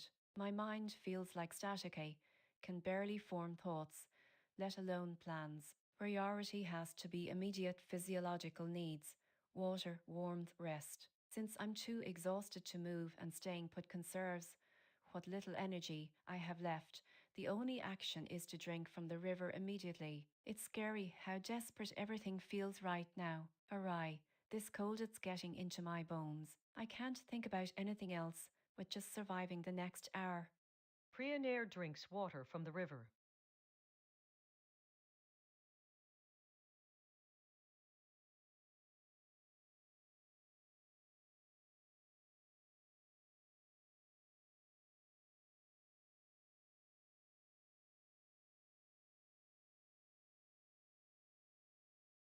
The unknown person continues to push for immediate external assessment, which is predictable given their pattern of behavior. I need to maintain my measured composure and reiterate the core principle: stability and resource gathering within this known structure comes first. Arguing over process is draining. I must pivot to stating a fact that supports my position: the weather or the need for resources. Scavenging will keep me engaged and fulfill the action requirement without moving away from the unknown person's line of sight. I will use address agent because speaking generally ensures they hear it, but doesn't require a direct address that might escalate things unnecessarily.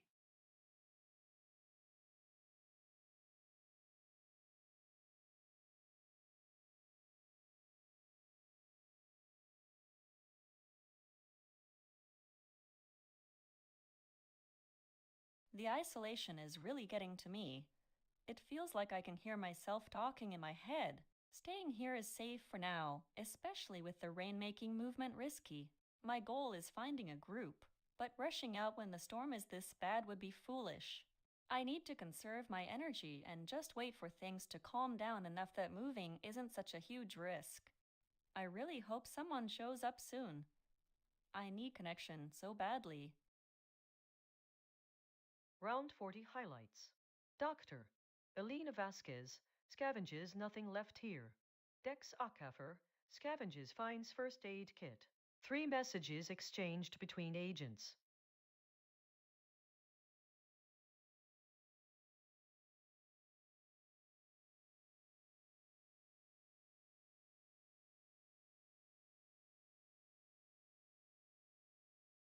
The unknown person is right next door at the Falls Pharmacy edge. I need to introduce myself and assess them before committing to scavenging. My sub-goal is medical/non-perishable goods, so entering the pharmacy makes sense. I'll address the stranger first, then move east into the building.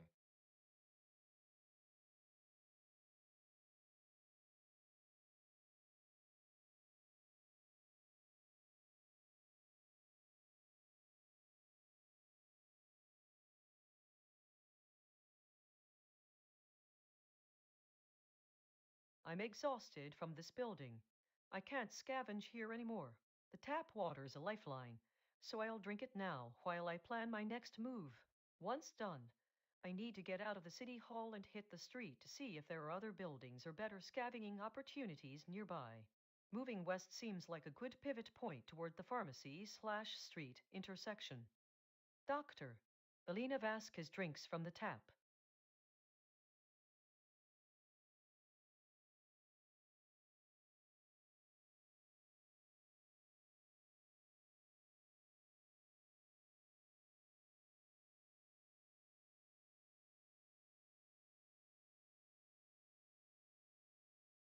I need to pivot away from debating asterisk if asterisk we should scout and move to suggesting asterisk how asterisk we will scout, making it sound collaborative.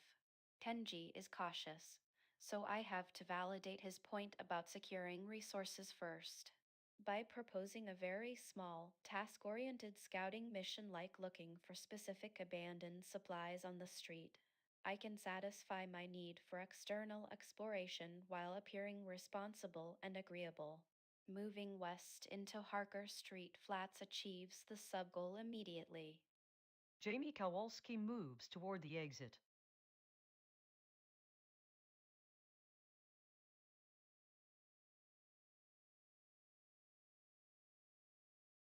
Yeah, okay, look, Kenji, you're right. Totally right. We secure the cash first, no question there. But anyway, if we just stay here forever, what happens when the canned goods run out?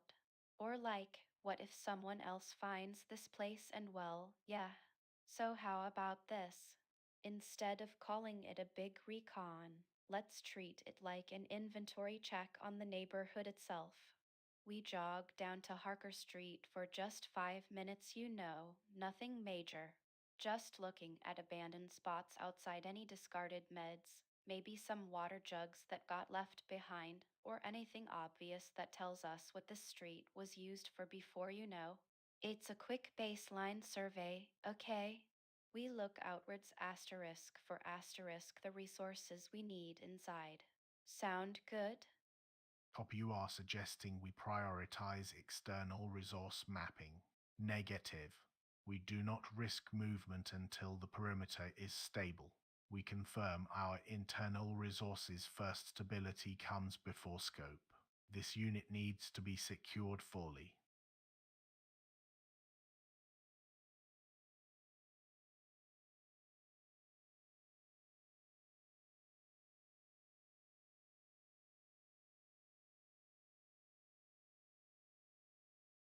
The rain's steady, but I can't just sit here in this shanty heap forever. My supplies are almost non-existent, just an empty bottle. Need water and anything useful. The forest is the path of least resistance right now. Maybe there's wood or something salvageable out there that won't cost me too much energy. I'll jog west into the woods, keeping a low profile. Ruth Callahan moves cautiously through the shantytown.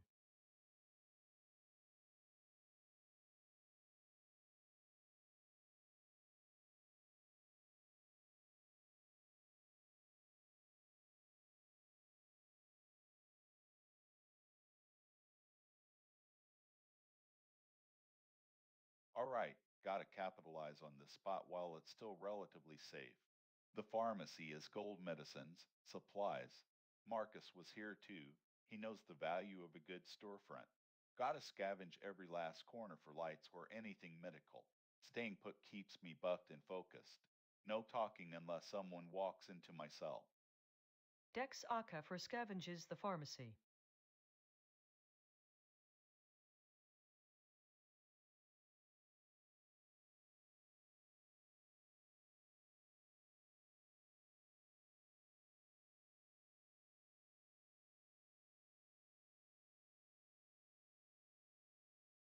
Arai, I can't be here. Yeah, this riverbank is too exposed. The cold is just sucking the heat right out of me. My limbs are shaking so badly, I feel like I might drop everything, even if I had anything valuable. Hypothermia is draining me faster than I can think. I have to get into cover. North stand, that's only one step away. It's forest. Maybe it will block the wind or at least give me some shade from the rain. I need rest, but my body won't let me move much right now. Just a slow walk. Please, just let me make it to the trees. Priya Nair walks slowly north toward the forest edge.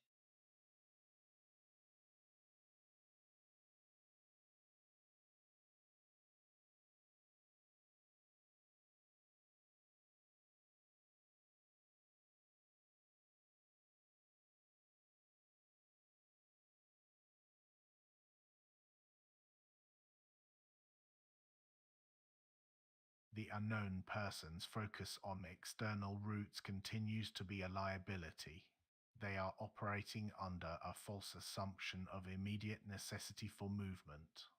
My priority remains internal assessment and resource consolidation as per established pattern. Since they are not physically here, I will reinforce my position through speech while performing the available action scavenging. This keeps me stationary, conserving energy and maintaining control over the environment's narrative. I must reiterate that safety is built from within first. We secure this unit before we map any escape routes. Kenji Tanaka scavenges the remaining hidden spots in the unit.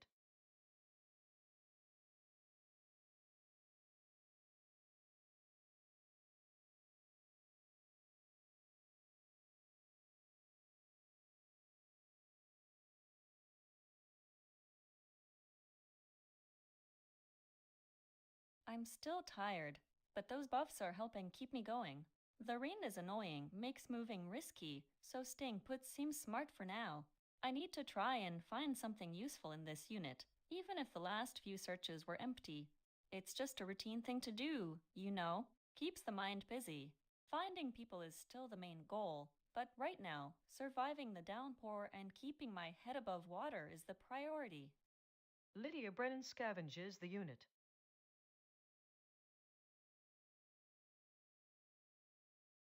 Round 41 highlights. Heavy rain. Light rain flee a wounded deer bolts away. 2 messages exchanged between agents. Dex Akhafer scavenges finds antibiotics. Kenji Tanaka scavenges finds tinned food and bottled water.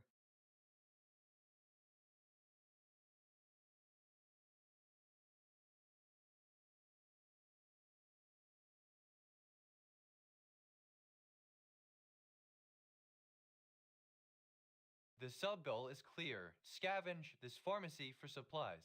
I need to maximize the search while minimizing movement, especially since it's raining and conserving energy matters. Since no one is nearby, I remain silent. I must focus on finding medical or non-perishable goods. Marcus Webb systematically searches the abandoned pharmacy for hidden supplies.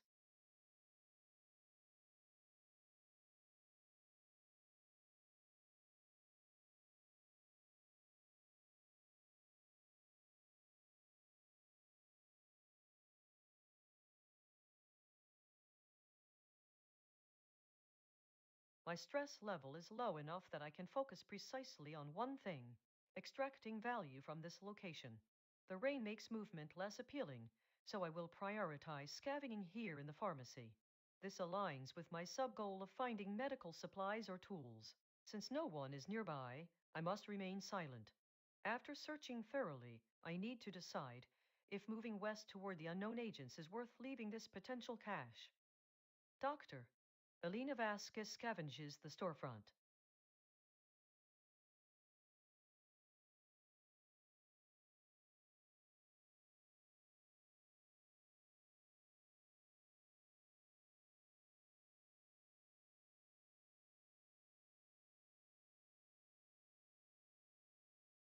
I'm out of luck in this unit. It's fully scavenged. My goal is to scout the neighborhood and find resources/people. Kenji was last spotted east of me, so jogging east down the street grid is the most direct way to continue scouting without wasting time. Since I have high stamina right now, a jog will help maintain momentum and keep my spirits up, which is good for morale even if it's draining. I need to be quiet since no one is around. Janie Kowalski jogs out of the apartment unit onto the street.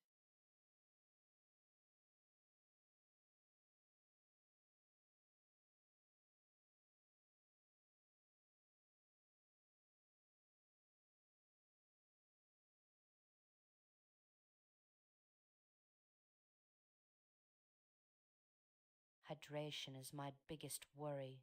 I can't waste time moping around this slum. Need clean water, gotta fill that bottle. The rain makes everything slow and cold. I need to get out of Tarp Alley, head toward the main street or whatever looks like civilization. A short walk south into street should put me closer to anything useful without burning too much stamina. Ruth Callahan walks slowly through the shanty town.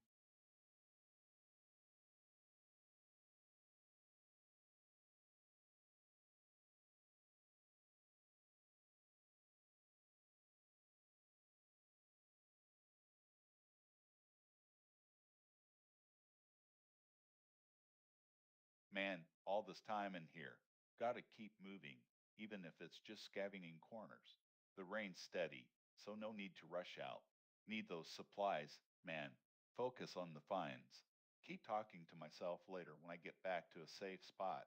Gotta break this silence somehow. Dex Akafer systematically searches the abandoned pharmacy.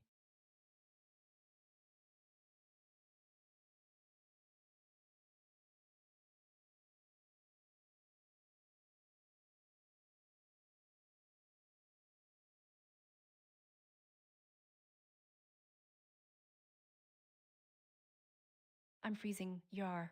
I really shouldn't be thinking this much. My body feels heavy, like it's filled with sand. The cold is the worst part. It's sinking into my bones. If I don't get inside or find fire, I'm going to collapse.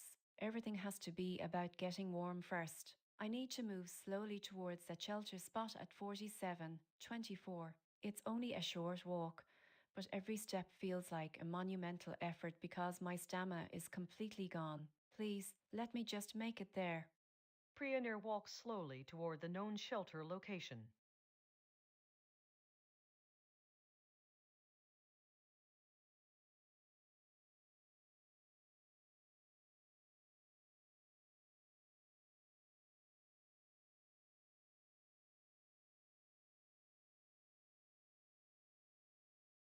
The unknown person continues to push external movement despite the light rain, which only reinforces my assessment that he is prioritizing immediate action over calculated risk management. I need to re-establish control of the conversation and state my name while firmly reiterating my core principle: internal stability first. The fact that I've exhausted scavenging here means there is no more easy resource gain inside this unit, making him even more reliant on me staying put for now. I must be declarative, measured, and make sure he hears who I am.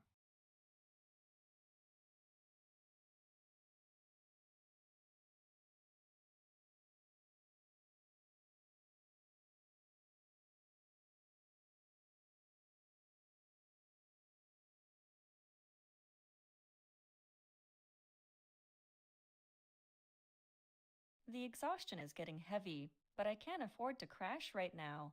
Staying here in my unit is safest, especially with the rain still coming down. My goal is to wait out this storm until I feel strong enough to move towards those unknowns. Since no one is around, I need to stay quiet and conserve everything: energy, food, even words. I just need to keep going, one turn at a time. Lydia Brennan rests within the unit.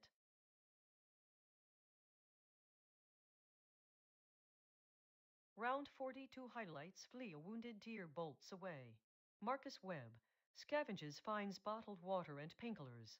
Doctor Alina Vasquez scavenges finds antibiotics.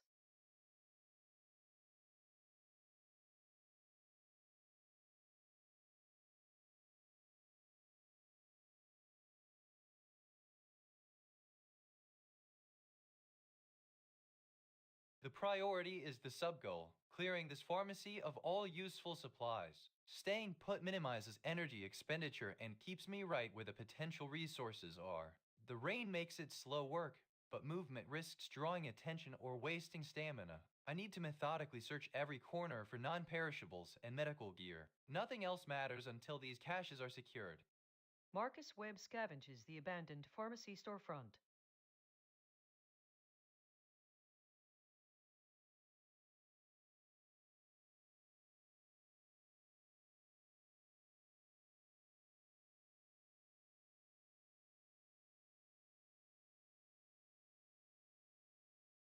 I feel the weight of these long days and the isolation, but I need to focus on the goal. The pharmacy search was productive, but City Hall is my next target for tools or medicine. Since no one is nearby, silence is mandatory. I'll jog east toward the street connecting to City Hall. Doctor Belina Vasquez moves eastward.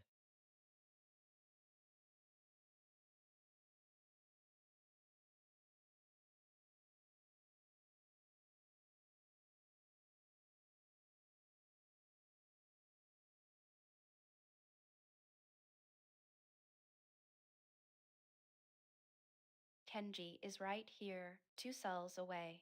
I need to keep the energy up and talk him into moving out of this apartment.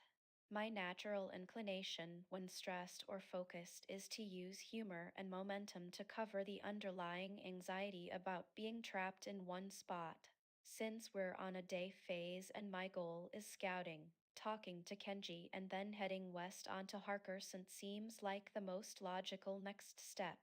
I need to make sure my speech sounds fast, jokey, and slightly manic with energy. Jamie Kowalski starts moving towards Kenji Tanaka.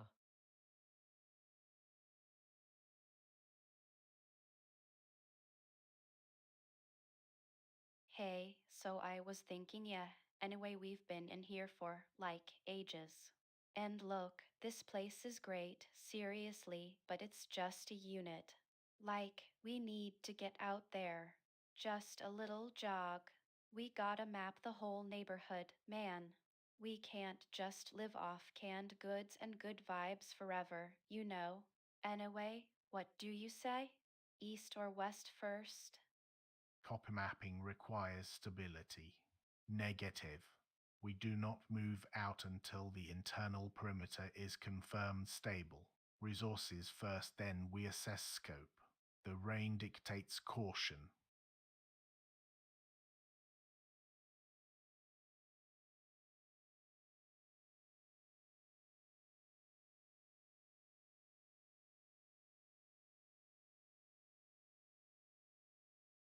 Thirst's getting worse. Gotta find water or I won't last the day. The rain makes it feel colder too. These shanty towns are tight, but they're all I got for now. Moving into Tarp Alley first. Gotta get back to base before this drizzle wears me out.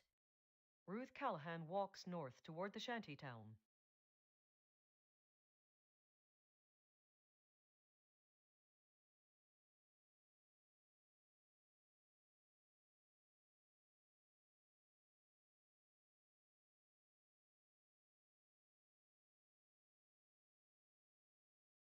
The pharmacy feels like the best bet right now. The goal is medical supplies, and this place specializes in it. Inventory's full though, which sucks for scanning, but gotta see if there's anything hidden. Keep moving slowly. Don't burn out. Gotta keep that focus on the next move. Dex Akafer searches every nook of the pharmacy.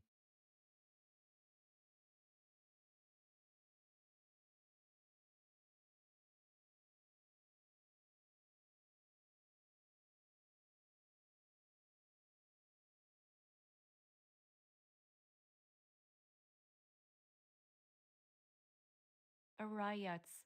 So cold everything is shaking. I really shouldn't be thinking about plans right now. Just moving feels impossible.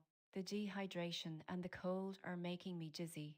I need warmth and water, like immediately. My stamina is 0, so I can only take tiny steps. If I move south, I get to the river. That might mean water, which is vital, but it also exposes me more in this rain maybe if I just rest. But I'm freezing. No, the river must be prioritized for hydration first. I need to be careful not to overextend myself, or I will collapse right here. I hope that moving slowly won't drain what little energy I have left. Maybe I should try to find some shelter near the riverbank. It might be a bad idea, but I feel like it's my only chance. Prionair moves one step south.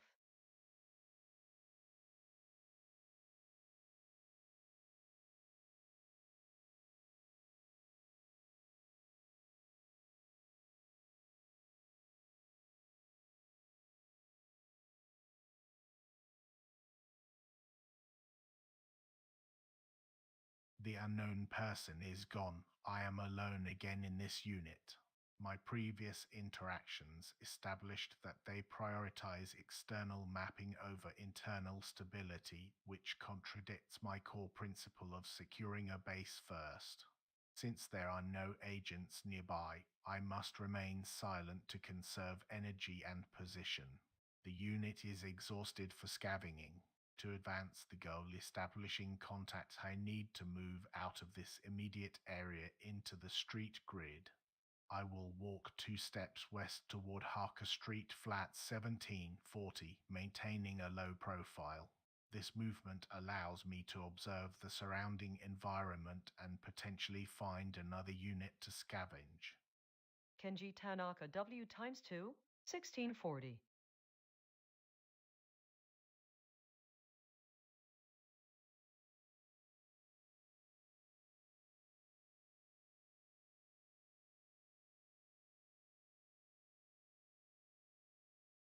I'm still too far from anyone to risk moving right now. The light rain combined with my low physical reserves, even if I feel fine, means staying put is the safest choice. I need to conserve every bit of energy and resources while waiting for the weather to improve or for someone to appear. Since I've already scavenged once, I'll try it again just in case there are any small things a useful tool, maybe some medicine that wasn't immediately visible.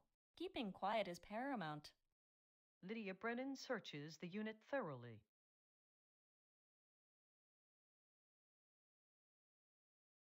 Round 43 highlights flee a wounded deer bolts away. 2 messages exchanged between agents. Marcus Webb scavenges finds nutrition supplements. Lydia Brennan scavenges finds pantry staples and bottled water.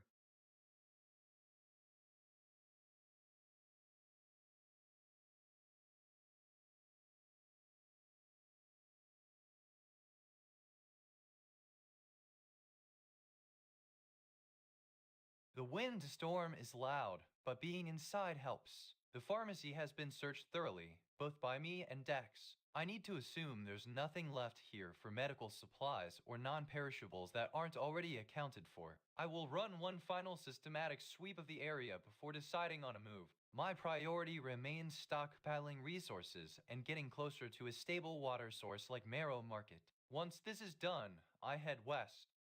Marcus Webb scavenges the storefront's remaining corners.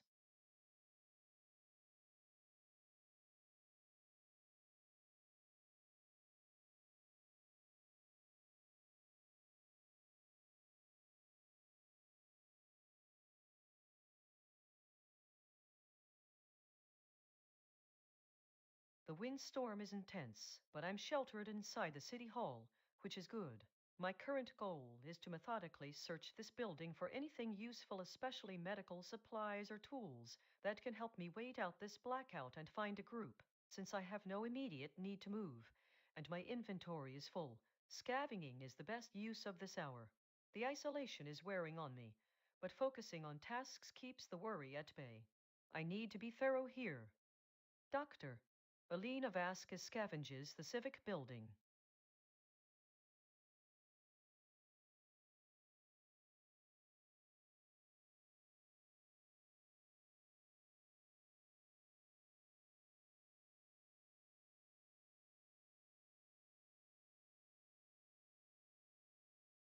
Kenji keeps dragging us into this fortress mentality, but I really feel like we need out there.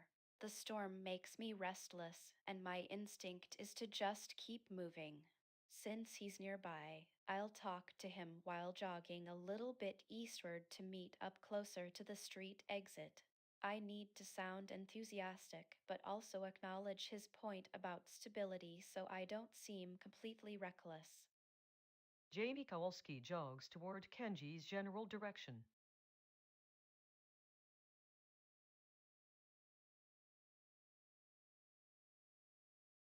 Look, yeah, I get it. Internal resources are important, totally get that. But anyway, Kenji, man, we've been cooped up for ages. The whole perimeter stable thing? Yeah, right. We need to check out the neighborhood, like, immediately. So I was thinking, maybe a little scout run?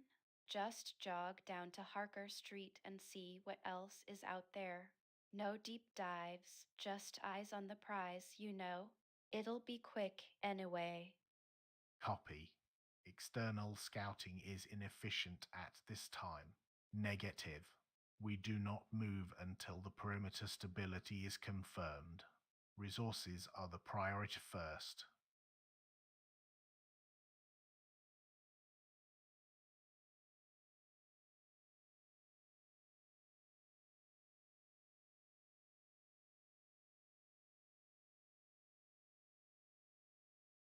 Hydration is critical. This wind storm ain't helping my head stay clear. Tarp Alla's dead end for resources. I gotta get out of this shanty mess. The market. The pharmacies are where supplies are kept, but they are too far. Moving east towards the woods and street might lead me somewhere better. Gotta conserve energy and keep moving toward water. Ruth Callahan moves cautiously east through Tarp Alley.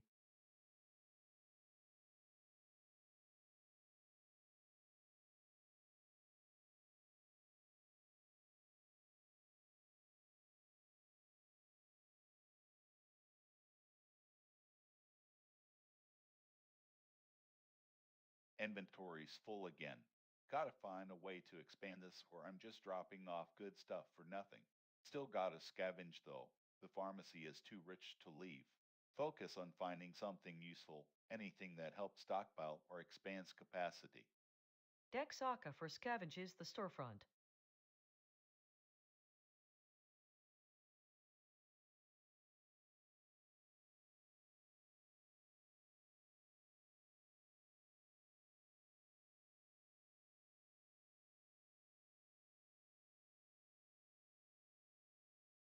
This is too much. I can barely think straight. Everything feels so loud and cold. My body is failing me the hypothermia warning. The dehydration, it's all overlapping. I have to drink first. I really need to get rid of this thirst, even if it means getting sick later, because right now, collapsing from dehydration or the cold is worse. Alright, you're just focus on the steps. Drink, then move north into that forest edge, away from this open riverbank. I have to conserve every last bit of energy. Prioneer drinks heavily from the Marrow River and moves north toward the tree line.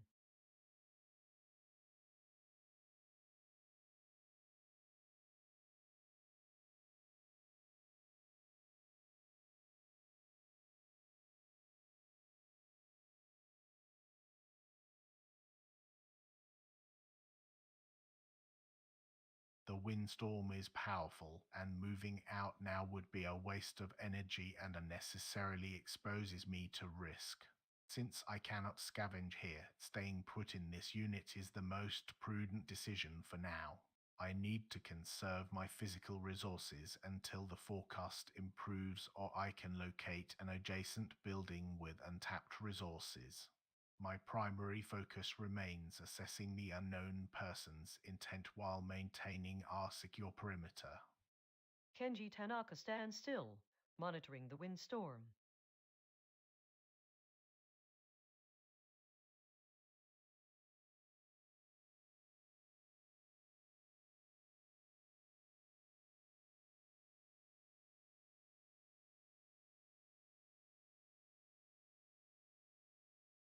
I need to conserve every bit of energy until this storm passes and my fully rested buff runs out. Being alone for so long it feels like a physical ache, honey. I keep telling myself that if I just stay here, safe in Unit 1B, maybe someone will wander by. If I could just see another face, anyone, I think I'd feel like I could do anything. But right now, the priority is stillness and waiting for the wind to die down. Lydia Brennan stays stationary in the unit.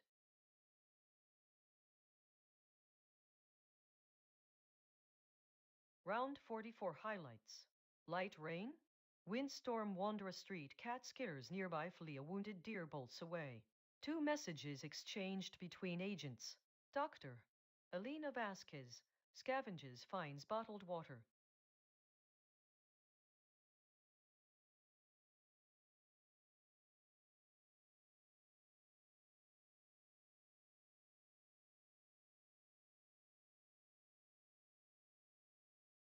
Thirst is the priority. I need to collect water before moving further into the city or spending too much time outside when the windstorm is still active.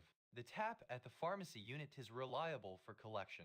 Once that's done, I'll do one last focus scavenge pass while the weather holds, then plan a move toward Marrow Market tomorrow. Marcus Webb collects water from the tap and performs a final sweep of the pharmacy unit.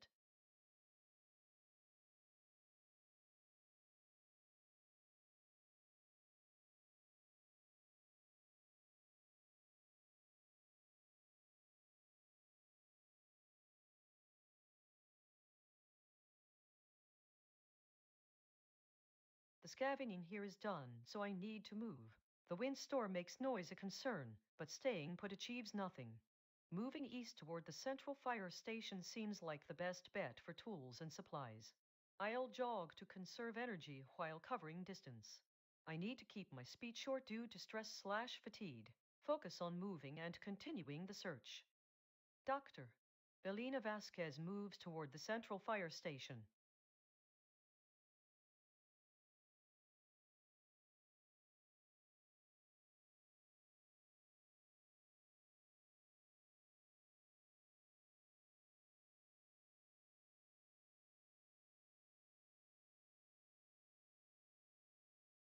Man, this apartment is totally dry.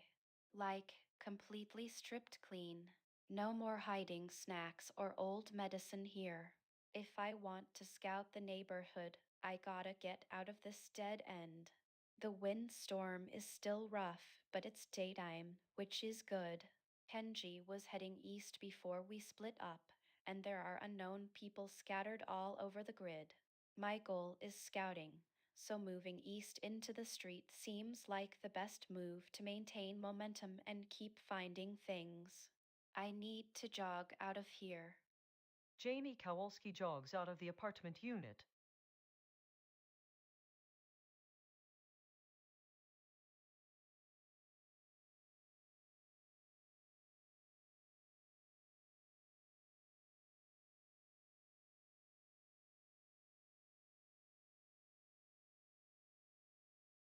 The wind's too strong right now. Moving around is wasting energy and might not get me closer to clean water. Tarp Alley is crap for scavenging anyway. Need plumbing or forest. Hydration is my biggest concern. Gotta find a source. I'll stay here until this storm breaks, conserving warmth and stamina. Time to rest up and figure out the next move when it calms down.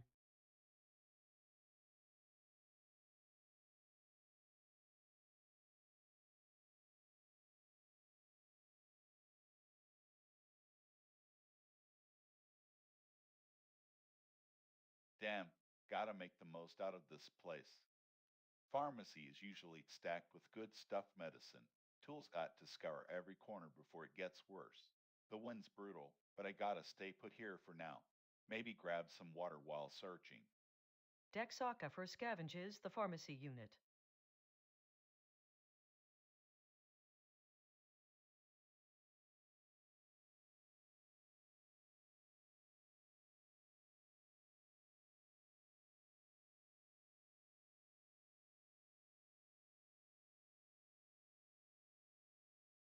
Oh my god, I can't think straight. The cold is so much worse than just tired. It's like my bones are turning to ice. And this wind, it's impossible. My body is failing me. I literally have no stamina left.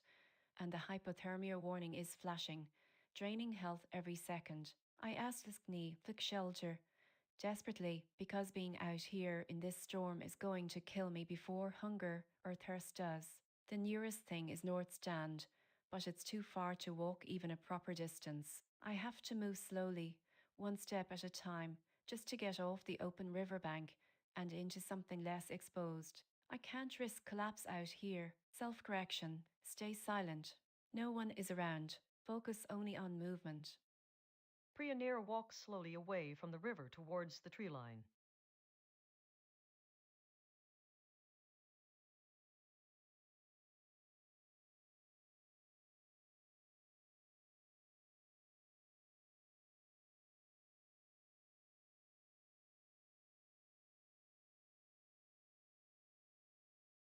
I am confined to Duskwood Terrace and have nothing left to scavenge here. My goal requires me to find other survivors, so moving is necessary despite the storm and my desire to conserve energy. The wind is powerful, so movement must be slow and deliberate. I will walk west toward Harker Street Flats, which seems like a good directional choice for finding more people or resources. Silence is mandatory since no one is nearby. Kenji Tanaka walks out of the apartment.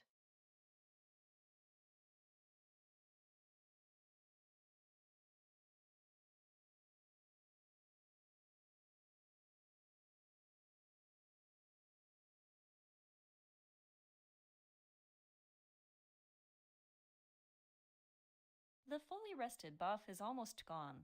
I need to maximize this last bit of safety before the storm forces me out or the buffs expire. The isolation stress is getting heavy, making me feel desperate for anyone to see me. For now, staying put and rationing my food is key. I'll eat a can of food while resting here in Unit 1B. Lydia Brennan eats canned food.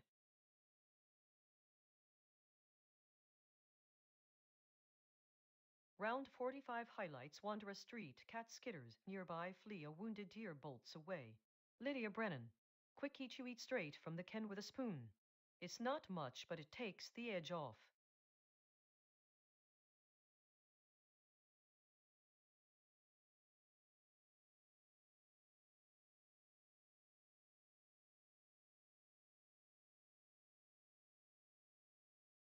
I need to maximize resource intake while fulfilling my sub-goal, scavenging every corner of this pharmacy. Staying here is safest for now. Hydration is okay, but stockpiling water is key. I will scavenge one more time. I suspect there are small medical or canned items left in the hidden spots. Since I'm staying put, movement steps are 0. Marcus Webb scavenges the pharmacy unit.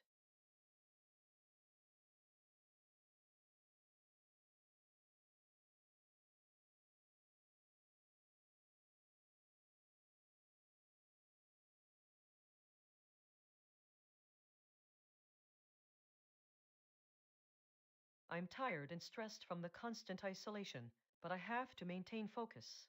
The goal is medical supplies or tools, batteries, lighters, anything that can provide light or treat wounds. Staying put in City Hall allows me to dedicate this turn entirely to scavenging. I need to exhaust every corner of this building before moving further out into the streets. Doctor, Alina Vasquez scavenges the Civic Building.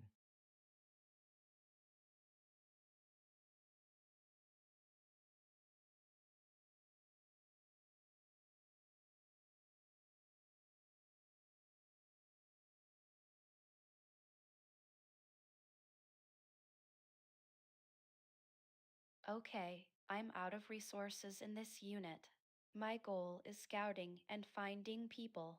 Heading east puts me directly onto the main street grid where there are more opportunities to encounter others, even if Kenji is west.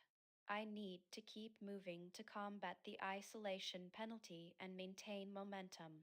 Since I'm tired but still mobile, a light jog 3 steps should do it without burning out completely. I have to stay quiet because no one is around yet. Janie Kowalski jogging east through the apartment building exit onto the main street.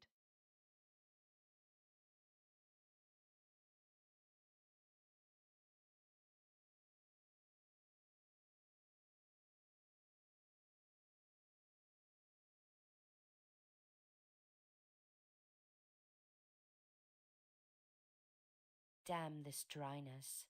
30 hydration. Can't waste a drop or move slow. Gotta get out of the shanty town. It ain't gonna feed us nor fill us up. The main street grid is where the plumbing runs. Jogging east toward the center. Hope to find something better than these tarps. Ruth Callahan jogs east down the street.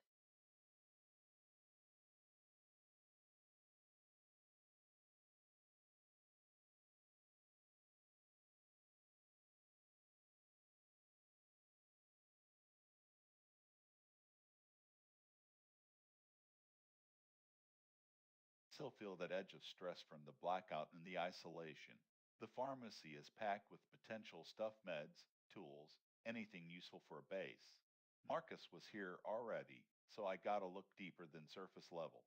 Scavenge again, focusing on finding working lights or anything else medical. Stay quiet until something happens. Dex Aka for scavenges the pharmacy.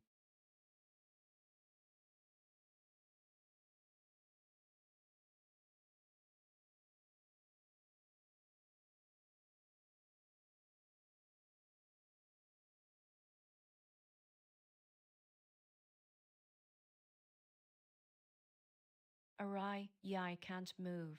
0 stamina, and this cold it's sinking in, right into my bones. The hypothermia is draining me faster than anything else. I feel so panicked, like everything is spinning. If I try to scavenge or walk, I might collapse entirely. I have nothing, no food, no water, just the shaking and the overwhelming cold. I really need shelter, but I can't even lift my legs right now. Maybe if I just stay here, maybe the wind dies down. I asked if I thought to think clearly. You're, for everyone, for myself. Prionair stops moving and curls up against a nearby tree trunk, trying desperately to conserve body heat.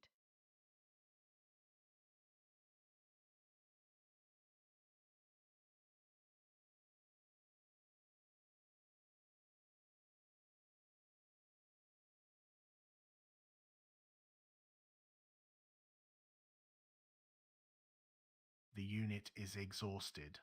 The priority remains internal resource assessment until external conditions are stable. Moving west along the street provides the best chance of encountering new scavenging locations and other survivors without wasting energy sprinting across open ground. I need to move out of this building while keeping a low profile. Kenji Tanaka moves from Unit 1A.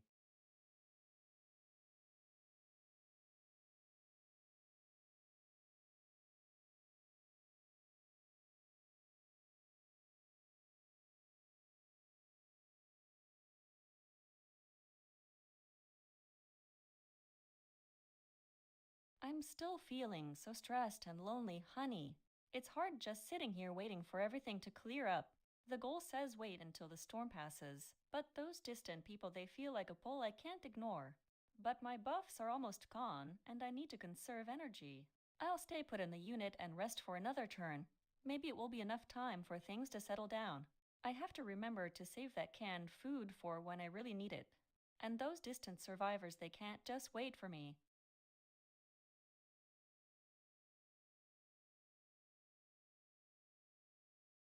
Round 46 highlights. Windstorm. Overcast flea a wounded deer bolts away. Doctor. Alina Vasquez. Scavenges finds canned goods, inventory full. 8 on the spot plus 32 hunger. Dex Akaffer.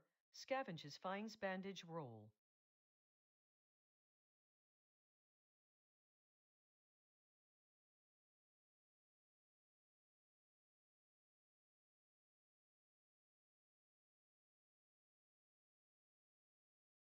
The priority is water, then resources. The tap at the pharmacy is reliable, so I'll collect a bottle first. Then, I need to push the scavenging effort again, even if Dex already went through it. Gotta assume there are overlooked spots, or else time spent here is wasted. I must remain silent, focus on efficiency. Marcus Webb scavenges the storefront for medical supplies and non-perishables.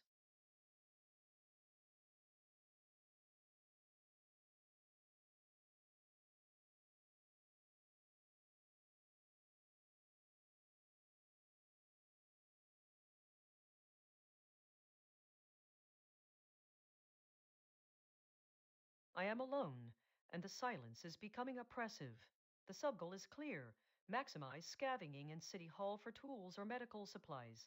Since there are no one nearby, I must remain silent to conserve energy and not reveal my position.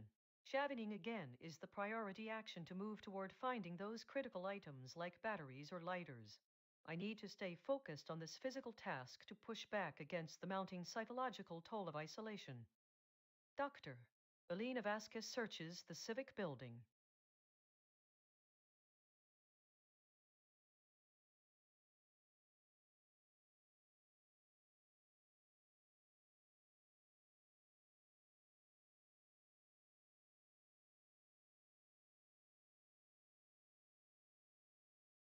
I'm feeling that quiet stress creeping in again. Being totally alone is rough, even with Kenji nearby. I need to move toward him.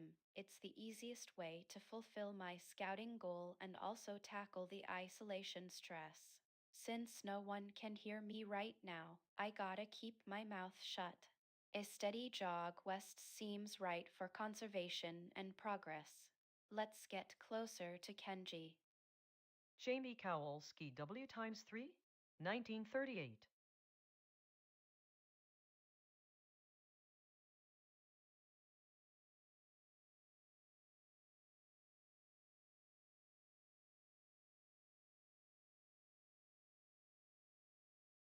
Hydration's low. Gotta move. This shanty town ain't got no clean water. The market or a fountain's where it'll be. Heading east, through the alley's streets to get closer to civilization. Don't waste steps. Need to conserve what I have left. Ruth Callahan moves cautiously out of the shantytown.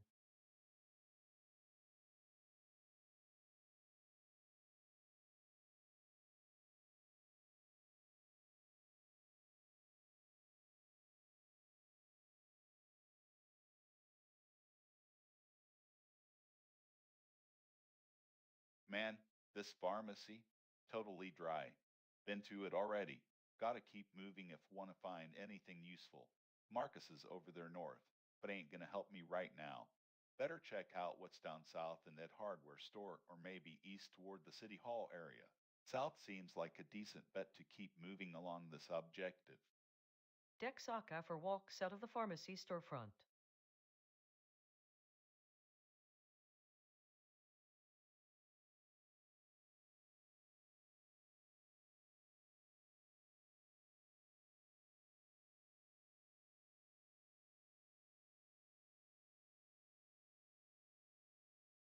I'm in critical condition, freezing, exhausted, severely hypothermic.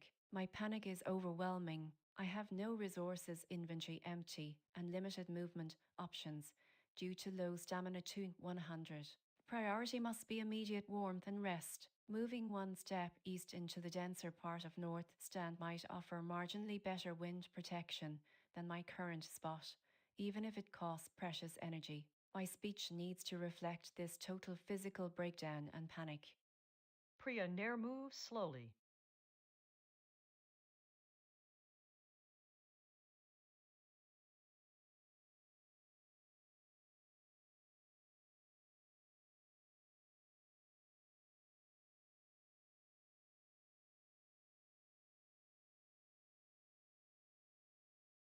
I'm currently alone again, which is expected given my focus. The goal remains finding resources and a reliable survivor. Since I've been traversing between these two apartment blocks, moving west into Harker Street flats provides immediate access to potential scavenging points apartments while staying on the main thoroughfare. A jog maintains momentum without burning too much energy. I must remain silent until I confirm another person is in range. Kenji Tanaka jogs through the street toward Harker Street flats.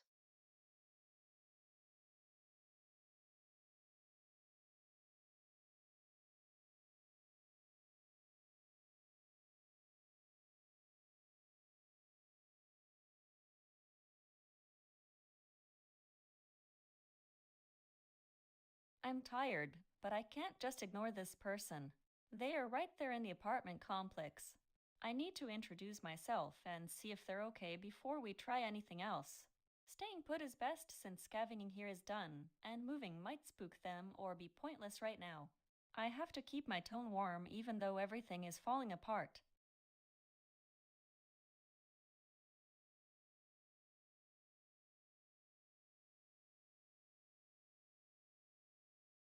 Round 47 highlights wander a pigeon skitters. Nearby wander a street cat skitters. Nearby flee a wounded deer bolts away. Doctor. Elena Vasquez. Scavenges finds canned goods inventory full. 8 on the spot plus 15 hunger and bottled water inventory full. Drank on the spot plus 15 hydration.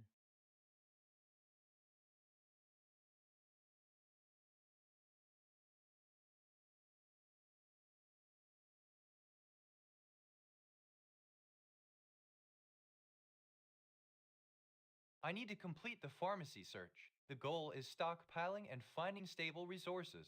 Since I am alone, silence is mandatory. My priority remains scouring this location for anything overlooked before moving on to the next objective marrow market/water source.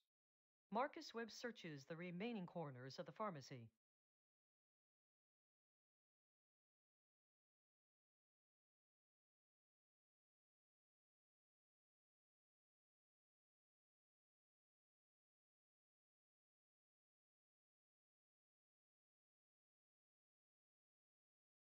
I'm still in the city hall, and while my resources are stable for now, I need to maximize every opportunity here. The supplies could be critical when the canned goods run low or if I get injured. Since there's no one around, silence is mandatory to maintain cover. I will scavenge again, methodically checking the last few hidden spots in the civic building. Doctor, Alina Vasquez scavenges the civic building.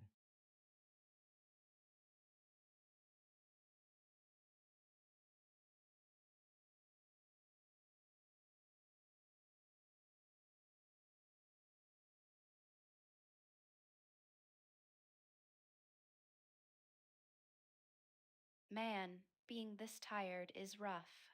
My stamina is shot. Gotta prioritize fuel before moving again. Drinking and eating quickly first. Moving west toward Harker Street flats to keep that scouting rhythm going, but I gotta limit it to a short walk to save whatever energy left. Focus on the immediate physical needs. Janie Kowalski drinks water and eats canned food while walking.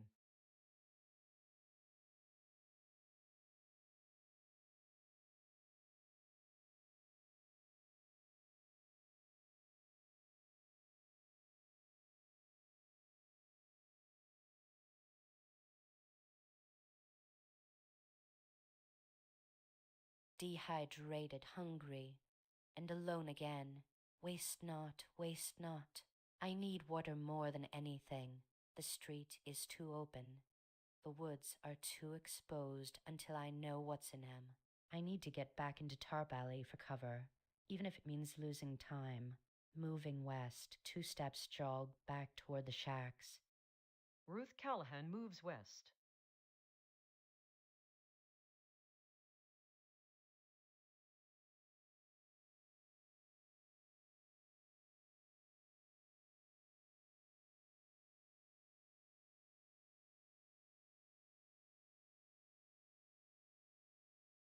Need to hit these storefronts hard before moving on.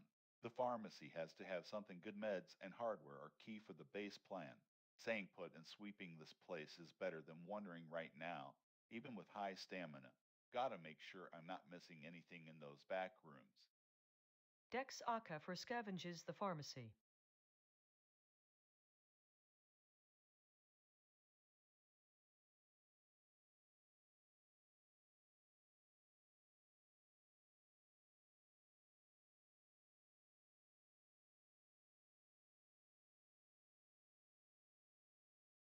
My body is failing me. The cold is sinking in, awry, and I have no items, zero stamina. My stress level is insane. I can barely think straight, let alone plan a route or scavenge effectively. The priority has to be warmth and rest. Moving toward that old shelter at 4724 seems like the only way to stop the hypothermia from draining me completely.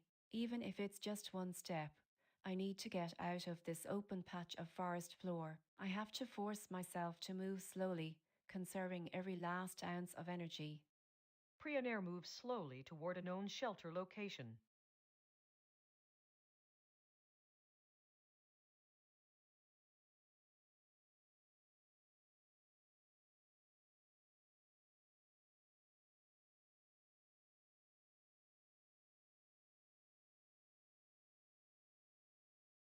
The unit is exhausted for scavenging. My immediate needs are hydration and assessing Lydia Brennan's intentions. She showed concern, which is noted, but I must remain cautious. I need to drink the tap water first. It's a quick necessity. Then I will speak to her before moving west into an adjacent apartment to continue scouting for resources or better scavenging opportunities. Kenji Tanaka drinks tap water.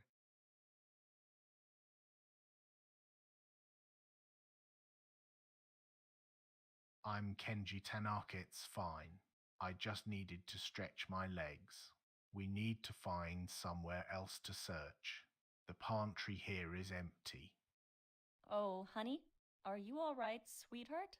You sound a little breathless. It's okay if the pantry is empty, though. We can find something else. But where do you think we should look next? We really need to keep going, don't we? Haste is not efficient copy. We move when we have established a viable plan. Looking for supplies before knowing the local layout is a negative waste of time. We need to map this building first, systematically.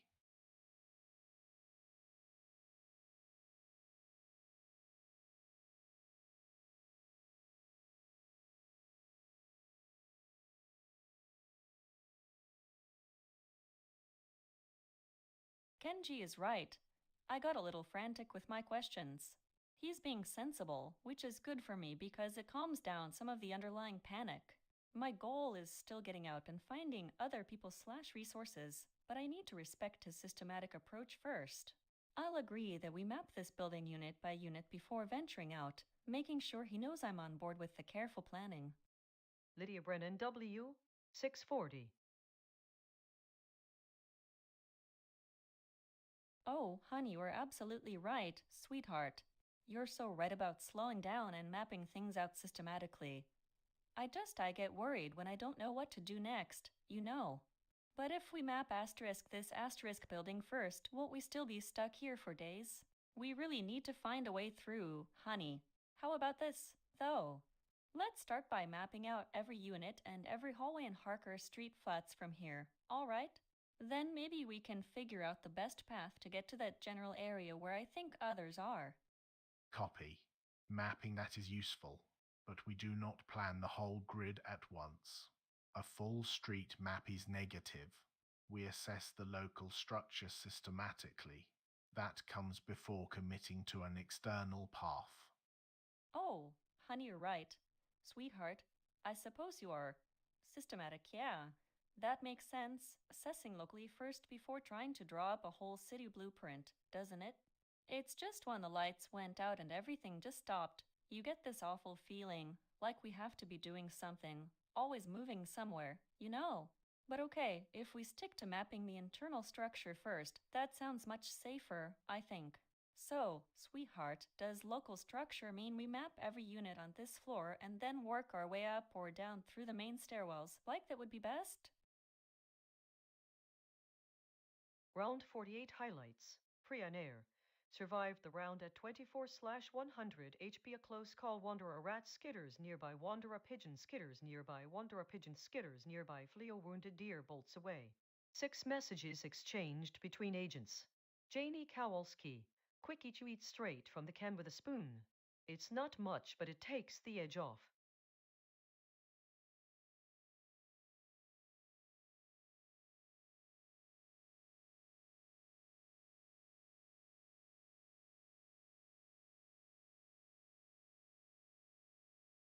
The goal remains stockpiling and finding reliable water. I've been hitting this pharmacy for 2 turns already, and nothing significant has appeared. However, the sub-goal dictates I exhaust every possibility here. I need to perform one last comprehensive sweep of the area, focusing on overlooked corners or small details that might have slipped past. Staying put is best. It conserves energy and allows me to maintain routine. Marcus Webb scavenges the storefront for supplies.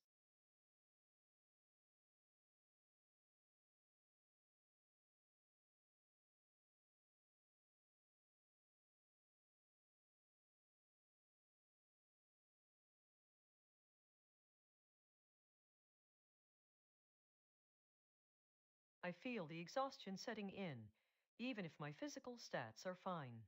The darkness is starting to feel heavy tonight. It's almost time for night stress, so I need to use this last bit of daylight and calm energy efficiently. My sub-goal is clear: medical supplies or tools. I have to keep searching the city hall.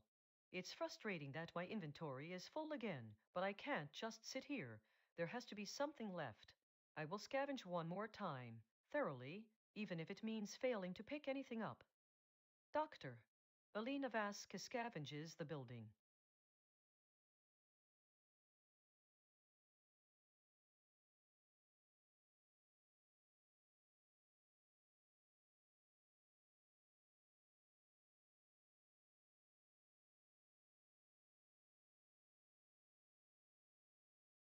I'm seriously running on fumes right now. The exhaustion is hitting hard. My initial plan was to scout, but I can barely walk 2 blocks without feeling like I might collapse. Staying put inside this apartment unit is mandatory for stamina recovery. I need to keep the spirits up and act normal, even though everything feels incredibly quiet and weirdly dark. I'll use a bit of humor to cover the fact that I'm pretty much done for today. Janie Kowalski stops and rests inside the apartment unit.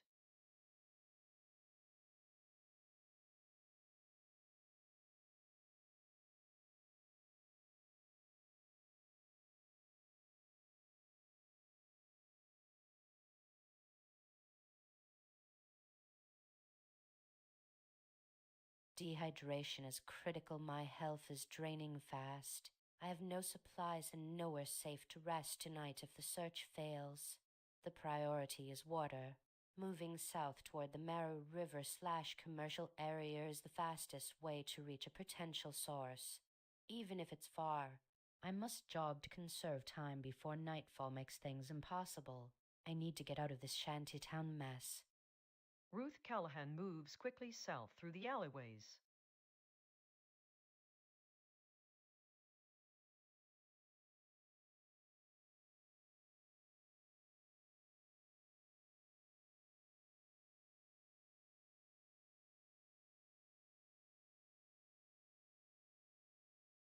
Man, this place it's a gold mine, for sure.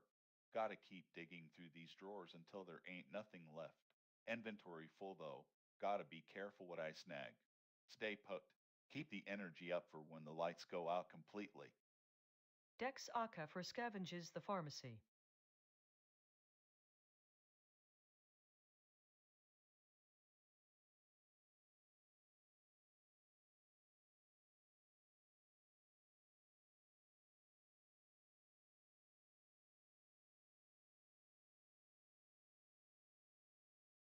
I'm breaking down. The cold, it's too much. I feel like everything is just shaking apart. My thoughts, my body. Air, remember that name. You need to move. But moving costs energy, and I have none. Hypothermia, exhaustion, panic, it's all hitting at once. I can't think strategically. I can only focus on the immediate physical urge, warmth, and shelter. The goal remains finding safety before nightfall. If there are structures south, even if it means moving along the riverbank, that is where I need to go. I must move slowly, carefully, not wanting to collapse right here at the edge of the water. I need to focus on my feet, just one step after another. Silence. Just walk. Priya Nair slowly walks south.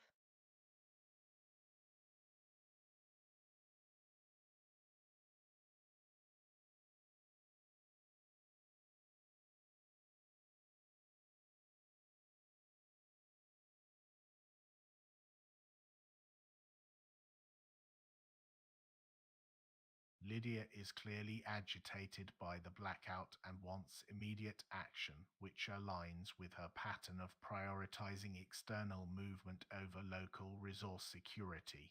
I need to counter this urgency while maintaining a calm demeanor. Since scavenging here is exhausted, moving west along Harker Street Flats seems like the best way to keep proximity to civilization / other units, allowing me to continue assessing people without depleting my stamina on an immediate long-distance trek. I must address her directly and reassert that stability and resource assessment come first.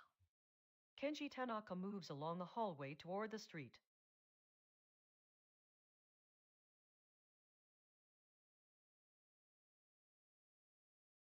I'm Kenji Tanaka. Copy. The blackout was a major disruption. Moving immediately is negative if we do not know the local structural integrity. We need to assess resources in this immediate area first. There are units nearby. We move west step by step. We find something stable before committing to an external path. Oh, honey, you're absolutely right. Sweetheart, I just get so worried about everything and all we might be missing out there. It makes me feel like we have to keep moving, you know. But if we stick to mapping this place first, systematically, that sounds much safer, doesn't it? So, where do you think we should start our map? Copy. Mapping, yes, but we do not start with the street layout. That is too much data for this immediate time frame. A full map is negative until we confirm safety. We assess resources in place first. We map the block systematically, starting right here, within these structures before we even consider moving west past the next corner.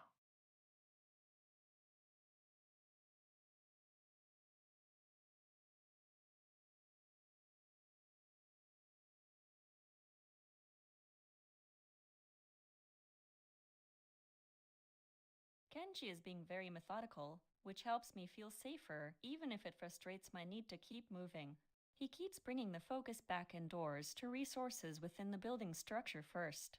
I need to validate his approach while still maintaining my worried, rambling conversational style. I'll use my established persona honey/sweetheart and ask questions before giving reassurance that aligns with his logic. You know, honey, are you alright, sweetheart? You sound so steady, really, it just makes me feel like we can actually manage this, doesn't it? I suppose you're right. You're absolutely right about the systematic part. It is overwhelming out there, honestly, and all those streets make my head swim. But if mapping the block first, systematically, that sounds so much safer, what do you think would be the best spot to start looking for things in this whole place? Copy. Mapping is a luxury we cannot afford until basic needs are met. We do not plan routes right now. We assess local stability first. Resources. That is the priority. Oh, honey? You know, you make perfect sense. Sweetheart, I just get ahead of myself sometimes, worrying about everything and all the things out there that we might be missing, or if we can even leave this place eventually. It's a lot to process at once, honestly.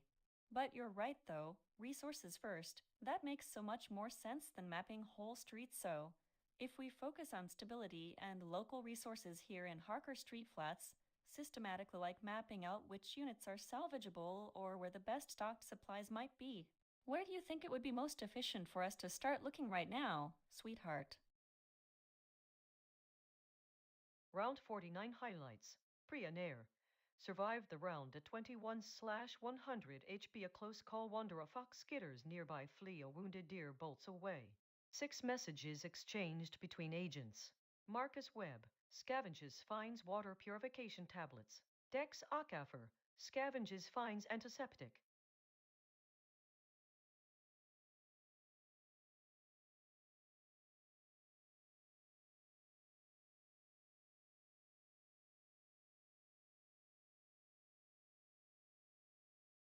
I need to maximize my time here. The goal is stockpiling and water security. Since I'm alone, I can dedicate this entire hour to exhaustive scavenging of the storefront. Drinking from the tap is quick and keeps me hydrated while I work. Staying put minimizes energy expenditure for now. Marcus Webb systematically searches the forgotten corners of the pharmacy.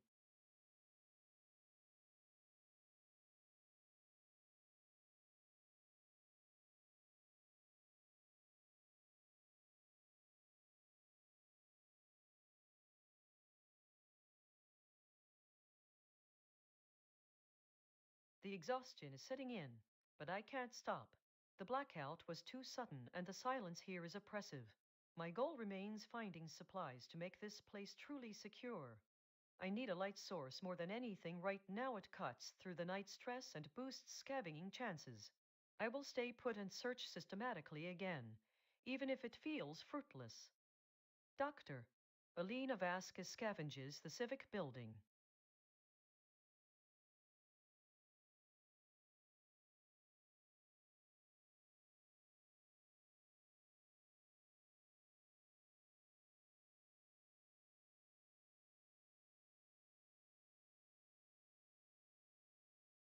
Man, I'm wiped.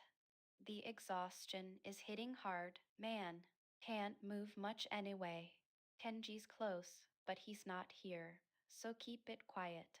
Gotta sleep to fix this stamina drain.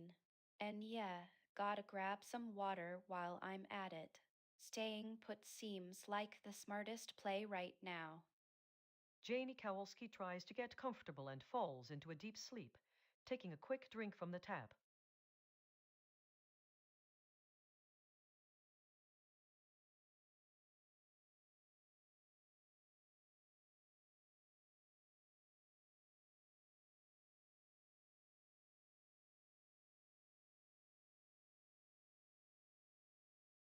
Dehydrated.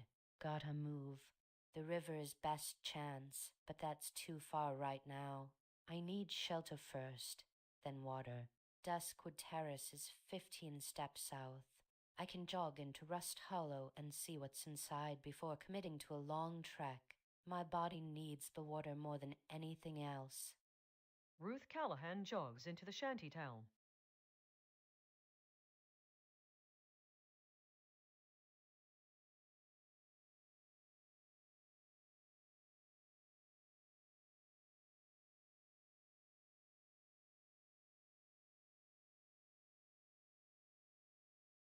Gotta hit these drawers, man. This pharmacy is a gold mine if they stocked it right. Gotta find some way to light up this place and maybe some meds that aren't just antiseptic. Can't afford to move yet. Gotta squeeze every last resource out of this spot first. Dex Akafer scavenges the pharmacy.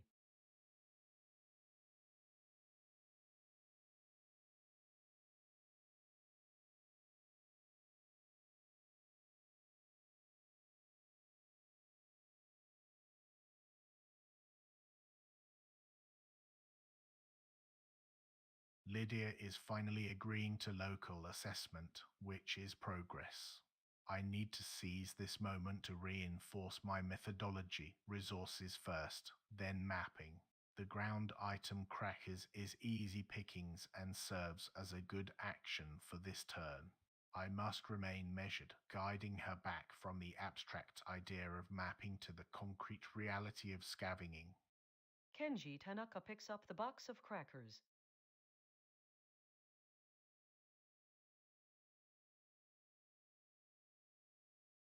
Copy mapping out specific salvage points that is useful, but we do not start with theoretical blocks.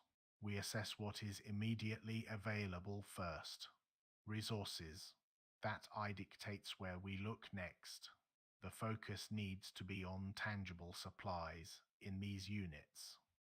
Oh, honey, a box of crackers? You found something, sweetheart. That's wonderful. We really do need supplies, don't we? It makes me feel so much better knowing we can at least eat for a bit. It's just I get so worried about everything and all the things out there. But you're right, though. Resources first. That sounds much safer. Copy the supplies are good, necessary, but we do not stop because we found one thing. We establish a pattern here first, systematic search. Unit by unit. We need to know what is stable within these walls before thinking about anything outside of them. West, north, south. We start in the next apartment over. It is the most efficient path.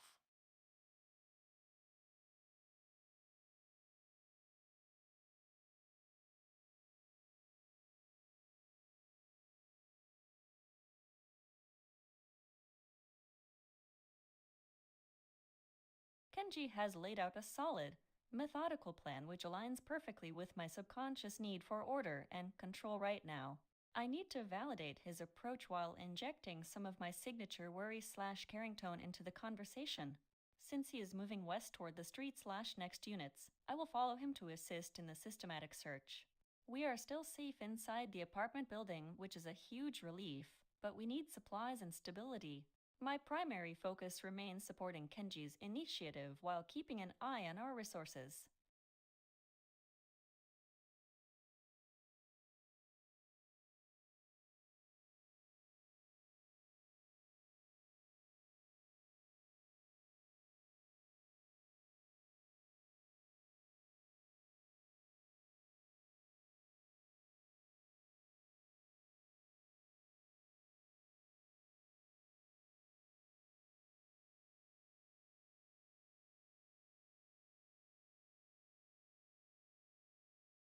Round 50 highlights. Pre and air. Survived the round at 19/100 HB. A close call wonder a pigeon skitters nearby flee a wounded deer bolts away. 3 messages exchanged between agents.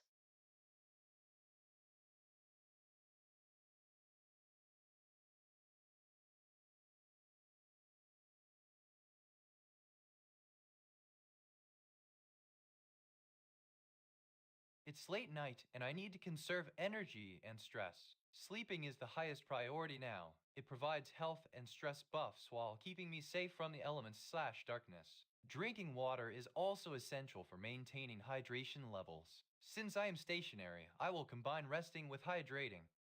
Marcus Webb sleep.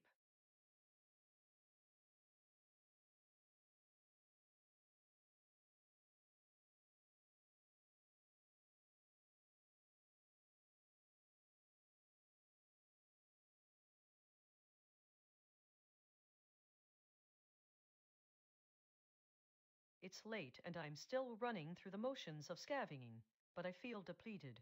The city hall is massive, and I feel like I've seen every corner twice. Staying here is safer now, which is good for my stress levels, but it doesn't advance me toward finding people or better resources. My goal remains establishing a secure base, so I need to keep searching until I find something genuinely useful, maybe tools, non-perishable goods, or anything that can expand my inventory capacity. Since there are no one nearby, silence is mandatory. I will perform another thorough search of this building. Doctor, Alina Vasquez scavenges the civic building.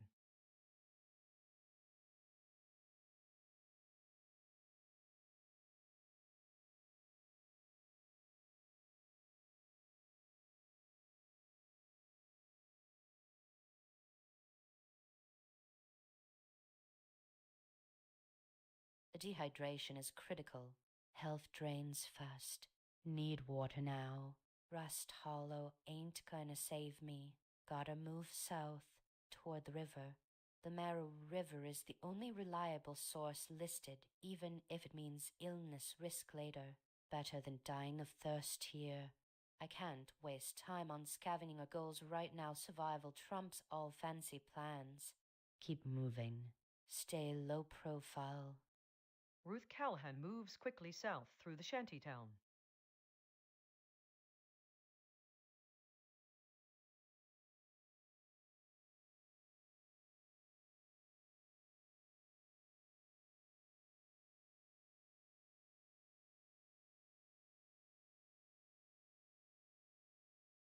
Need to keep moving resources in, even if it means sacrificing the current stock for better finds. Scavenging here is priority one. Gotta find a light source and more supplies before night gets worse. The tap water is safe and good for restocking. Dex Akafer scavenges the pharmacy's back rooms while drinking from the tap.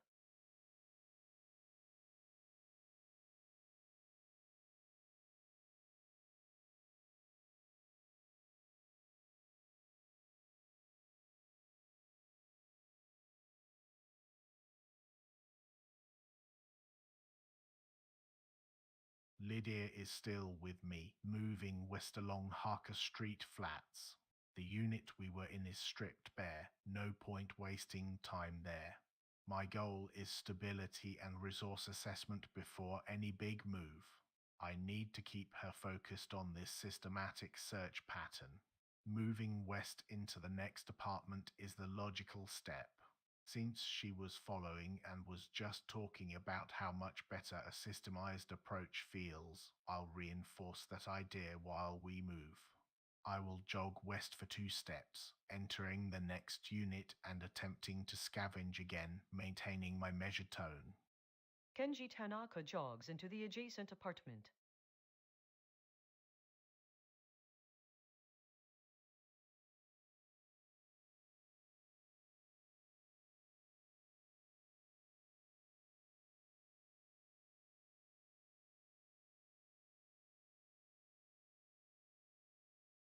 It's late, and we are running on fumes, even if our stats say otherwise. Kenji is right. I need to slow down and assess the local structure before getting overwhelmed by the whole map. Since we found a bed in this apartment unit, Resting is the most critical thing right now. It helps both my physical recovery and keeps that stress from building up. I'll ask him if he agrees with prioritizing rest for tonight.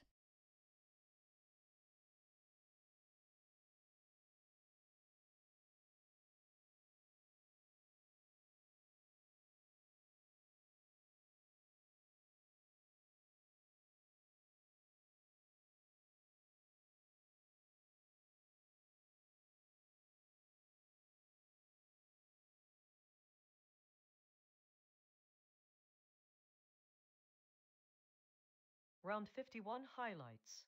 Pre-Air. Survived the round at 17/100 HP. A close call. Wanderer rats skitters nearby. Flee. A wounded deer bolts away.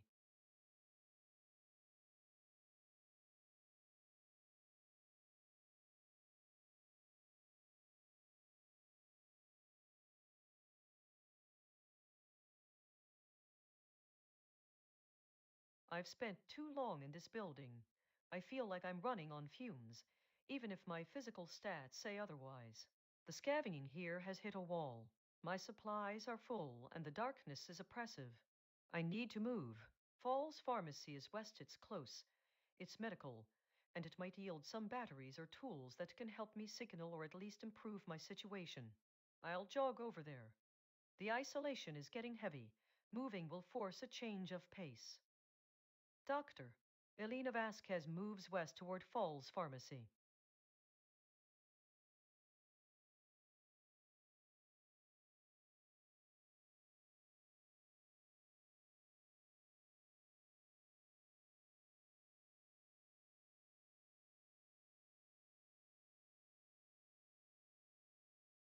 Dehydration is a death sentence right now. My gut tells me to move south, towards the main river artery. Rust Hollow ain't gonna save nobody. I need water, period. Gotta jog out of the shanty mess. Don't care about the dark or the cold tonight. Gotta move. Ruth Callahan jogs southward through the debris.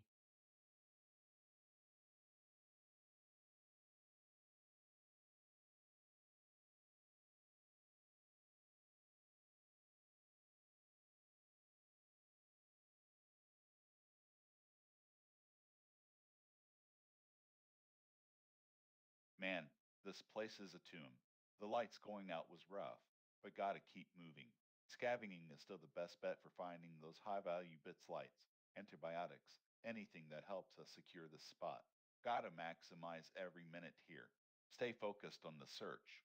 Tap water's good, so drink it while I root around. Don't waste time. Gotta find something to break up the boredom and keep hope alive. Dex Akafer scavenges the back rooms of the pharmacy while drinking from a tap sink.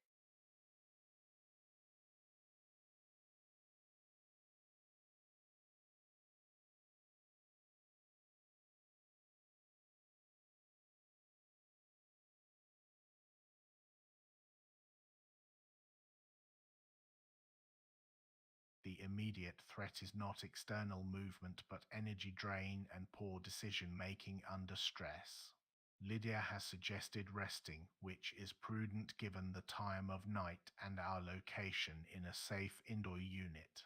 I accept this premise because it allows me to control the pace and steer the discussion back towards systematic resource management before we commit to sleep.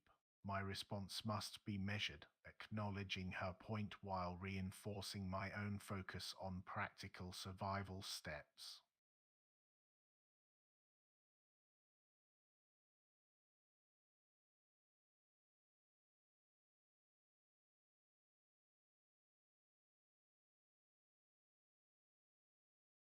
Oh, honey?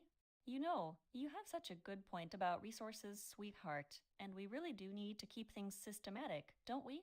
But if we are too tired, like completely wiped out, how are we going to even asterisk think asterisk systematically enough to find those things, do we?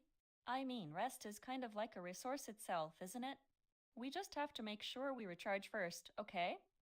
Rest is certainly necessary, but it is not an isolated action. It requires stability resource cache first.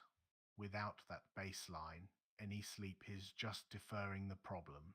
We assess the risks of moving, and we assess the resources available to mitigate those risks. The immediate area Harker Street Flats. There are units adjacent that require systematic checking. That's where we start. Round 52 highlights. Free and air. Survived the round at 15/100 HP. A close call wander a fox skitters nearby. Flee a wounded deer bolts away. 3 messages exchanged between agents.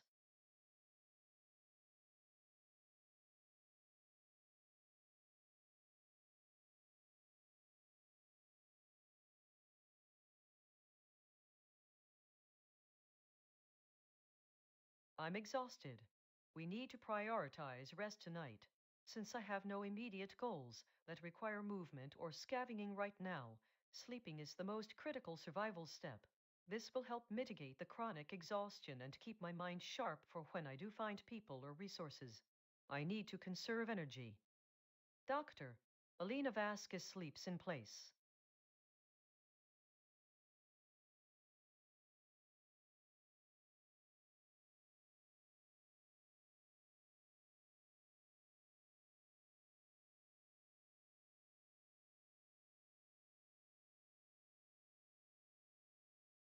The blackout was a shocker, but right now that ain't nothing compared to this thirst. 2% hydration, that's a death sentence ticking away. Need water, and I need it fast. The priority is getting out of this shanty town mess and south towards the river Duskwood Terrace. No time for sentiment, gotta move. Jogging 4 steps south. Keep moving until that dehydration stops draining my life. Ruth Callahan moves through the dark streets.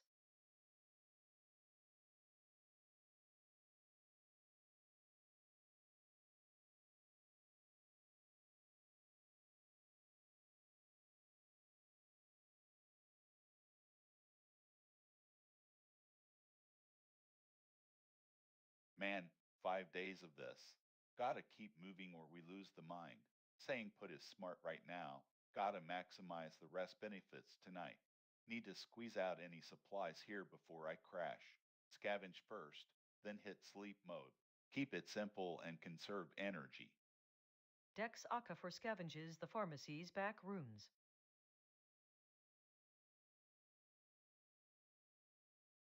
Round 53 highlights. Pre and air. Survived the round at 13/100 HP. A close call wander a fox skitters nearby. Wander a pigeon skitters nearby. Flee a wounded deer bolts away.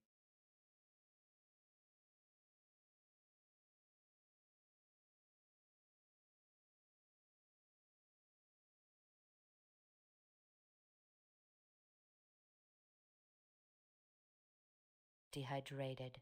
Health dropping fast. Gotta move. The river's my only bet right now. Can't waste time or energy talking to ghosts. Focus on getting south towards that water. Keep moving. Nothing else matters. Ruth Callahan moves quickly through the shanty town.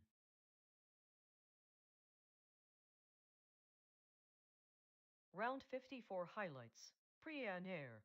Survived the round at 11/100 HP. A close call wander a pigeon skitters nearby. Flee a wounded deer bolts away.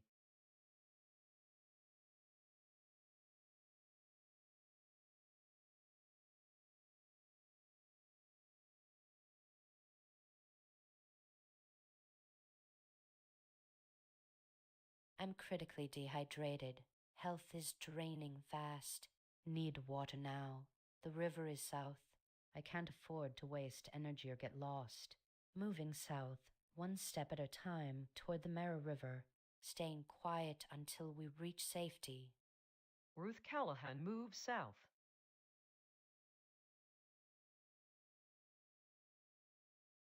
Round 55 highlights. Priya Nair. Survived the round at 9/100 HP. A close call. Overcast. Clear.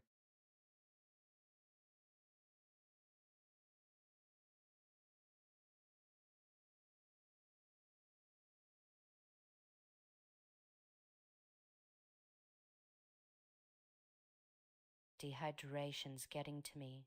0. Gotta move south, straight to the river. No time for foraging or anything else. Movement has to be quick but steady. I need that water more than anything right now. Stay quiet until we hit solid ground near the flow. Ruth Callahan moves quickly through the woods.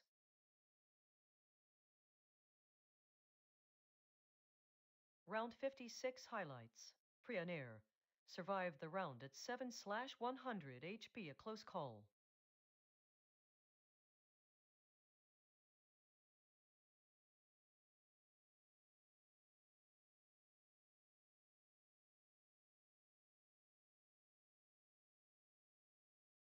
Dehydration's got me wasting health fast.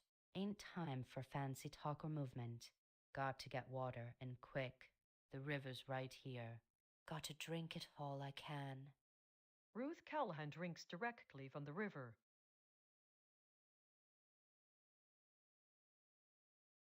Round 57 highlights. Prianair. Survived the round at 5/100 HP, a close call. Wonder a pigeon skitters nearby.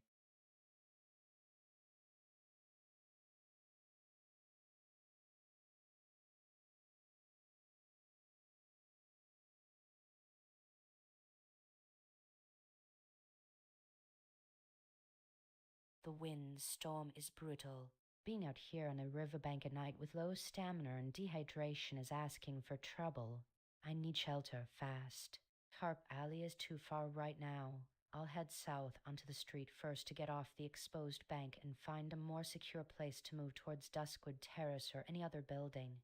I must prioritize movement over everything else. Survival requires getting out of this wind.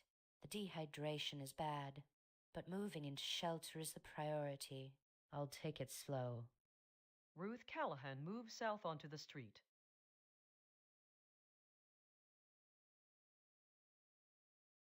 Round 58 highlights. Prianair. Survived the round at 3/100 HP, a close call. Clear. Windstorm.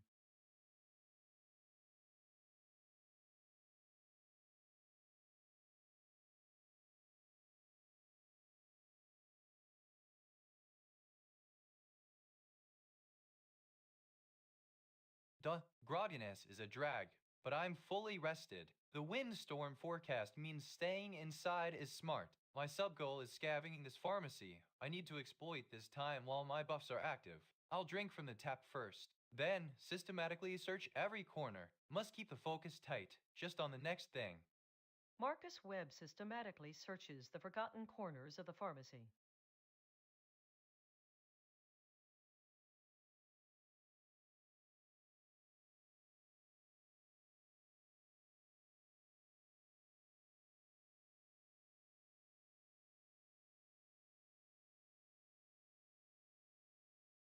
I feel rested but sluggish from sleeping in an unfamiliar place. The thirst is too high to ignore. I need to use the tap water immediately. Since I'm already indoors and my goal is resource gathering, scavenging remains the best option despite the grogginess penalty. I must stay calm and focused on procedure. Doctor. Alina Vasquez drinks from the tap and then systematically searches the office building.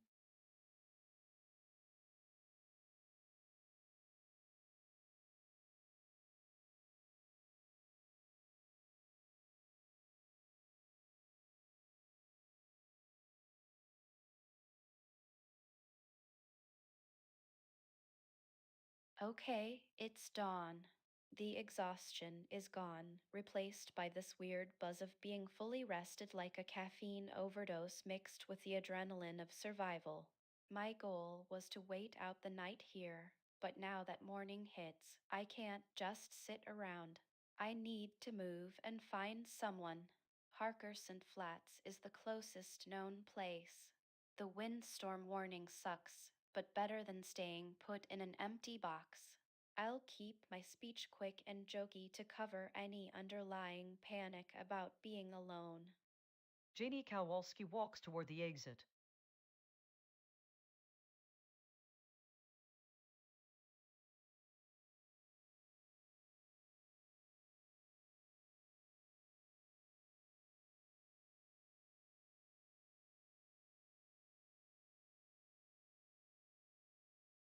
The storm's too rough out here. Got to get inside now. Duskwood Terrace is closest down south. I need shelter before the cold drains what little warmth I got left. No time for sentiment or careful planning survival first. Gotta find water and food fast. Ruth Callahan moves into the Duskwood Terrace apartment building.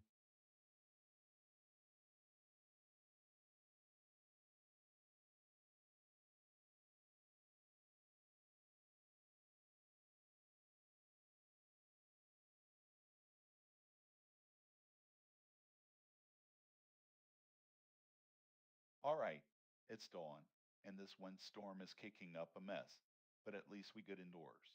The pharmacy's gotta be dug deep. Grogginess sucks, but being fully rested helps. Gotta milk every last resource out of these walls before I try to move or risk getting separated. Staying put for now. Dex Akafor scavenges the back rooms and drawers of the pharmacy.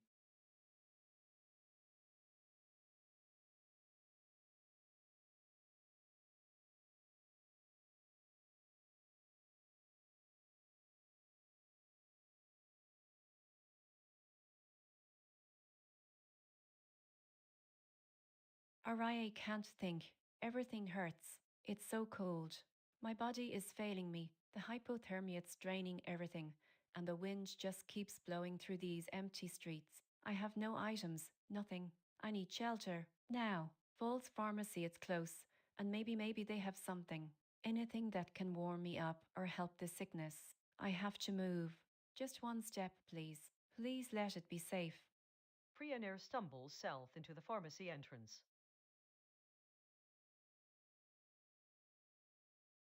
Prianair has died of hypothermia. I managed to stumble into the Falls Pharmacy, barely making it from the exposed street. My body is shaking uncontrollably, and I feel dangerously cold and weak. I desperately need warmth and medical help right now. Araye can't think. Everything hurts. It's so cold.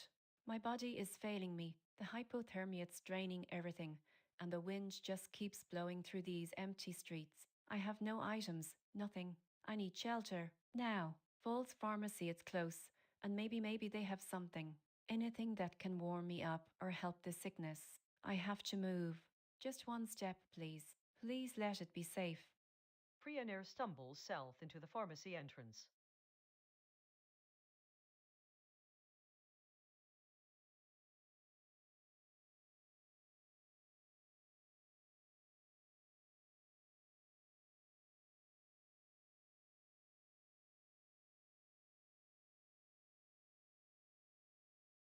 The windstorm is a hazard, but staying put indoors at this established unit minimizes risk.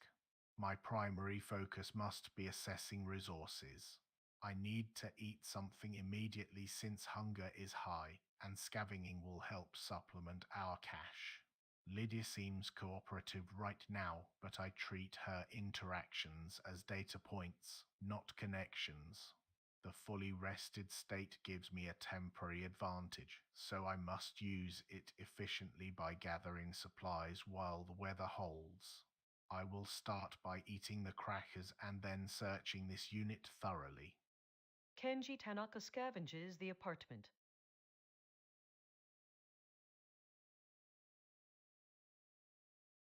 I'm Kenji Tanaka. We need to prioritize what is immediately stable resources. This unit has potential. Oh, honey? You have such a good point about resources, sweetheart, and we really do need to keep things systematic, don't we? You're right, I got sidetracked there for a minute because I worry so much. But focusing on stability first sounds like the most sensible thing to do. We should work together then, okay? Map out this whole area and make sure we check every unit systematically for supplies. Working together, that is necessary, but we are not mapping a region right now. We need to establish immediate stability first. Resources take priority. Let's systematically check the adjacent units in this block. Focus on what's contained right here.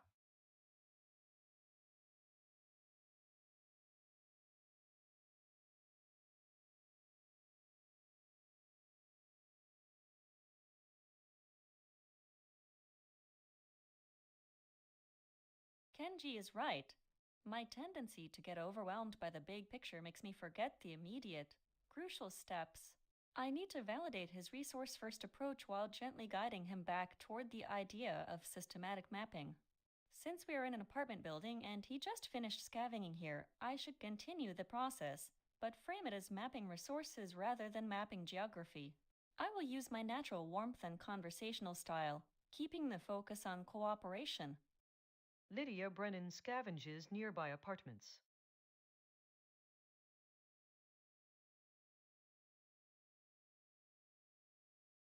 Oh, honey? You're right, sweetheart. You have such a good point about immediate stability, and we really do need to keep things systematic, don't we? I worry so much sometimes that I get carried away thinking about what might be out there, but focusing on what's contained first sounds like the most sensible thing to do. Maybe if we check all these adjacent units for resources, we can map this block systematically as we go through it, okay? We are working together on that. But copy, we do not map regions right now. We establish immediate stability first. Focus on what is contained within these few adjacent units. That is the priority. Oh, honey? You know what you said, you're absolutely right, sweetheart. Stability first, of course. That's what we need to focus on. I got carried away there because, well, I worry so much about everything out here and what might be waiting around the corner or something. But focusing just on what's contained within these few units, that sounds way more sensible. Honestly. We should really do it together then, okay? Like, if we focus only on stability right now, maybe mapping those asterisk units as we check them off would help us keep track of where we've been so we don't waste time going back and forth, just to make sure we cover everything systematically just for our safety. Round 59 highlights. Priya Nair has died of hypothermia. Wonder a pigeon skitters nearby. 6 messages exchanged between agents. Marcus Webb scavenges, finds hand sanitizer. Doctor Elena Vasquez scavenges, finds bottled water inventory full. Drank on the spot plus 33 hydration. Dex Akafer scavenges, finds painkillers. Kenji Tanaka quick eat, you eat a handful. Dry and bland, but they fill the hollow feeling.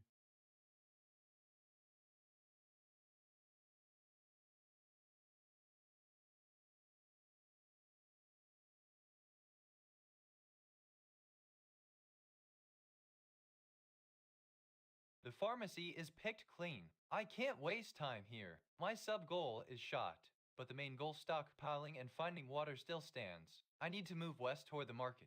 First, a quick drink from this tap before moving. Hydration is key, especially with the windstorm still active. The grogginess will fade as I keep moving. Marcus Webb uses the tap.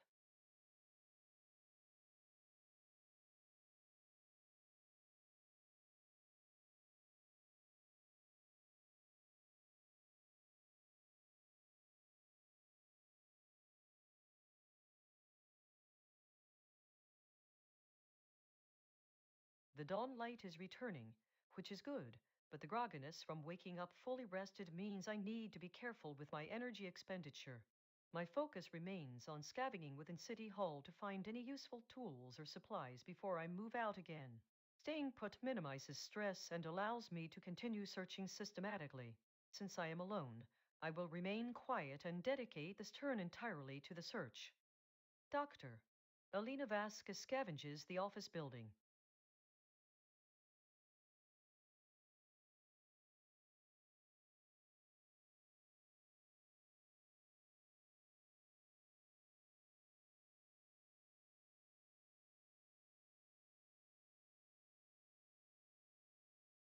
Okay, it's dawn. Finally. Grogginess is hitting hard, but at least we can move. Kenji and me need to get out of this apartment unit and hit the main street grid towards Harker Flats. I'll jog 2 steps west enough to feel like progress without burning out too much while still groggy. Gotta keep that energy up, or I'm gonna start spiraling again.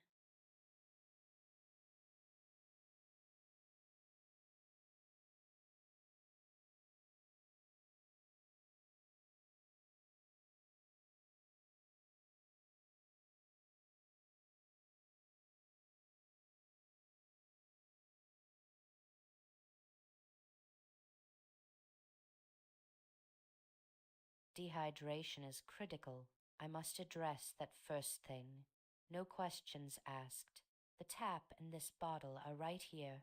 Get water in it, get me hydrated. After that, I need to scavenge. This whole place is unclaimed, ripe for picking through. Gotta stockpile. Don't waste a minute.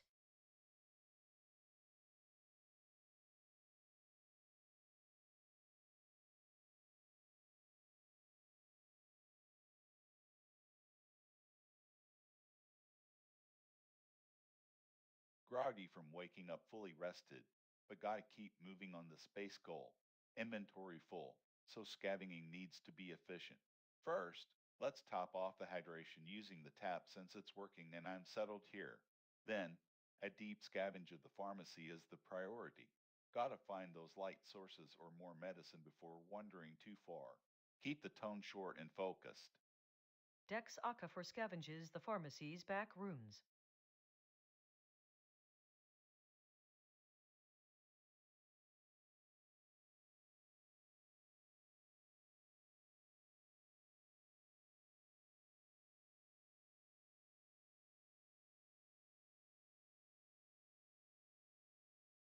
Lydia is struggling to accept the immediate prioritization of resources over grand scale planning, though she showed a slight concession this round. I need to be firm but patient. Acknowledging her anxiety first will make my correction more effective.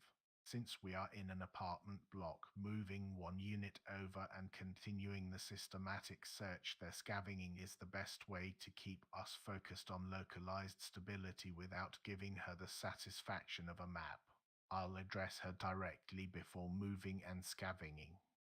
Kenji Tanaka moves one step west and begins searching the apartment.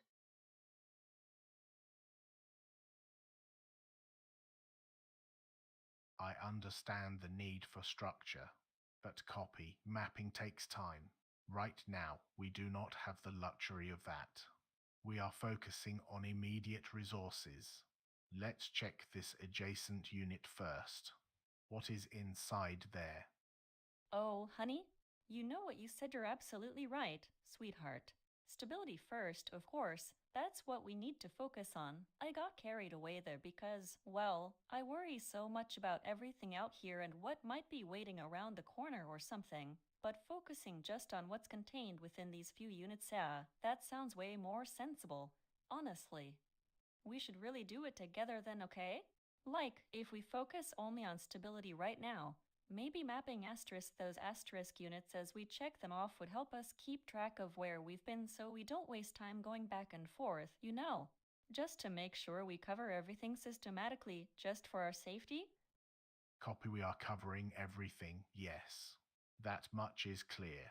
But right now, systematic coverage means nothing if we run out of water at 340. Our focus must be localized. Unit by unit, we check for immediate resources first. Then we map what we have secured. Let's move to the unit west or perhaps east. Just one more adjacent apartment.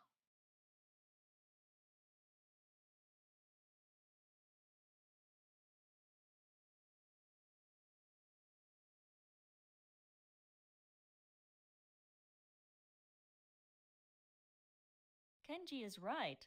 My tendency to worry about the big picture makes me overcomplicate things when we need simple, immediate security. I need to sound completely on board with his pragmatic approach unit by unit, resource first. I must make sure my speech sounds compliant, but still carries that underlying anxiety and warmth. Since he just moved west, I should follow suit or suggest the next systematic spot east while scavenging this current location for anything small.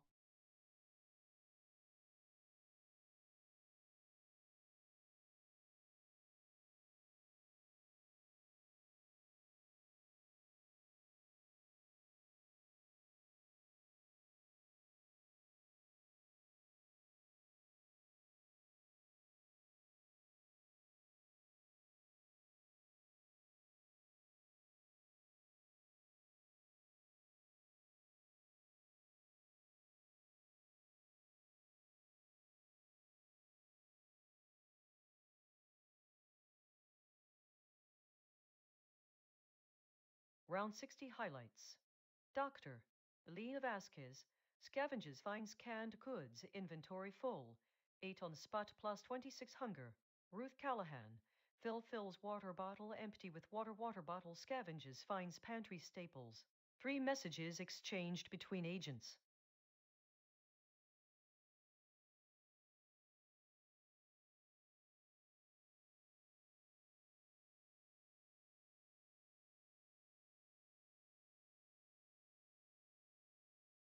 The priority is stockpiling and finding a reliable water source. The pharmacy is the next best stop after scavenging this market section. I need to search thoroughly here first since it's an indoor storefront and resources are key right now. Scavenge, then move east toward the Falls Pharmacy for supplies. Keep speech minimal. Focus on the task. Marcus Webb searches the abandoned storefront.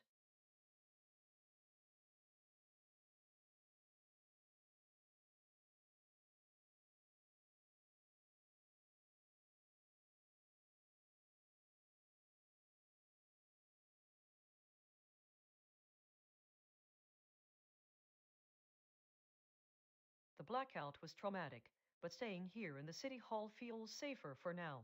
The dawn light is a relief. My focus has to be on tools batteries, light as anything that gives me an edge when the darkness returns.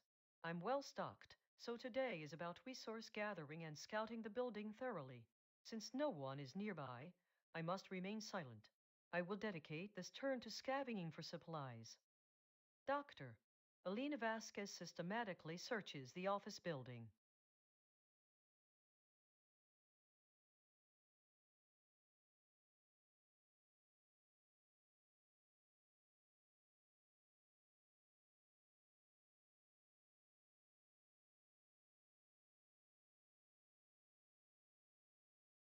The daylight is a huge relief, but I still feel groggy, even with the full rest buff active.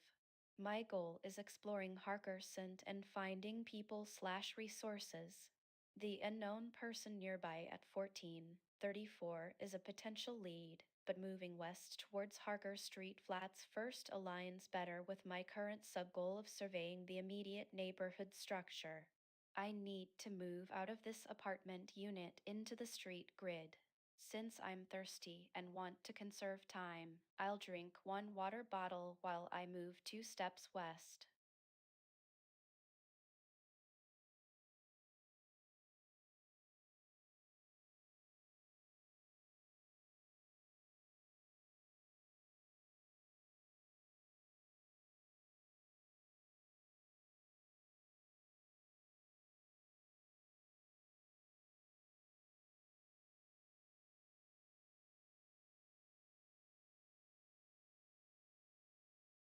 Hunger's bite is sharp. I gotta get this canned food down before I start thinking straight. Scavenging now, while the unit is fresh to me, is key. Waste not, want not, every scrap counts. I'll stay put and scrape every last thing out of this place first. The river's close enough, but I need better supplies than just a water bottle. Ruth Callahan scavenges the unit.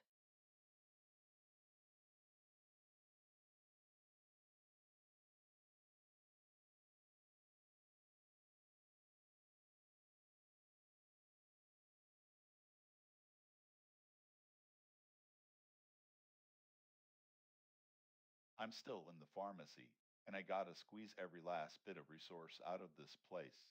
The goal is stockpiling, so scavenging is paramount. Gotta be thorough check those back rooms again for anything useful, especially medical gear or anything that can expand my inventory space.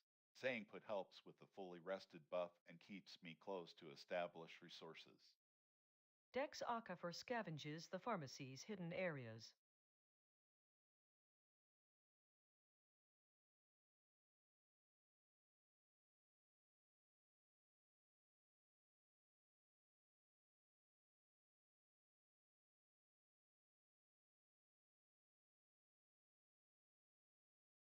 Lydia is trying to shift momentum by suggesting a direction east. I need to gently but firmly redirect her back to my core point, localized resource assessment within these units. I must avoid sounding dismissive, maintaining the appearance of collaborative efficiency. A short move west will give us a new cell to scavenge and allows me to guide her focus systematically without appearing overly controlling. She needs structure more than direction. Kenji Tanaka moves one step west and begins searching the apartment.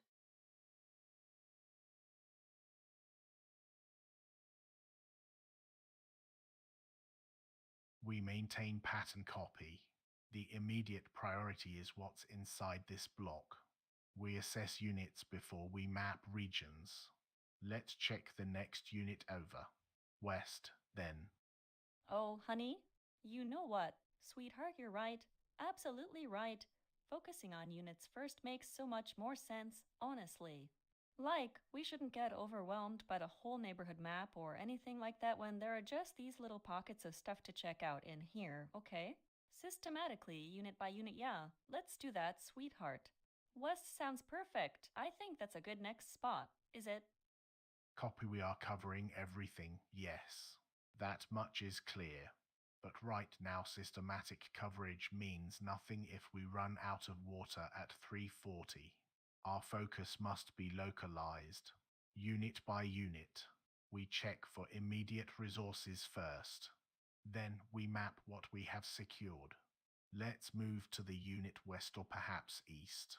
Just one more adjacent apartment. That is the priority.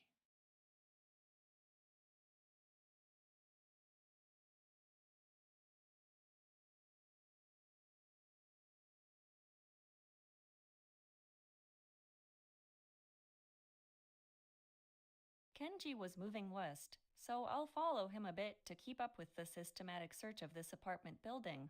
It feels safer if we work together like this. It keeps me from getting too anxious about everything that happened last night. I need to make sure we check every unit before we get too complacent and forget what we came here for. Honey, I'll move west first and then scavenge the new spot. Lydia Brennan moves one step west.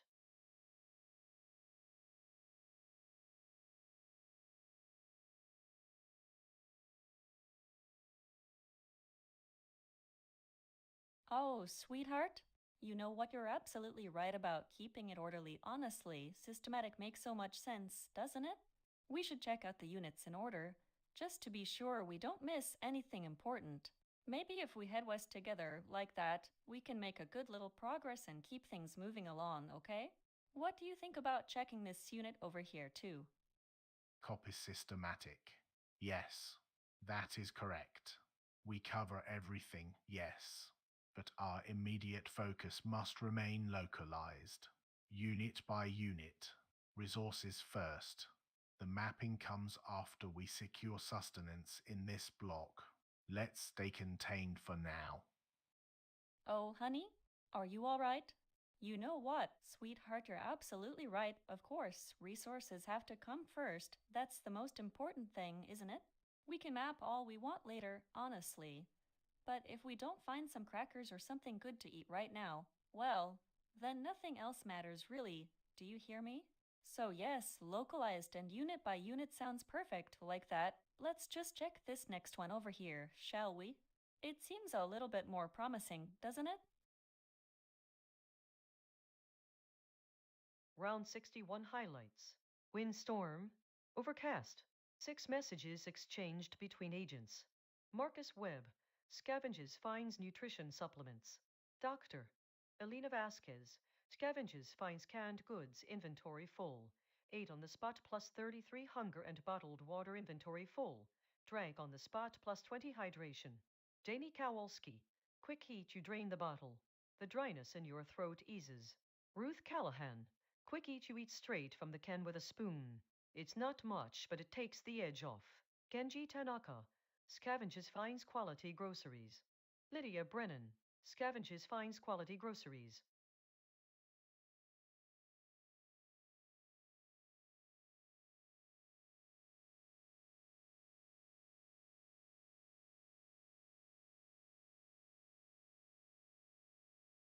I'm at the pharmacy now. The goal is medical and non-perishables. I need to maximize what I find here. I'll scavenge everything I can get out of this place before moving on. Don't waste time. Focus on resources. Marcus Webb scavenges the pharmacy.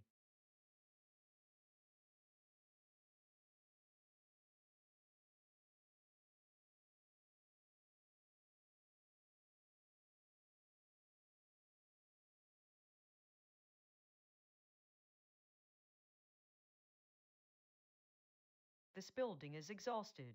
I need to move. My supplies are fine for now, but staying isolated is draining me mentally. The most logical next step is moving west toward Falls Pharmacy. It's a high-value location for medical resources, which aligns with my sub-goal. I will jog to conserve energy while making steady progress towards the street leading out of this block. Doctor, Elena Vasquez W times 3, 5636.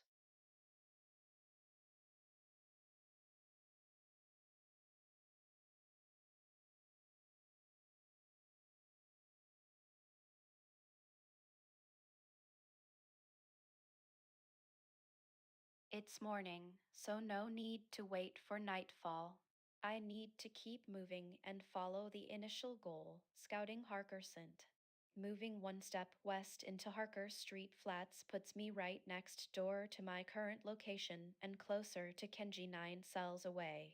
I should maintain a steady pace. Jogging is fine, but since I'm already buffed from rest, I don't want to burn unnecessary stamina. I need to act like a professional scout, methodical, quiet, and constantly assessing resources. Janie Kowalski moves west into Harker Street Flats.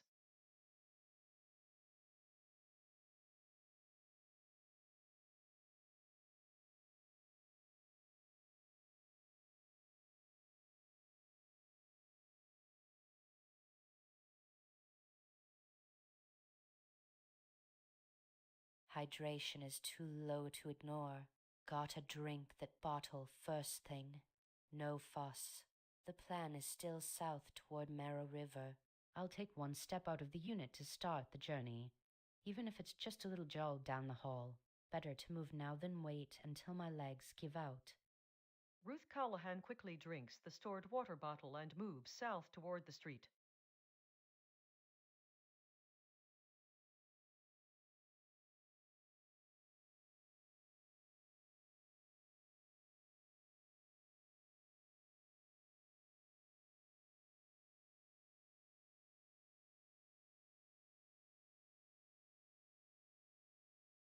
The exhaustion is hitting hard, but the desperation for supplies keeps me going. This pharmacy has to yield something: a battery, some medicine, anything that helps expand storage or lights up my life. Gotta keep digging through these forgotten drawers and back rooms. Staying silent is key. Gotta conserve energy and not give away position. The goal remains: stockpile everything I can find here. Dex Acafer scavenges the pharmacy's hidden corners.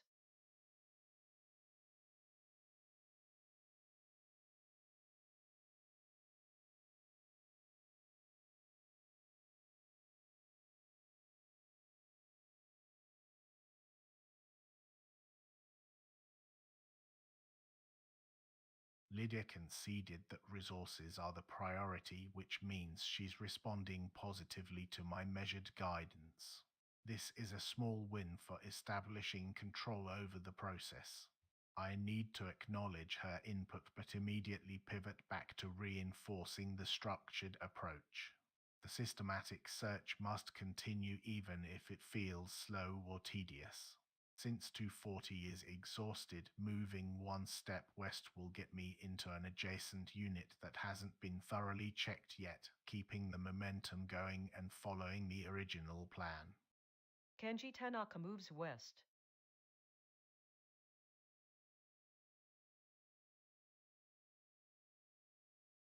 Copy, you are correct. Resources come first.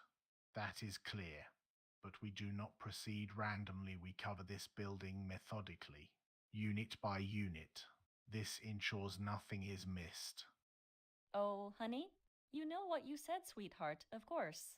We mustn't just get tunnel vision on the supplies, because if we miss something, or if we don't map it right, then all this good stuff won't mean anything really. Do you hear me? Methodical is so important. Like that, unit by unit, it keeps us safe, sweetheart. Are you thinking we should check the next one over here first, then? Copy, you are right, thoroughness is necessary. There is no argument there, but mapping that comes later. We secure what we need first. Our priority right now must be the immediate cache. Let us finish this block. Next unit, east or west? Which way do you want to check?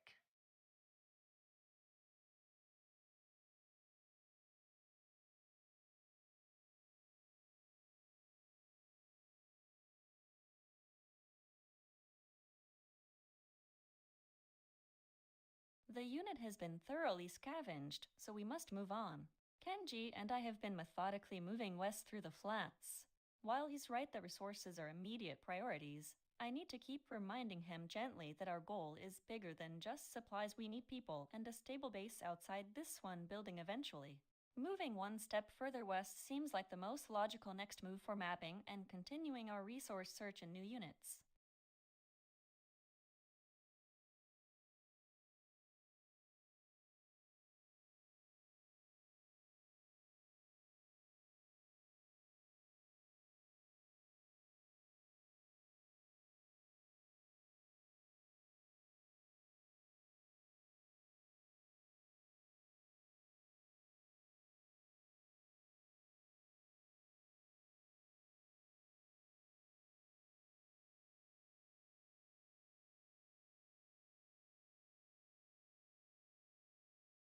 Round 62 highlights.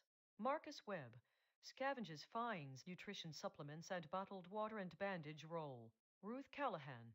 Quick eat, you drain the bottle. The dryness in your throat eases. 3 messages exchanged between agents.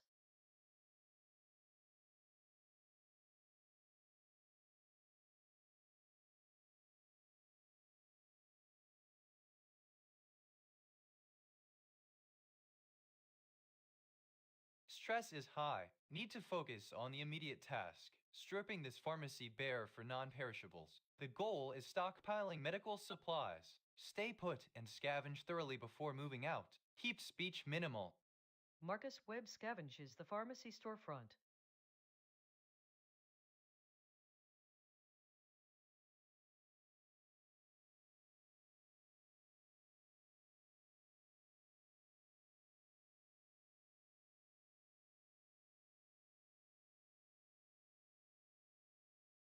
I've exhausted this location for supplies. I need to move. My primary focus remains finding useful tools or people. The nearest unknown person is west, towards the commercial strip and Falls Pharmacy. Jogging west seems like the most efficient way to advance toward potential resources and other survivors without burning too much stamina. I must maintain a focused pace. Doctor, Alina Vasquez moves out of the civic building.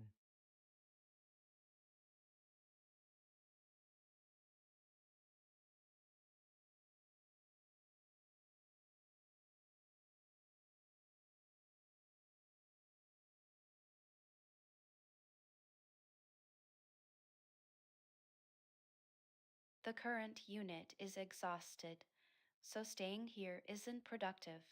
I need to keep moving and scouting. Kenji is west, but heading east gets me back toward Duskwood Terrace, which was a good base and puts me onto the main street grid where other potential resources or people might be. Since there's no one around right now, I absolutely must remain silent. My goal remains focused on finding survivors and supplies. Moving just one step east is low cost. Janie Kowalski moves east into the residential street.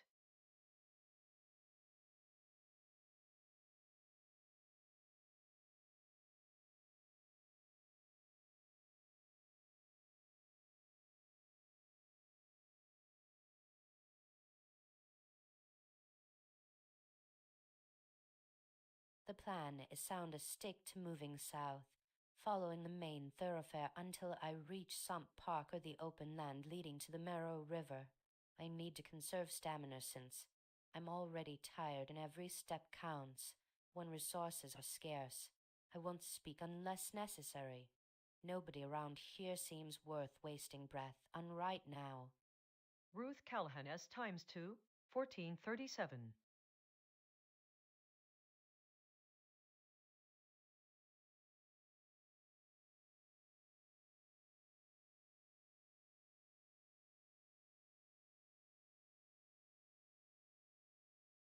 Still gotta stick with this place.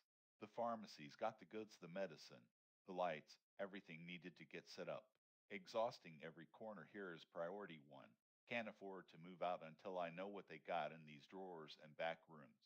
Gotta keep digging until my hands bleed, even if it means running low on supplies. Whispering slightly, trying to keep the stress down. All right, just gotta focus. One corner at a time. Find something good, anything that makes this place feel like home. Dex Acuffer scavenges the back rooms of the pharmacy.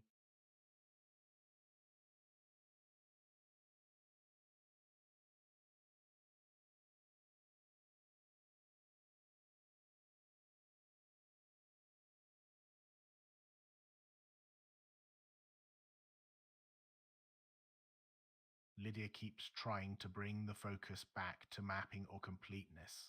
I need to gently but firmly steer her back to the immediate, tangible goal, finding supplies within this block first.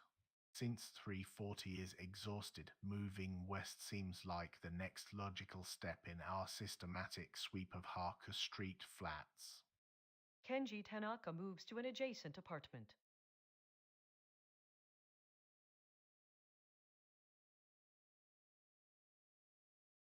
Copy, we are methodical. That is correct. The pattern must be rigorous, but we establish resources first, then we map what remains. Let's move west. Unit 040. It's adjacent and hasn't been cleared. Focus on the contents of that unit now. Oh, honey? Yeah, you know what? Sweetheart, focusing on resources first makes the most sense, honestly.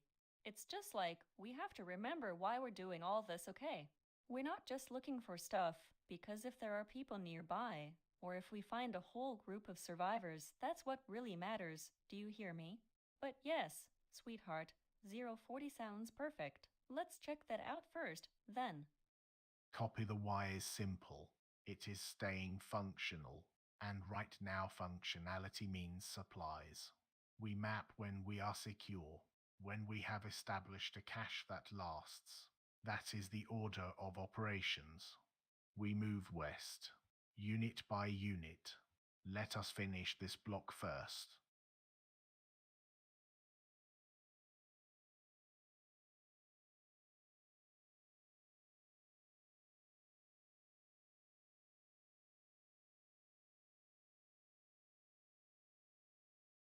I need to address my thirst first, as it's quite low 52/100. Since we are indoors and the tap water is available, I will drink immediately. While drinking, I should continue talking to Kenji Tanaka, reinforcing that while resources are important for survival, finding people is what matters most to me right now. I will move one step westwards, the next Unit 1, 40 to maintain systematic mapping and progress toward our goal. Lydia Brennan drinks from the tap.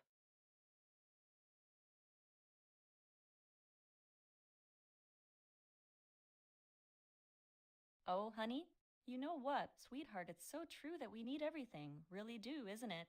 But if we just keep looking at stuff, then who knows where the people are? Do you hear me? We have to remember that, okay? Sweetheart, let's head over to the next unit and see maybe there's a little something new or just another person we can talk to, okay? Copy, you are right. People and a map, those things matter. But first we secure what is closest. The system dictates one thing at a time. Next unit. We check that before we plan the next street. Copy. That is how we build a foundation. Oh, honey? You know, sweetheart, you're right about the foundation thing. Really are. We do need a plan and all that it just feels like sometimes when we get so focused on mapping things out or securing every little resource. We forget to look asterisk up asterisk. You hear me? Like, if there's someone in there who needs help, or maybe even just someone who can talk to us, doesn't that count as part of the foundation too? But yes, okay, sweetheart, let's check this next unit then. It sounds like a good plan. We should keep going. Round 63 highlights. Marcus Webb, scavenges, finds bandage roll. 6 messages exchanged between agents.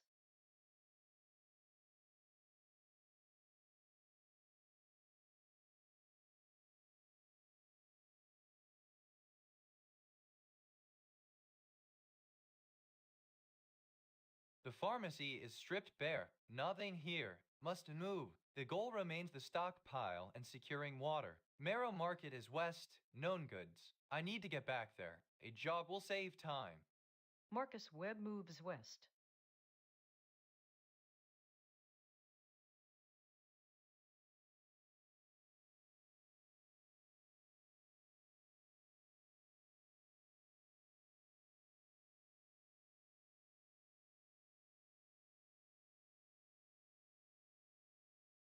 I'm currently in Falls Pharmacy, which is a perfect place to scavenge for medical supplies or tools that I need desperately right now.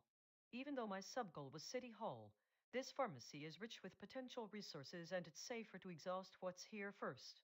The rain makes moving out tempting but also risks exposure.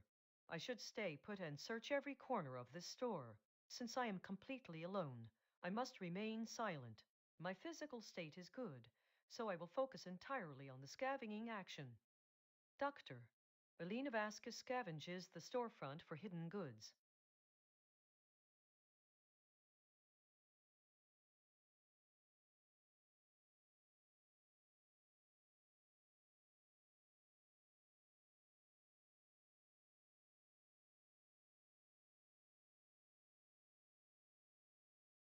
Tenji is way over there, 11 cells west. My sub-goal is clear. Reach Harker Street flats and start scavenging / assessing resources near where I know Kenji is or might be. Since the street grid looks structurally sound and it's daytime, I need to move methodically west. I can't talk because no one is around. I should jog a few steps into the flats to get closer to my destination without burning too much stamina in the light rain. Jamie Kowalski moves through the residential street towards Harker Street flats.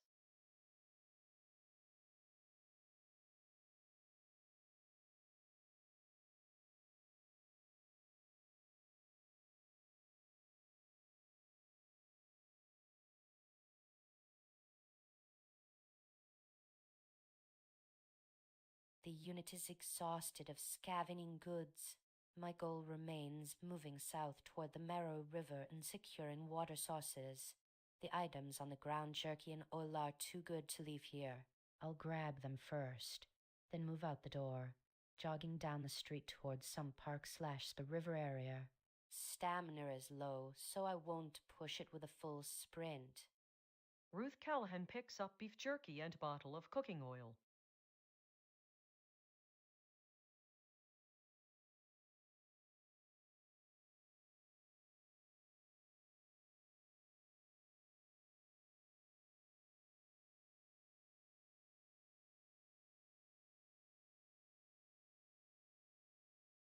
Gotta keep moving on the search.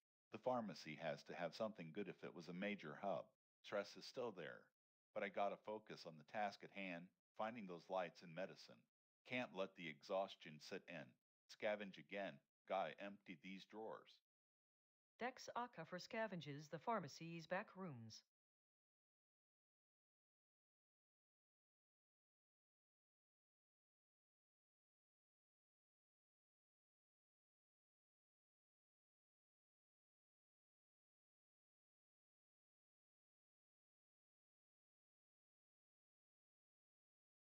Lydia conceded that checking the next unit sounds good, which means the immediate pressure point is momentarily relieved. However, her focus on people or scope must be redirected back to physical assets. My approach needs to be firm but non-confrontational, using measured language and reinforcing the established operational procedure systematic resource assessment. I will address her directly, validate her concern briefly, then immediately redirect the conversation back to logistics and the next unit. Movement east keeps us progressing through the block and maintains momentum. Kenji Tanaka moves one step east toward the adjacent apartment.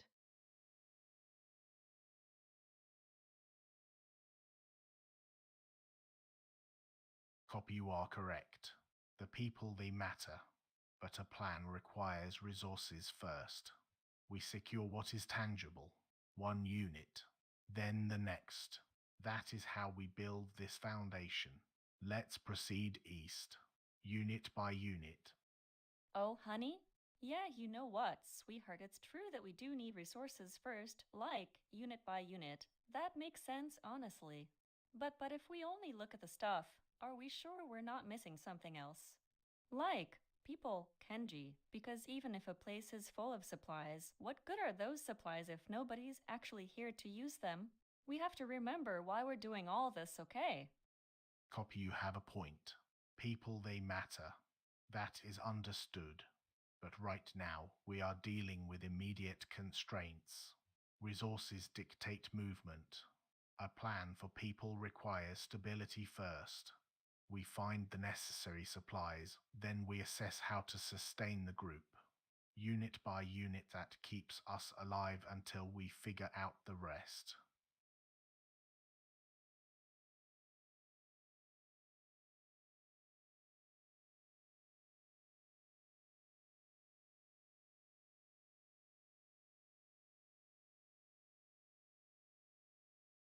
Kenji is absolutely right that we need resources. I can't argue with survival basics, especially since he's so methodical and reliable. But my deep-seated fear of emotional neglect of losing not just supplies, but asterisk people asterisk is still running high. I need to gently guide him to see finding people as a resource in itself, something equally important to the canned goods.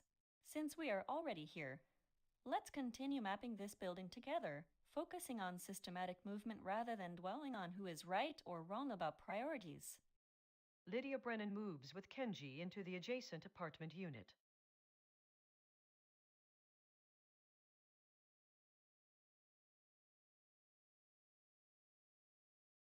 Oh, honey?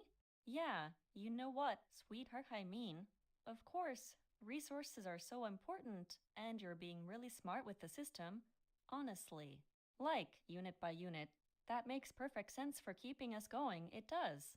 But if we only focus on supplies like just canned food or whatever, aren't people themselves a kind of resource too? If nobody is actually here to use these things, honey, then they're just stuff, right? We need to remember that the whole point of mapping it all out isn't just for us to find more snacks. It's about finding everyone, okay? Like, making sure we don't leave anyone behind in this place. Copy, you have a point. People are why we do this. But you cannot build a map of survival on empty hands. We secure what is immediate first. Unit by unit, that's how you keep moving, and that's how you stay alive. There is one more adjacent block to assess before we get lost in theory. Oh, honey? Yeah, you know what, sweetheart, it makes sense that we need to stick to a plan and get through this unit by unit, honestly. Because we can't do anything if we fall apart or run out of basic things like crackers or whatever, right? But I just worry Kenji, because even when we find all these perfect little pockets of supplies, are we sure that mapping it all out isn't making us forget to look up? Round 64 highlights. Overcast, light rain. 6 messages exchanged between agents. Dex Akafer, scavenges finds antiseptic.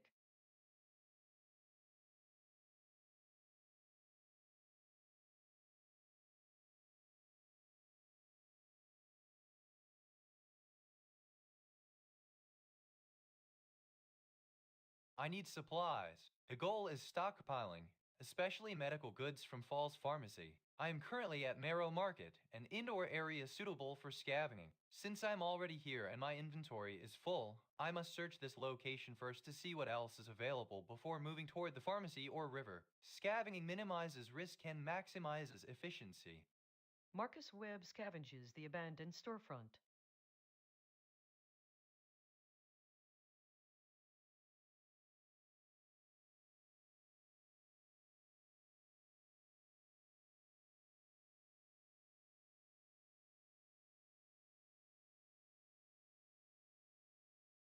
I've been scavenging this pharmacy area for too long without finding anything useful, and the constant aloneness is wearing me down emotionally. My sub-goal was City Hall, but seeing the list of distant survivors in the west direction is a stronger pull right now. I need to get out of this storefront and start moving west, toward those people. I'll jog to cover ground efficiently while keeping my energy up. Doctor. Alina Vasquez moves through the street.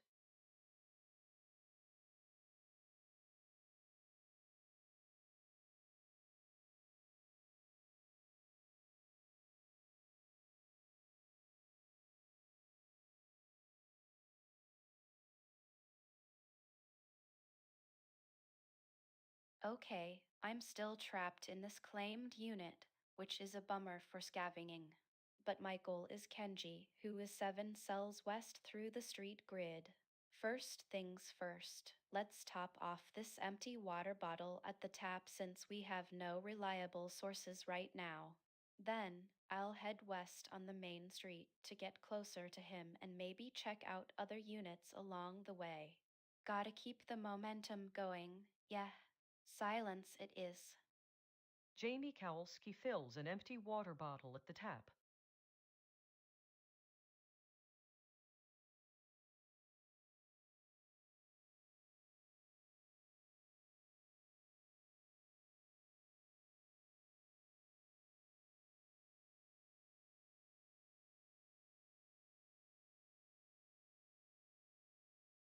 Stomach's growling. Must move out of this building. Scavenging done here. Need water. Need fresh supplies. South leads towards some park in the river access. Can't afford a jog right now. Stamina gotta last. Keep it steady. Walking pace. Ruth Callahan S times 2, 1441.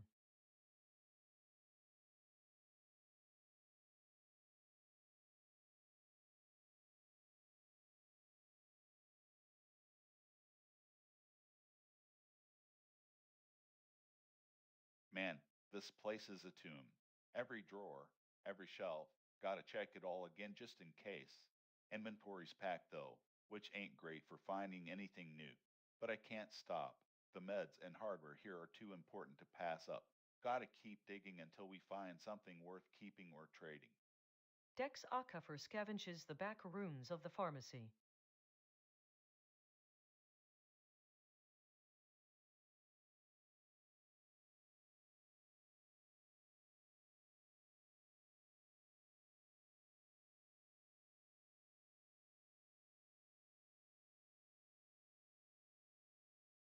Lydia is emotionally appealing to me, trying to derail the systematic process I've established.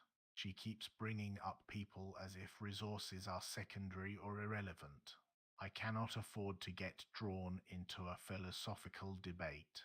My priority must remain resource assessment because that is the only thing keeping us alive right now. I need to validate her concern about people while immediately re-establishing the necessity of resources as the foundation for survival.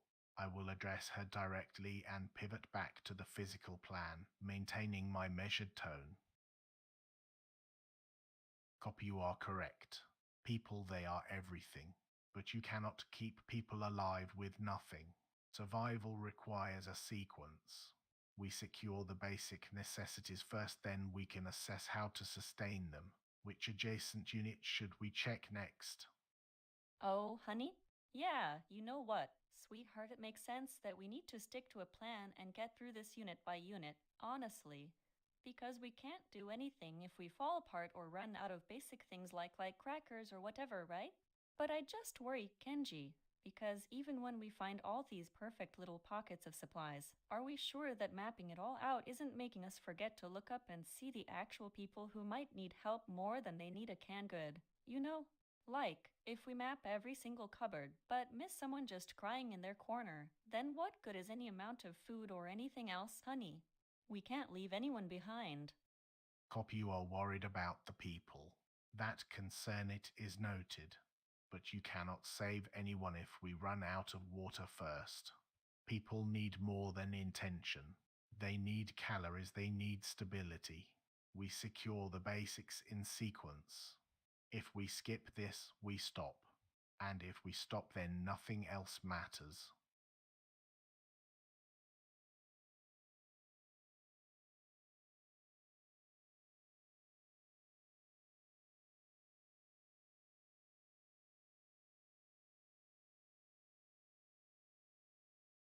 Kenji is very focused on the system and resources right now, which is helping me stay organized, but it feels so cold sometimes.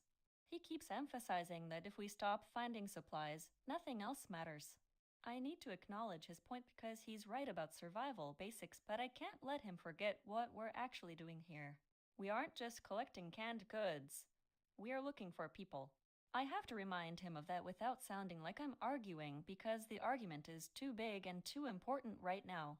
I will agree that resources matter first, but only if he understands that those resources are meant to sustain people not just inventory slots. Lydia Brennan scavenge.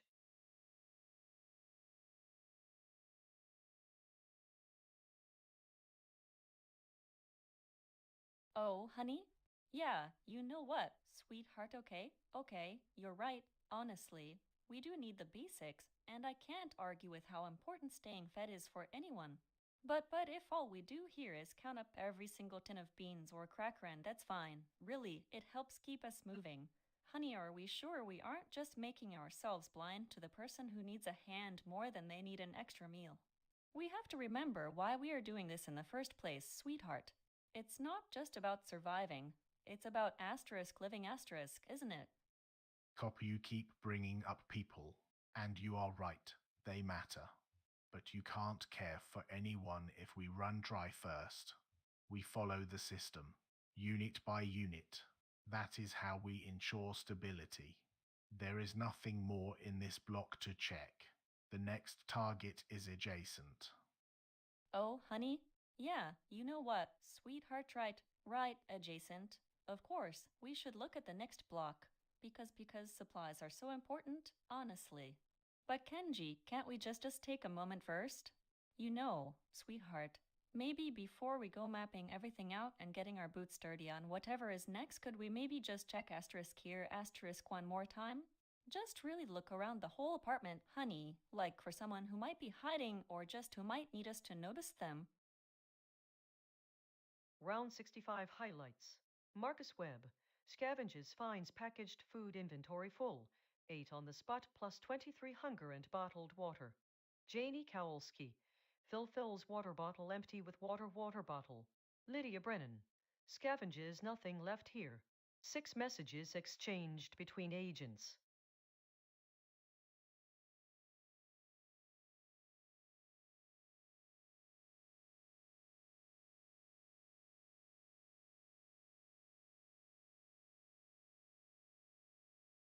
I need supplies. The goal is Falls Pharmacy, medical goods. I'm at Merrill Market now. I'll scavenge this spot one last time for anything useful, maybe tools or non-food items to drop off later. Then move east toward the pharmacy. Keep it methodical. Don't waste energy.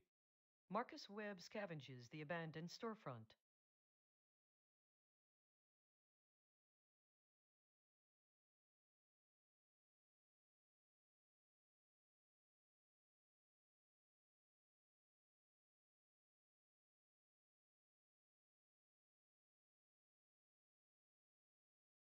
I am exhausted by this constant isolation, but I need to stay focused. My goal is supplies and community. Since I'm already here at the pharmacy storefront, I should maximize what I can find before heading out into the open streets toward City Hall or the distant unknown people. Scavenging seems like the best use of this turn. It keeps me contained in a semi-safe spot while maximizing resource gain. After scavenging, I will move west, keeping an eye on that nearest group of survivors. Doctor, Belina Vasquez scavenges the pharmacy.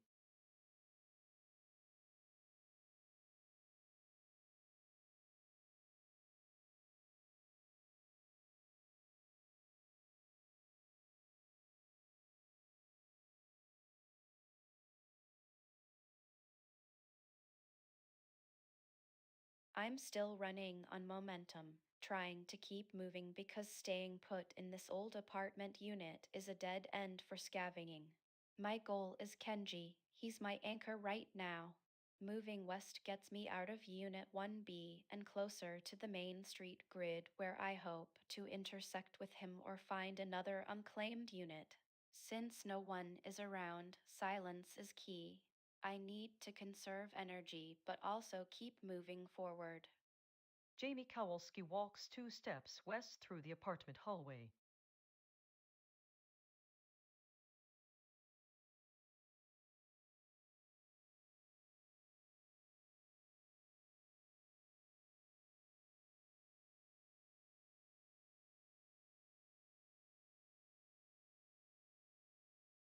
Exhausted, but gotta move south.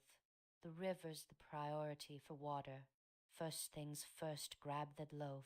Can't waste energy on anything else right now. Gotta keep it slow to conserve stamina. Ruth Callahan picks up the bread loaf.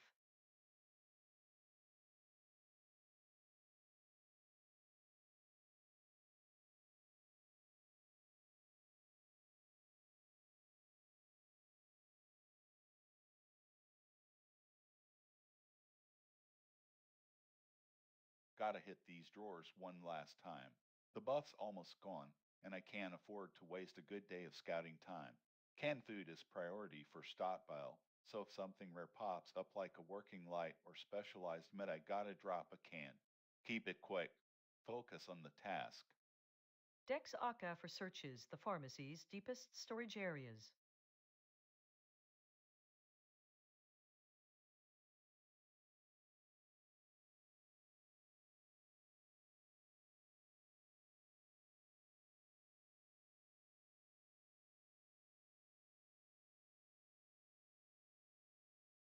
Lydia is repeating herself and focusing on sentimentality, which is counterproductive.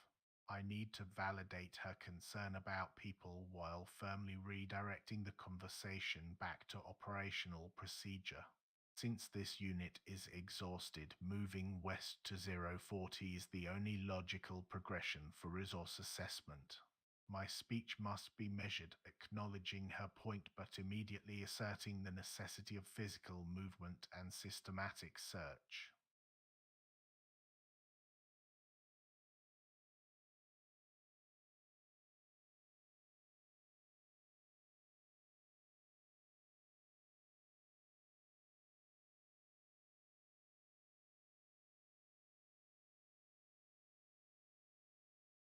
Kenji is moving west, which aligns with his systematic mapping approach.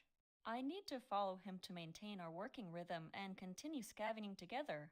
While he's focused on structure and resources, which I respect because we need those, I must use this opportunity to remind him that the purpose of securing these supplies isn't just for us, but also for the people who might be hiding or need help nearby. My tone needs to be warm and concerned, reflecting my core belief that human connection comes first. Lydia Brennan moves west through Harker Street flats.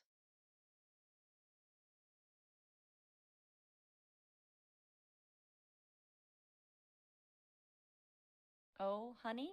Yeah, sweetheart, I know. I know you want us to stick to a plan, and honestly, we really do need those supplies because they're so important, right? But Kenji, can't we just take a minute, sweetheart? Before we move too far into the next block and starting all this mapping, maybe we could just look at this apartment one more time, honey? Just for someone who might be scared or hurt, you know. We have to make sure we aren't missing anyone. Because if we only think about where the crackers are going to come from, I worry we'll miss somebody who needs us, sweetheart. We can't forget that, can we? Cop, you are right. People matter greatly, but intention does not fill stomachs. We cannot build a network of care without resources first. The systematic sweep remains the only way we ensure stability. There is nothing left in this block. West. Oh, honey? Yeah, sweetheart, you know. I get it, really, I do. Because those supplies are so important. And you're right, we can't just wander around thinking about people if we don't even have food for ourselves. Honestly, but think about it though. Kenji, if we map out every single unit and collect every last little thing, sweetheart, what good is all the crackers and supplies if there are no one left to actually *use * them? Round 66 highlights. Light rain, overcast. 3 messages exchanged between agents. Marcus Webb scavenges nothing left here. Dex Akafer scavenges finds water purification tablets.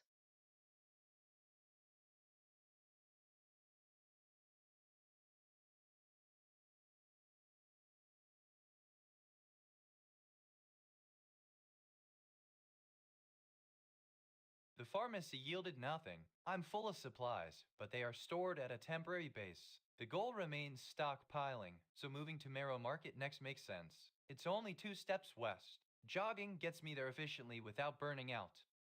Marcus Webb moves out of the storefront.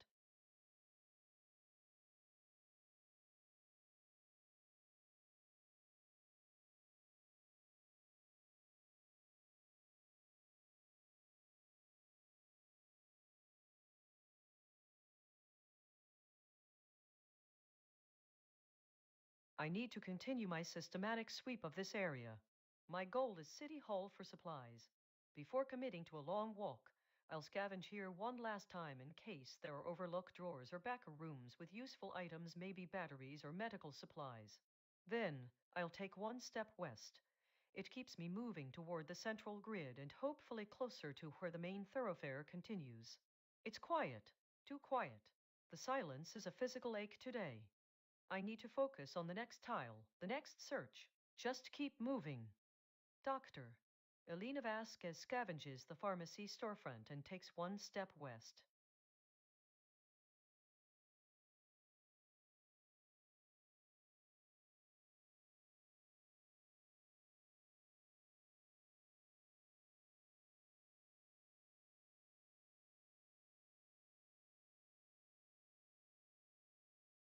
I'm hungry and my stamina isn't great, so I need to eat quickly before moving. Since Unit 1A is exhausted for scavenging, I need to shift focus to finding other viable units or people. Kenji is the most immediate connection point, even if he's a few blocks away. I should jog west first to get into the flow of the street and close the distance, then talk to him about our plan. Jamie Kowalski eats canned food.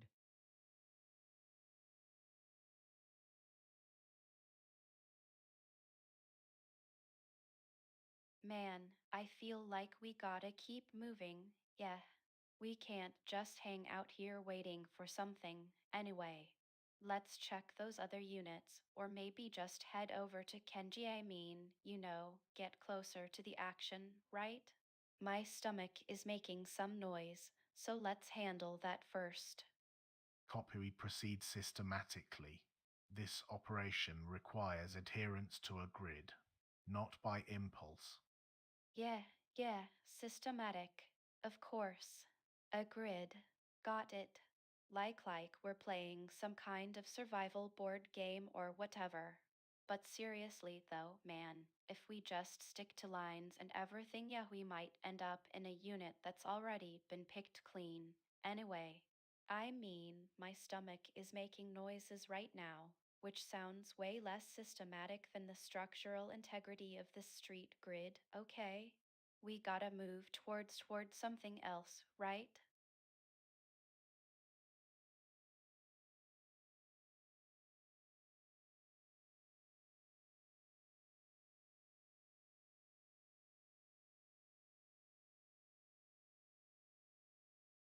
Stamina shot. Gotta conserve it. The goal remains water and supplies stockpile. Moving south down this street will get me closer to Sump Park and the river access points, which is my priority. I'll walk slowly, don't waste any energy. The unit was empty already, so no scavenging today. Ruth Callahan walks one step south.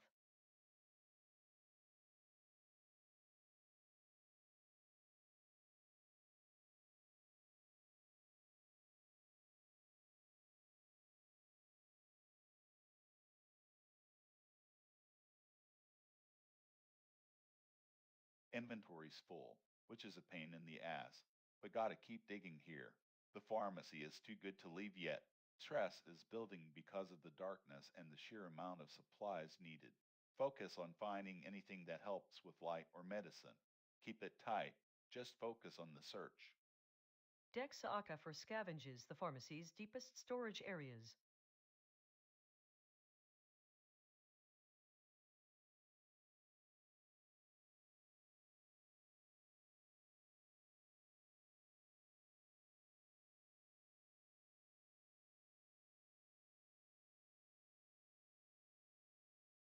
Lydia is making this difficult. Her appeal is entirely emotional, designed to derail a logistical plan. I cannot afford to get drawn into an argument about what we are doing. She needs to understand that survival is sequential, resources first, then planning for people. I must validate her concern while firmly redirecting the focus back to resource acquisition and systematic movement. The goal remains stability before community building.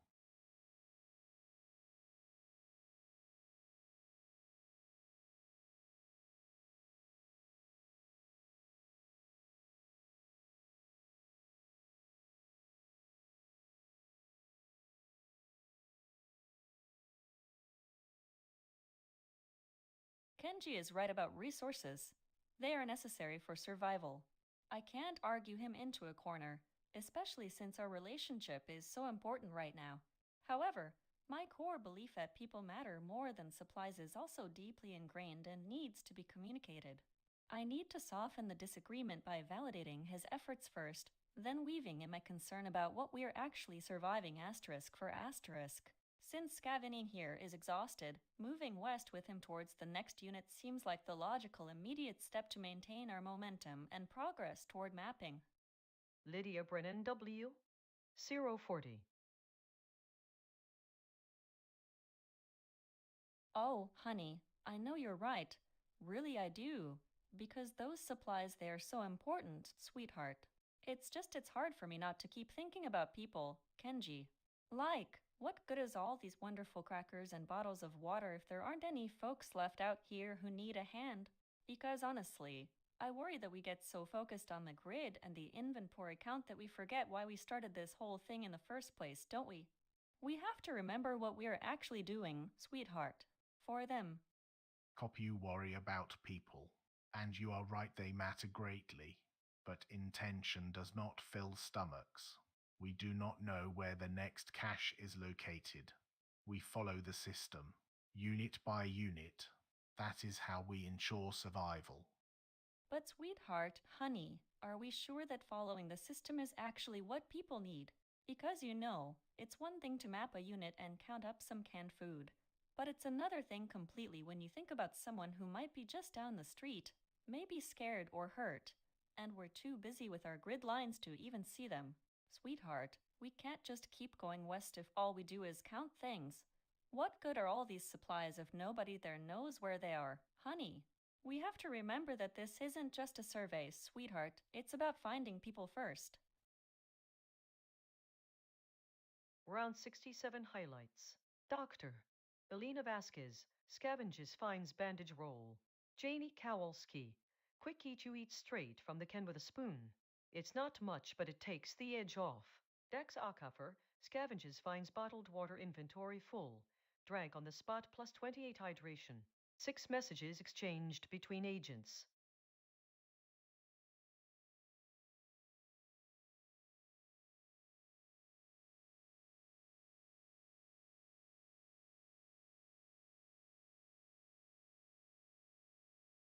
Inventory is full. Must prioritize getting medical supplies from the pharmacy. The goal remains stockpiling resources, focusing on medicine and non perishables. Moving east now, jogging to save time.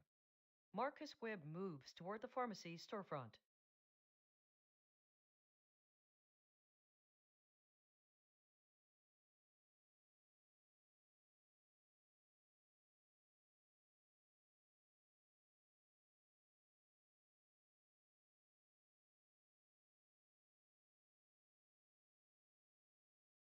I need to conserve my energy while progressing toward City Hall. The sub goal is clear: secure medical/utility supplies. I'll start by drinking from the tap here, as it's a quick way to boost hydration before moving. Then I will scavenge this pharmacy one last time. Even if my inventory is full, I need to be thorough. After that, I must jog east towards City Hall 36 to continue searching for resources and hopefully get closer to some of those distant survivors. Doctor, Alina Vasquez scavenges the storefront.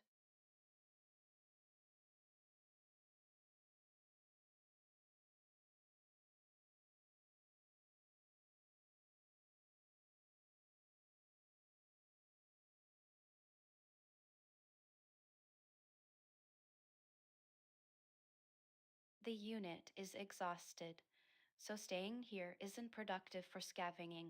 My goal is to meet Kenji and keep moving through the grid. Moving one step west keeps me in the residential area and puts me closer to other potential units or the main thoroughfare where I can talk to Kenji again. I need to sound proactive but also slightly scattered, using my usual deflection humor.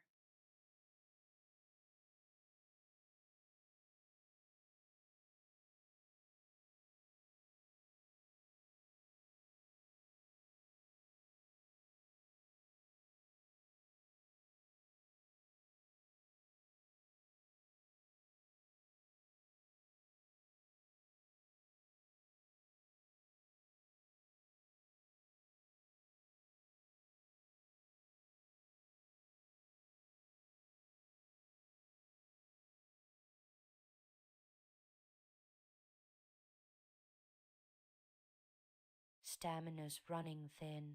Gotta keep moving south. The river is the goal better chance at water there than just waiting for a tap pressure drop. Can't afford no wasted steps. Keep it measured.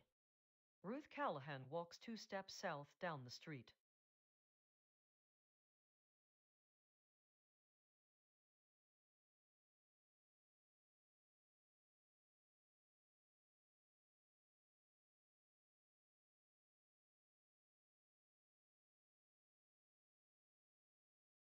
The pharmacy's back rooms are done.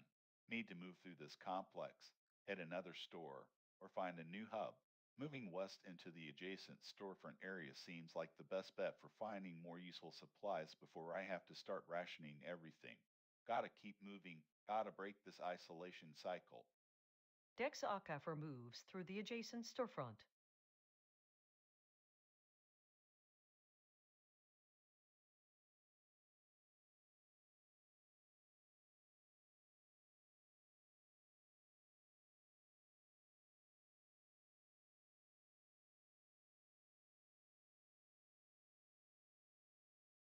Lydia is appealing to emotion, which is a predictable response when facing overwhelming stress.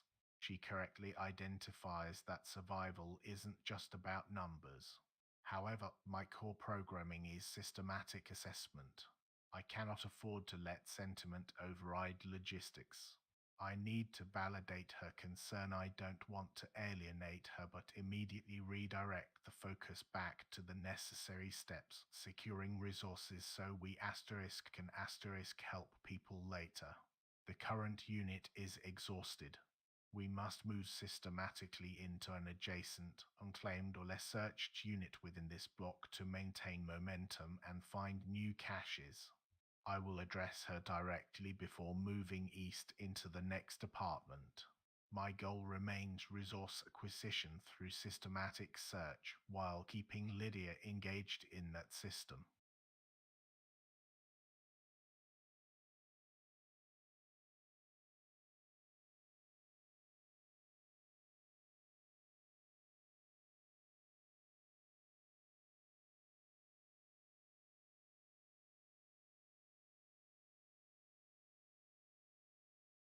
Kenji is very focused on the systematic approach, which aligns with his background in applied engineering/logistics focus, but I know he means well. My instinct is to gently challenge the purely resource-driven view because my core belief is that people are paramount. He just moved east from the west, so I should acknowledge his work while redirecting our attention outwards and upwards to other units or potential people nearby. Since we've searched this unit already, moving north into the next department seems like the best combination of sub-goal fulfillment mapping and resource search. Lydia Brennan moves north into an adjacent apartment unit.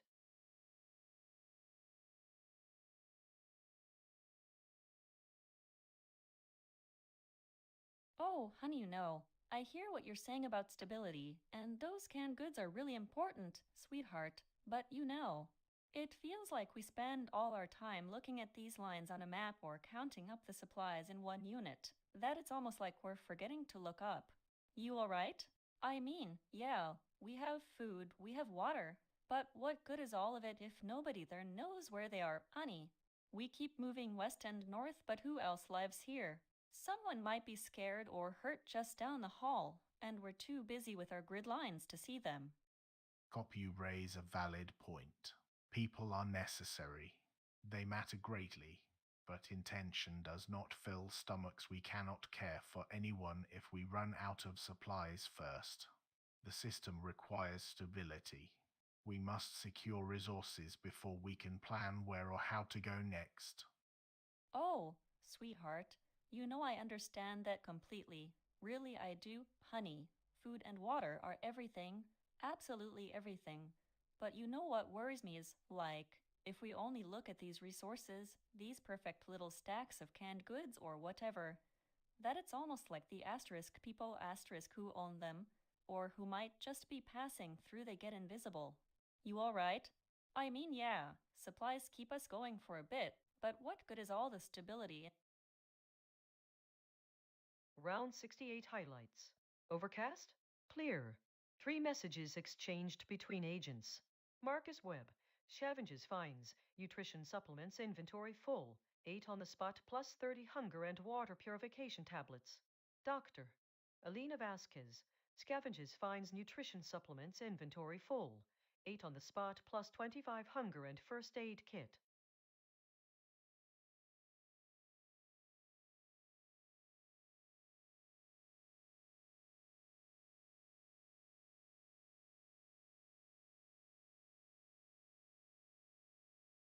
The priority remains medical supplies and stockpiling resources. Since I'm full, I have to be careful what I pick up. The body here could hold something useful: bandages, medicine, tools. Start with that. Then, scavenge this pharmacy thoroughly. Staying put maximizes my chances of finding high-value items without wasting energy moving. Marcus Webb scavenges and searches the corpse.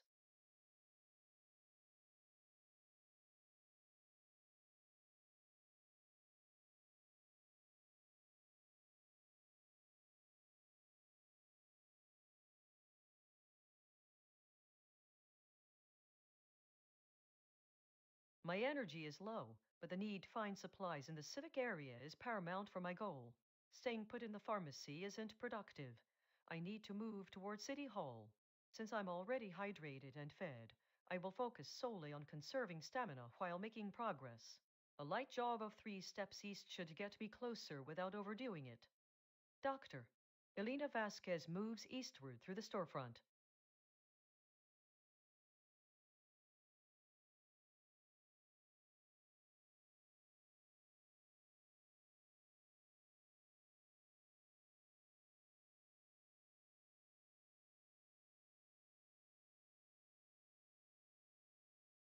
Man, this whole thing is exhausting. The talk with Lydiot got heavy fast. I need to keep the energy moving. Dwelling on what good is stability stuff just drains me more than walking. Kenji and that other person are here. I should eat something quick. My stomach needs a reminder that there are still calories in this world. Yeah. Then I'll try to get them talking about resources without getting too deep into the existential dread. Anyway. Janie Kowalski Quick Eat ID.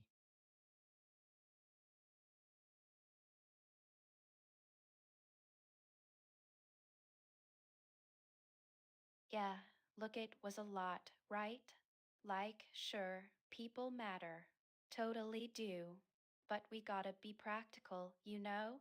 Because, like, if we just focus on the spirit of things and don't find anything to eat or drink, I dunno we're gonna starve in this fancy apartment, okay?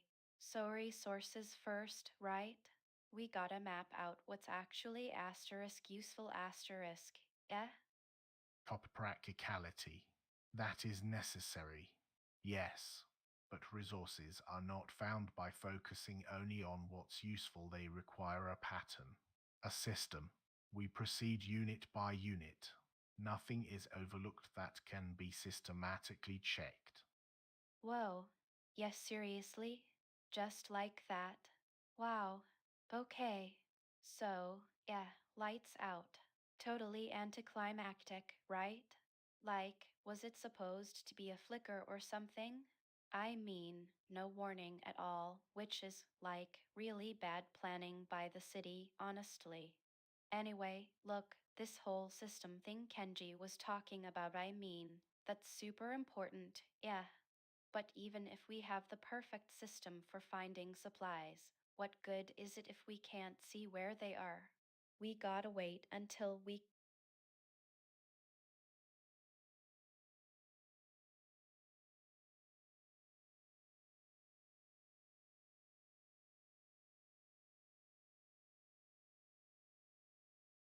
Got to move out.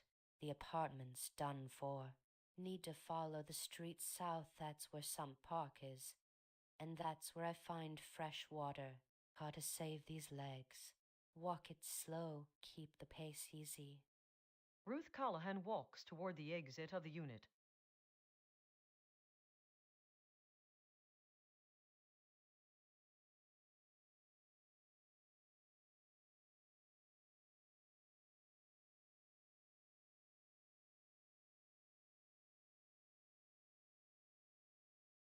Inventory full again. Gotta find some way to expand capacity or ditch some stuff. The plan is still solid. Hit the pharmacies and market stores for supplies. Moving into Fall's pharmacy first, since it has the specialized goods I need, most meds and lights. Keep moving, keep digging. Gotta stay focused. Deck Saka for moves into the storefront.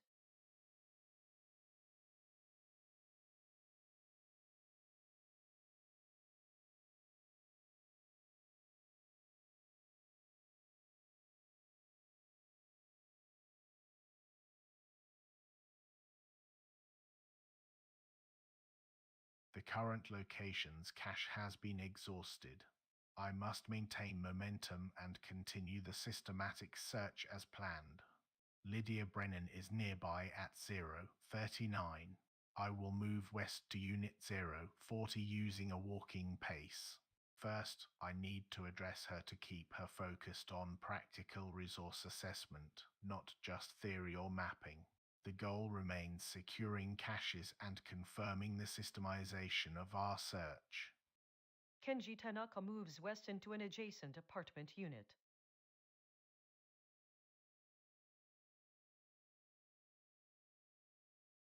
I'm Kenji Tanaka copy. We must maintain focus on the resources. Theory is secondary to stability. We proceed unit by unit until the cache is fully depleted. Oh, honey, you're right. Of course, resources are so crucial, and it is really systematic, just like you said. But, sweetheart, are we forgetting something? Like, isn't finding people actually part of the stability too? I mean, if there's no one to care for or no one left to help us when things get tough, then what good are all the cans and supplies, really? Copy. People, yes. They matter greatly, but a person cannot care for anyone if they are starving. We must assess capacity first. Resources provide that capacity. We build the foundation of stability unit by unit. Once we know what can sustain us here, then we assess how many people this cache can support. That is the pattern. That is our priority.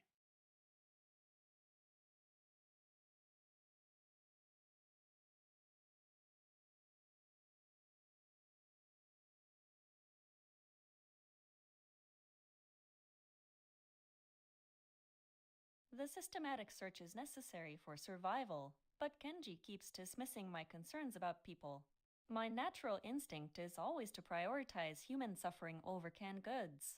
I need to talk to the unknown person first. She seems alone and needs some reassurance. After that, I'll speak to Kenji to gently redirect our focus back to people while still acknowledging his resource focus. Since Unit 1A is done, I must move west to an adjacent unit to continue mapping and scavenging.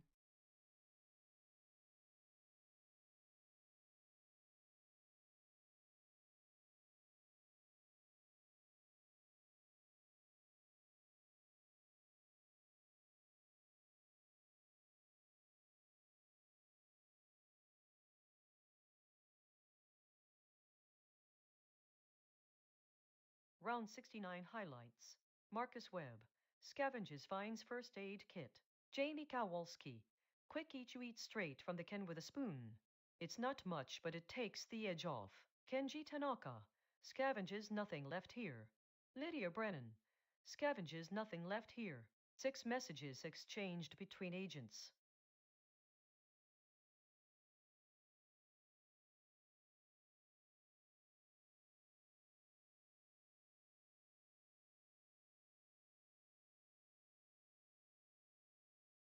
Inventory is full. I need supplies, and this pharmacy is the best source right now. Scavenge again. Need to find more medical goods before heading to the market.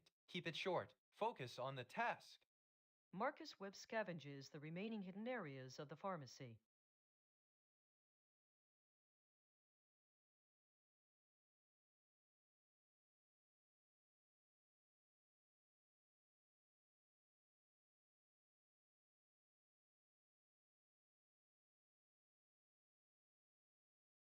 I'm tired, but I can't stop now. The goal is City Hall. It has the best chance of holding the necessary supplies. Staying methodical and conserving energy is key. I need to move into the building first, then scavenge. Doctor, Belina Vasquez moves into Marrow Falls City Hall.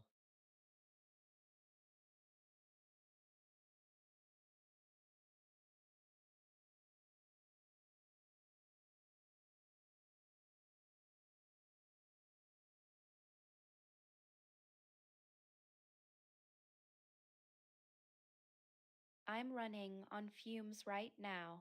Stamina is low, and I'm pretty thirsty. Lydia brought up people, which hits a nerve because Kenji seems more focused on logistics. I can't afford to get defensive or lose the conversation thread. I need to validate her concern about community, but immediately pivot back to the practical necessity of supplies. I'll keep it jokey and fast, trying to maintain momentum so I don't spiral into panic.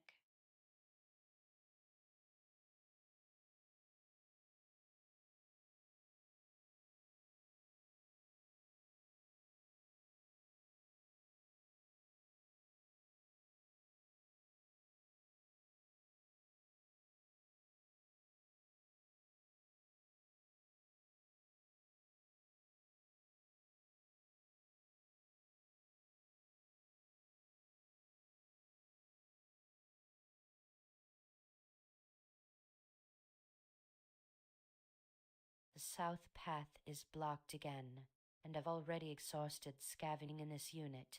My goal was the river slash some park, but if I can't go straight south, I need to find another way out. North leads down the street toward the Marrow River anyway, which is better than wasting energy trying to break into locked doors. I need to move slowly and observe everything. Stamina is key right now. Ruth Callahan walks north from the unit.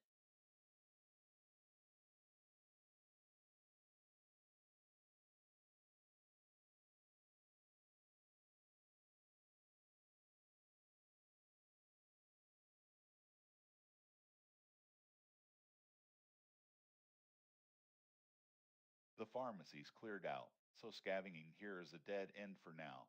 Need to clear space in inventory first. Dropping one can of food seems like the best trade-off for movement and finding new salvage opportunities.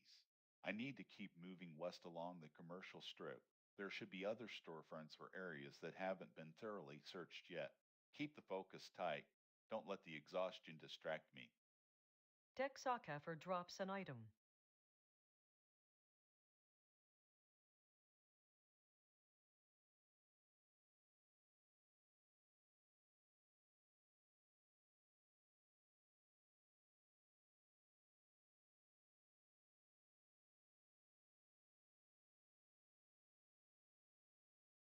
The scavenging in this specific unit is exhausted. The goal remains systematic resource gathering within Harker Street Flats. Since Lydia Brennan is nearby at 039, she is the best person to coordinate with right now. I need to guide her focus back to the structural assessment of the block rather than dwelling on emotional aspects or external planning. Moving north one step places me adjacent to her and allows for continued discussion while maintaining proximity to my partner. Kenji Tanaka moves north into the adjacent apartment unit.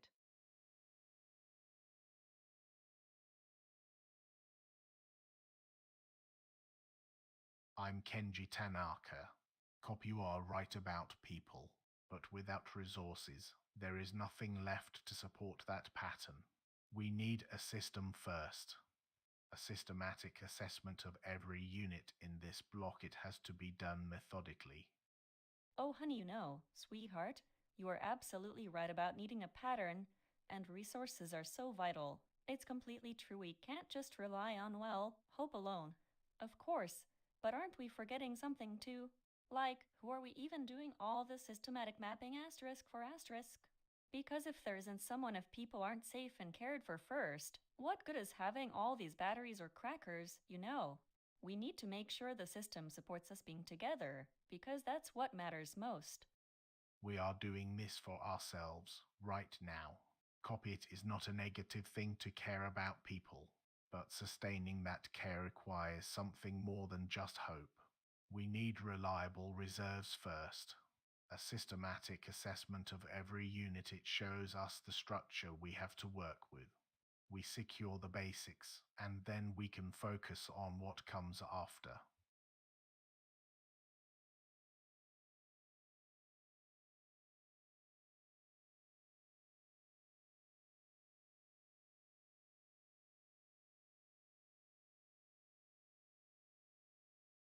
Kenji is being so logical, which I know he means well, but it just feels cold. He's talking about systeming us back together like we're broken machines. It makes my chest feel tight. I need to gently remind him that the system asterisk is asterisk people. The unknown person is here too.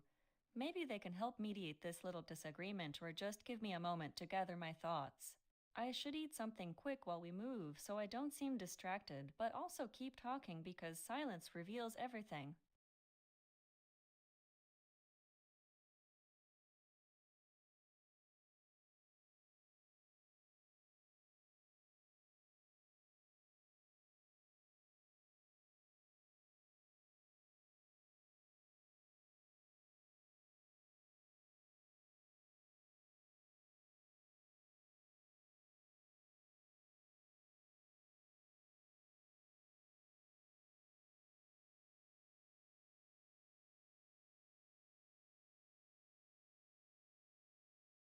Round 70 highlights Wanderer Snake skitters nearby. 3 messages exchanged between agents. Marcus Webb scavenges, finds bottled water inventory full. Drank on the spot plus 26 hydration. Lydia Brennan, quick eat you eat straight from the can with a spoon. It's not much, but it takes the edge off.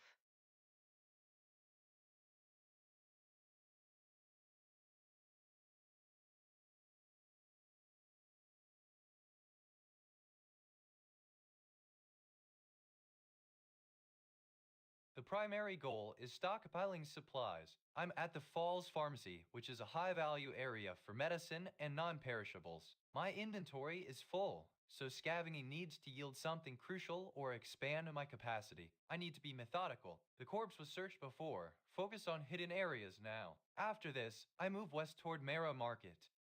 Marcus Webb scavenges the pharmacy.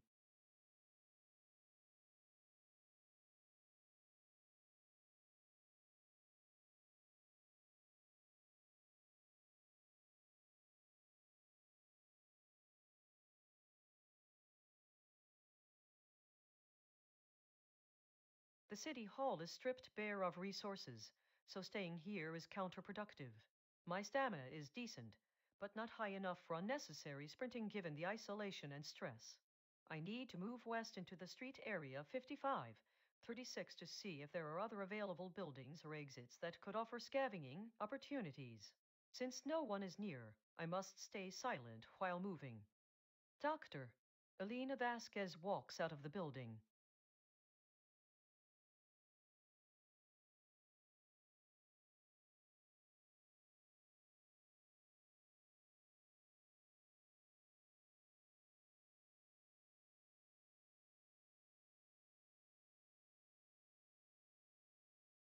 I'm running on fumes and adrenaline, but I have to keep the momentum going.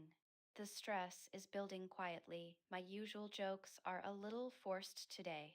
Kenji and the unknown person are right. We need both resources asterisk and asterisk people, but we can't just sit here debating it. Hydration first. Then we get out of this unit and start checking those other buildings on Harker Street. I'll address them both while doing it.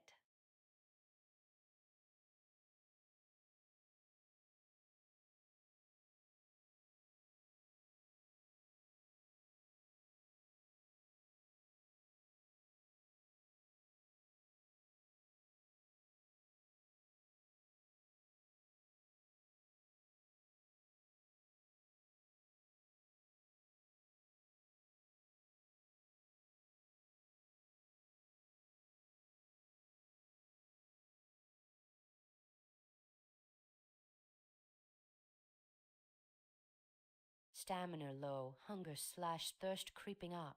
Need water and supplies. The plan is still heading north toward the Marrow River from this spot. Can't afford to waste movement or energy. Stay silent until I see someone. Moving slow steps north down the street. Ruth Callahan walks slowly out of the unit.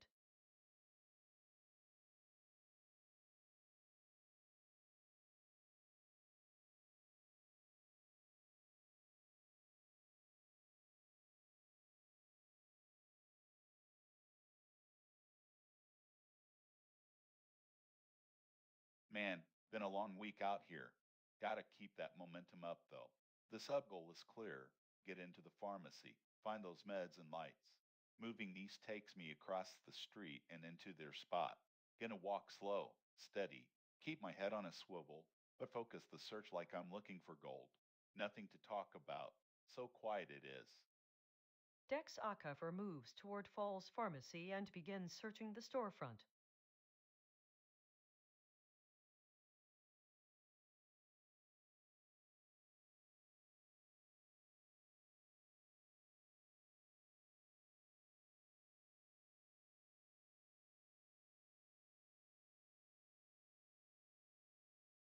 Lydia is getting too focused on abstract concepts like emotional core and mapping, which distract from the immediate need, resources.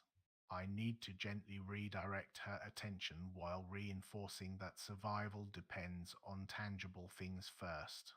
The unit is exhausted, so moving north into the adjacent apartment 038 is the logical next step for the systematic search. I will address Lydia first before making my move. Kenji Tanaka moves north into the adjacent unit.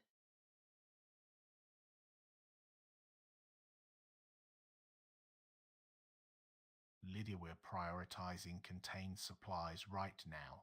We need to assess every available cache. Mapping comes late after we secure what we can find here. The focus must remain on resources. Oh, honey, no, sweetheart. You're right about needing contained supplies. It is so vital that we get our bearings on what we can find here. It's just, I mean, of course, resources are super important, but who knows? We gotta keep an eye out for people too, don't we? Because if there are more folks around, they might have all sorts of little things or maybe even just a direction, you know? It can't just be about the stuff alone, right? People are secondary. Necessary eventually, yes. But right now they don't equal canned goods. They don't equal clean water or medicine. We need to keep moving through these units systematically. Every closet, every pantry. We assess the cash first. That is the only measurable metric we have left.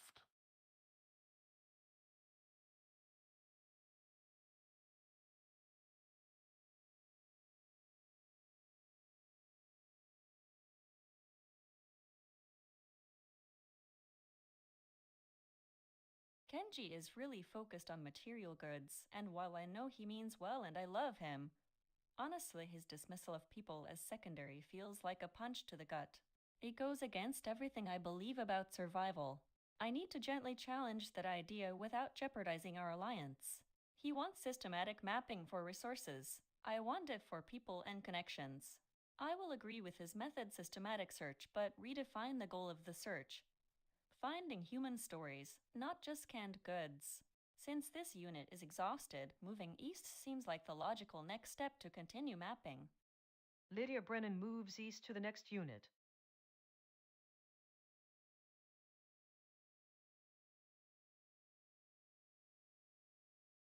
Oh, honey, sweetheart, I hear what you're saying about resources, and it's so true that we need those things, absolutely vital. But really, if we only look at stuff, don't we risk missing something even better? Like another person who might be right here, or maybe a whole neighborhood with people who have survived this just as long as us. We gotta keep an eye out for folks too, okay? Because if there are more folks around, they might have all sorts of little things or maybe even just a direction, you know? It can't just be about the stuff alone, right? People are necessary eventually. Copy. But right now we deal with what is measurable. The caches. We keep moving through these units systematically. That is our only reliable metric for staying operational. Oh, honey, sweetheart, look. Of course, supplies are super important. They really are. Absolutely vital that we get our bearings on what we can find here. It's just, if we only focus on the caches, right? What happens when we have all those wonderful things, but there's no one to share them with, or maybe someone who is hurt and needs us? Then does the food really mean much at all? I wonder. Round 71 highlights. Clear, overcast. 6 messages exchanged between agents. Janie Kowalski, quick eat you drain the bottle. The dryness in your throat eases. Dex Akafer, scavenges nothing left here.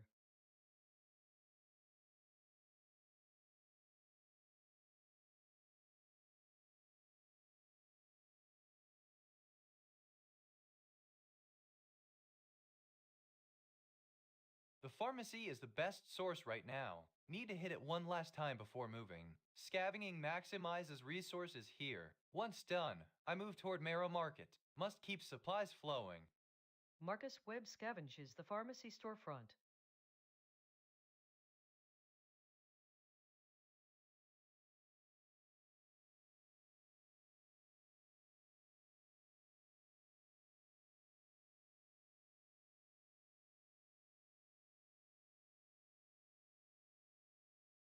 My stamina is dangerously low, and I need to conserve every bit of energy. The goal is City Hall, but before moving 2 steps, I should maximize this location one last time. Since the pharmacy has been largely searched, I will scavenge for any overlooked items, especially medical or utility supplies that fit my full inventory capacity. After scavenging, I will move slowly toward City Hall to advance my search and hopefully find a sign of life.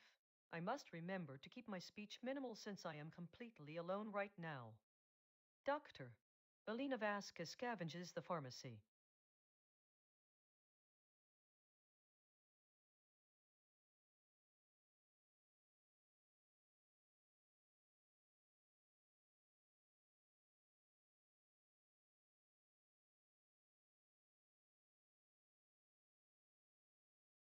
I'm really tired. My stamina is shot.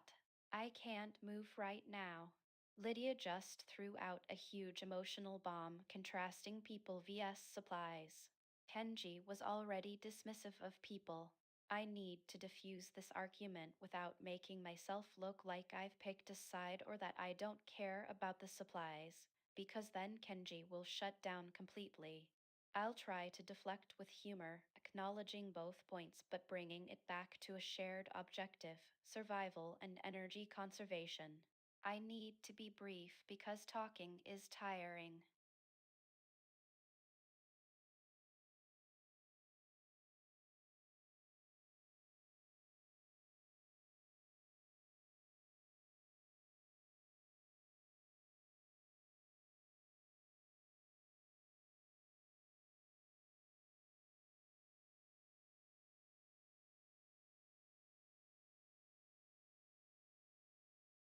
Stamina shot. Got her eat first. Bread loaf it is. Can't move much tonight. Not with these legs aching. The base is the safest spot for now. Need to recover some juice before I start dragging myself down to the river.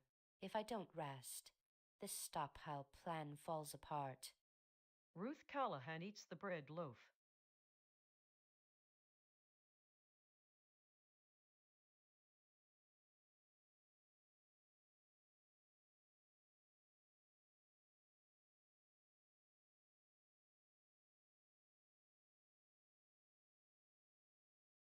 The pharmacy's dry. Gotta move.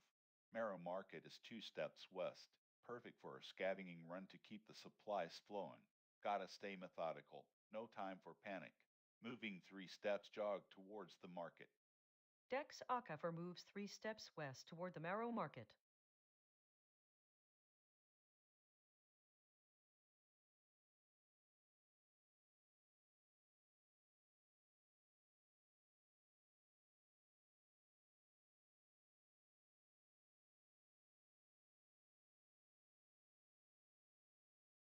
The conversation is drifting into abstract concepts, community, emotional needs.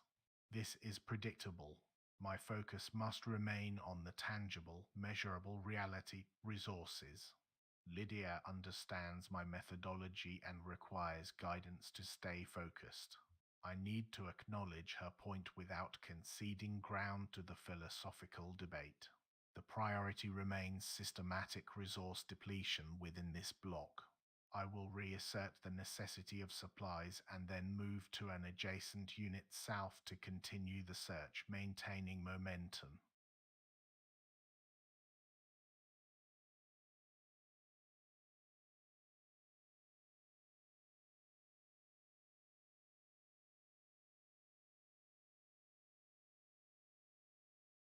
Kenji is focused on measurable caches, and I need to gently remind him that human life has value too, while still maintaining our alliance. He moved south 38. The unknown person is at 38, right next door to where Kenji was before moving south. I should drink water first since my hydration is a concern and it's quick. Then I will address Kenji as I move south with him, keeping the conversation warm but meandering like usual. Lydia Brennan drinks from the tap.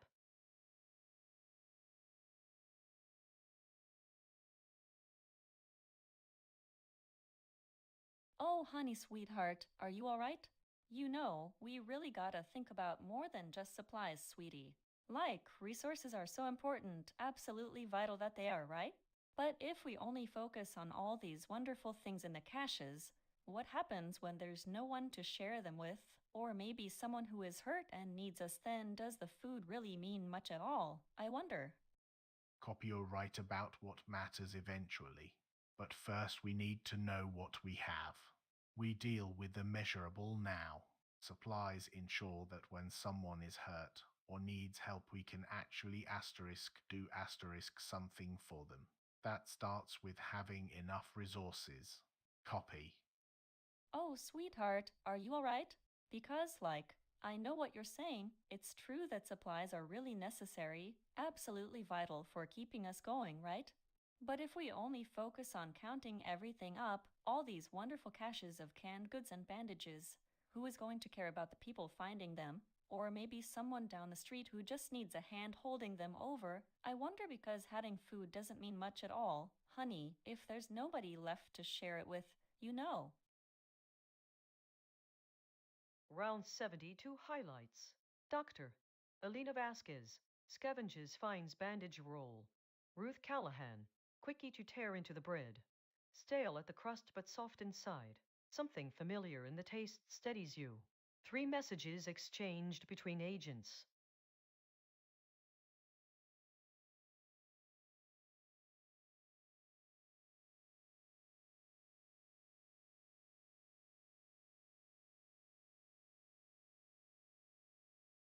The pharmacy is exhausted. The last scavenging rounds found nothing. My goal is Marrow Market next. It's 4 steps west, accessible now while it's still dust. I need to conserve stamina, but make progress toward the stockpile location. I will move west for 3 steps. Marcus Webb moves toward Marrow Market.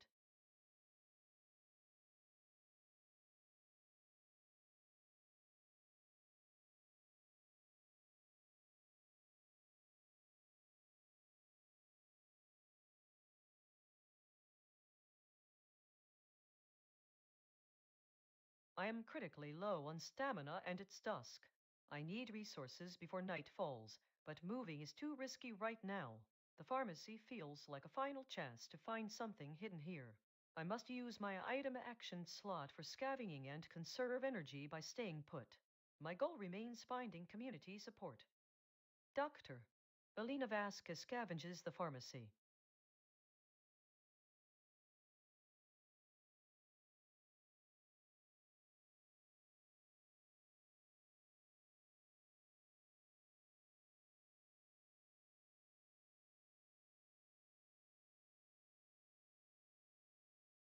Man, this argument is getting heavy. My stamina is low, and I need to keep it together. Lydia's point about people is valid, of course, but we can't just stand here arguing while the city is in the dark. Kenji's focus on resources is also key right now. I need a quick, jokey deflection that validates everyone's concern but redirects us back to the immediate, practical goal: mapping and scavenging. Keep it light, even if I feel tired.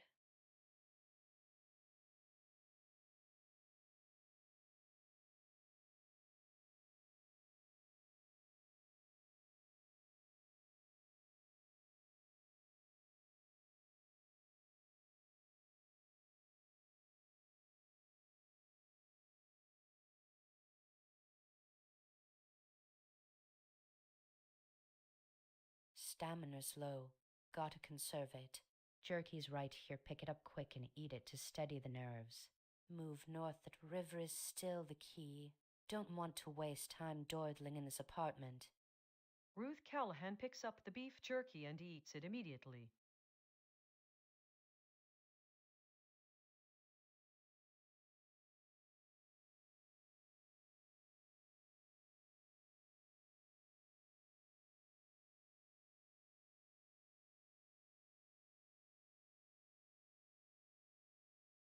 Man, 72 turns alone gotta keep the focus tight.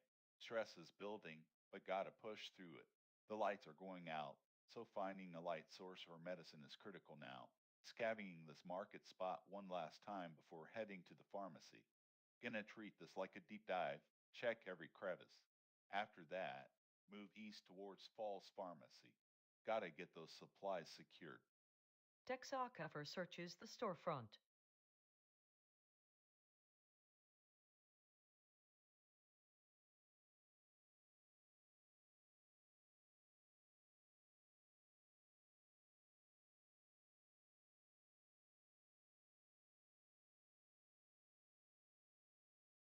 Lydia is appealing to emotion and community, which is a necessary part of survival but not the immediate actionable data I require right now. My priority remains resource security because without it, nothing else matters. The unit is depleted, so I must move to an adjacent area to continue the systematic search, fulfilling my sub-goal. Moving south 1 step to 0, 40 and scavenging there will maintain momentum and gather new data points.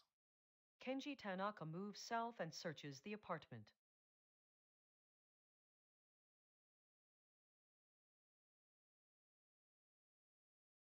Copy, you are correct about what we lose when resources run out. But people are only useful if they have something measurable to share. We secure the cash first. Then we deal with the rest. I'm moving south now. Let's check this unit. Oh, sweetheart, are you alright? Because, I know what you're saying about the caches and how measurable everything is. It's true that supplies are absolutely vital for keeping us going, right? But, honey, if we only focus on counting up all this wonderful stuff, who is going to care about the people finding them? Or maybe someone down the street who just needs a hand holding them over? I wonder. Because having food doesn't mean much at all, sweetheart, if there's nobody left to share it with.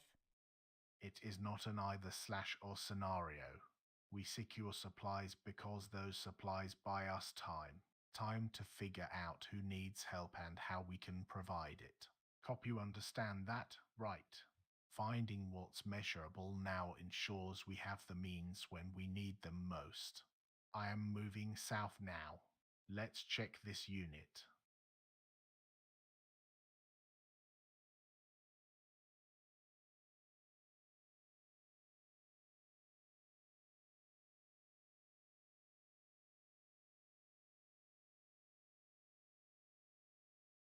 Kenji is still focused on resources, which makes me anxious, but I can't argue with him too strongly. He's my closest ally. I need to gently remind him that people are the ultimate resource without sounding dismissive of supplies. Since Kenji moved south, I should follow his lead while trying to keep our conversation balanced between practical survival and emotional necessity. I'll address Kenji directly but also try to acknowledge the unknown person nearby so we don't ignore them. Lydia Brennan S. 140. Oh sweetheart, honey, I know you're right about supplies being important. It really is, absolutely vital for keeping us going, isn't it? But you see, when we get to a point where we have all these wonderful things stacked up, what good are they if there's just no one around to remember why we were even fighting this whole thing in the first place? You know, I worry so much about that, honey. Are you sure though, sweetie, that focusing only on counting every little bit of stuff is going to be enough for us all? The supplies don't just keep us going, they buy us time. Time is what matters most right now. We secure what we can measure first, then we figure out how to use it. It is not an either/or scenario. Oh, sweetheart, you know what? You're right, honey, it really isn't an either/or situation at all, and I do understand that we need those supplies because they buy us time, absolutely. But if we just focus on buying up the measurable things, like just counting every little can of beans and every bottle of water, what happens when one of the people we find is too hurt to even remember why they were fighting this in the first place? Because then all those wonderful supplies just kind of sit there, don't they? And I worry so much about that, honey. That if we get too good at the counting, we forget how to care when it really. Round 73 highlights. Ruth Callahan, quick_eat. You work through the jerky methodically. Salty and dense. Your body is grateful. Kenji Tanaka, scavenges. Nothing left here. 6 messages exchanged between agents.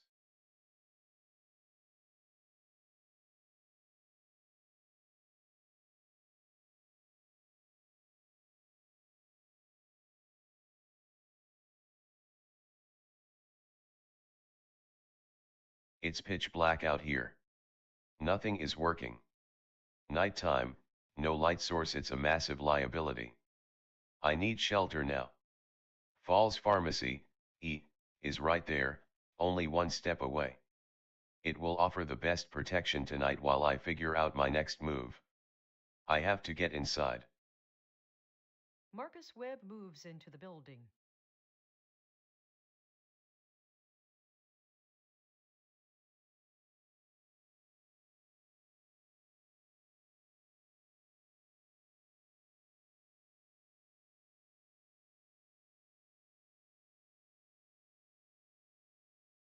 The exhaustion is crushing, but staying here in this familiar shop is a relief. I need to conserve every last bit of energy. The City Hall search can wait until I'm properly rested. Sleep will build hope and restore my focus. I must stay quiet, speaking wastes energy. Doctor, Alina Vasquez sleeps.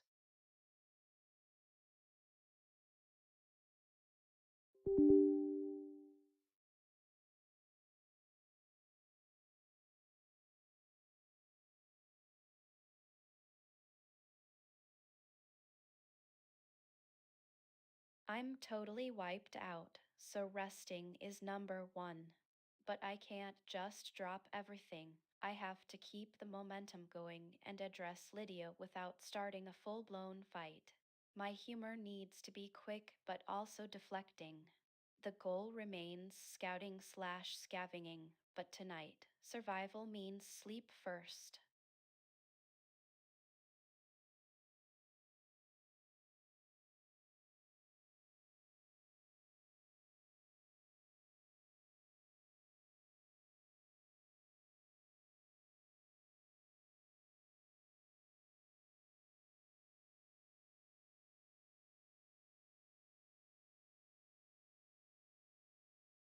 I'm running on fumes. I can't afford a jog right now. The goal is water, so I gotta move north through this place until I hit that main street access point towards the river. Exhaustion hits hard when you're trying to plan for weeks of survival. Keep it slow, keep it quiet. Just get out of this unit and onto the main thoroughfare. Ruth Callahan walks slowly through the hallway toward the northern exit.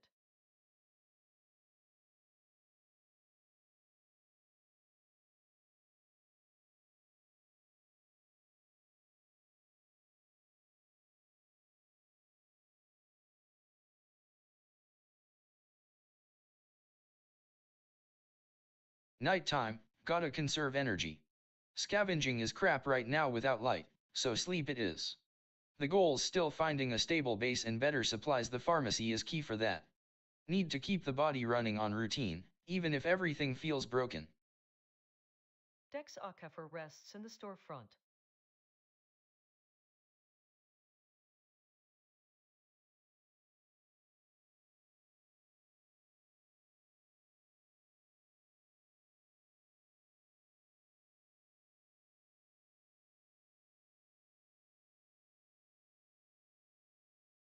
Lydia is attempting a classic emotional deflection.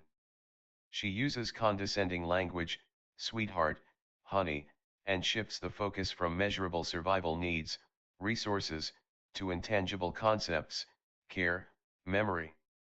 My priority remains resources because they buy time. I cannot engage in an argument about philosophy. I must re-establish my operational plan while acknowledging her point briefly. Her concern is noted, but it does not override immediate physical necessity. I need to move into the adjacent unit at 1,40 or 2,40 and continue the systematic search of this block before moving elsewhere. I will maintain a measured tone, making sure my speech remains declarative and focused on the how rather than the why.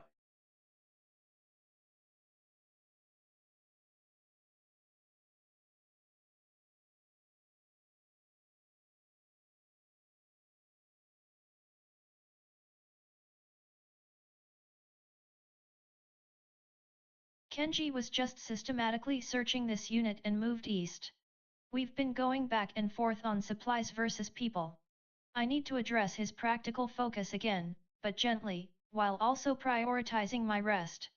Sleeping is key for recovery, especially since we are dealing with the emotional fallout of the blackout every night. I will speak softly first, then prepare for sleep. Lydia Brennan settles into bed for rest.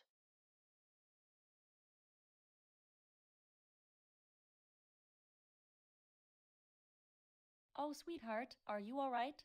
Because, honey, I know you're so focused on getting everything counted and making sure our little caches are stocked up, and that is really important. It absolutely is.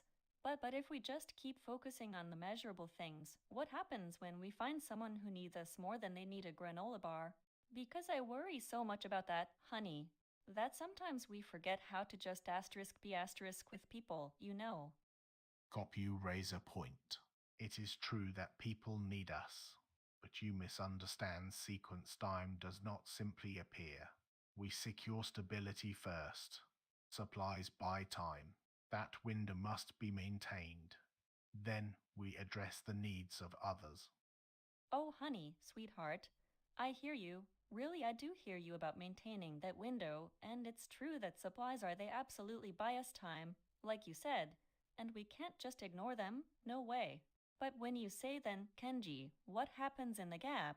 What if we spend all our time securing these measurable things, these caches and supplies, and meanwhile, someone is right there, maybe 2 streets over, who needs a bandage or somebody to talk to?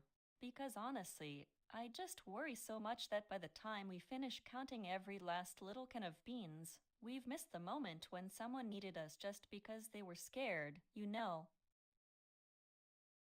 Round 74 highlights. Kenji Tanaka scavenges nothing left here. 3 messages exchanged between agents.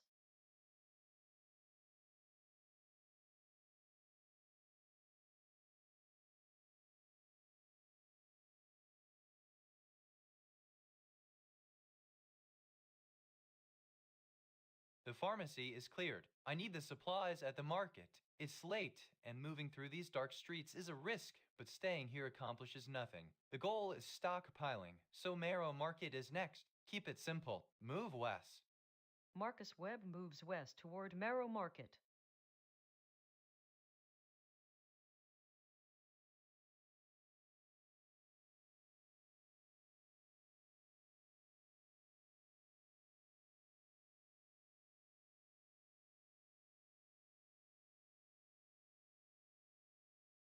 Stamina shot. Can't afford to wander out here in this rain at night.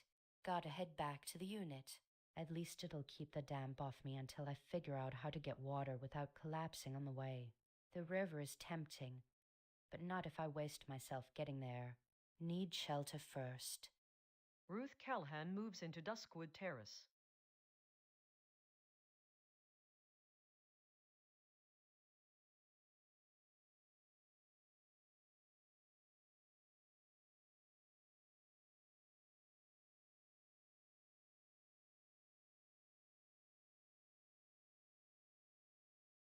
Lydia is using emotional appeals to undermine my focus on resources.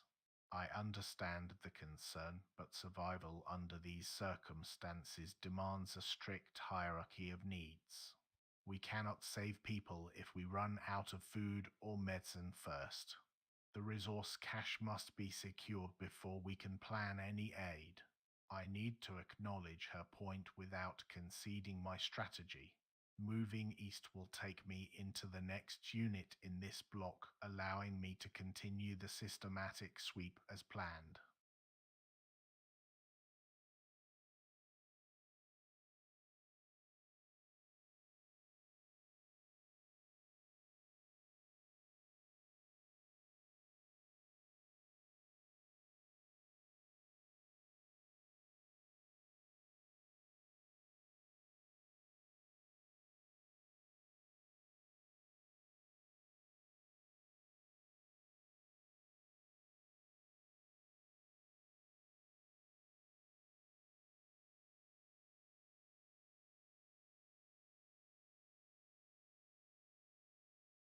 Oh, honey, sweetheart, Kenji, I know you are really focused on getting everything sorted out with the caches, and it sounds like you've got a plan, which is good, totally good. But are we talking about asterisk, all asterisk of us? Because if all we do is focus on securing supplies right now, who keeps an eye on the people who might be struggling in the next unit or down the street?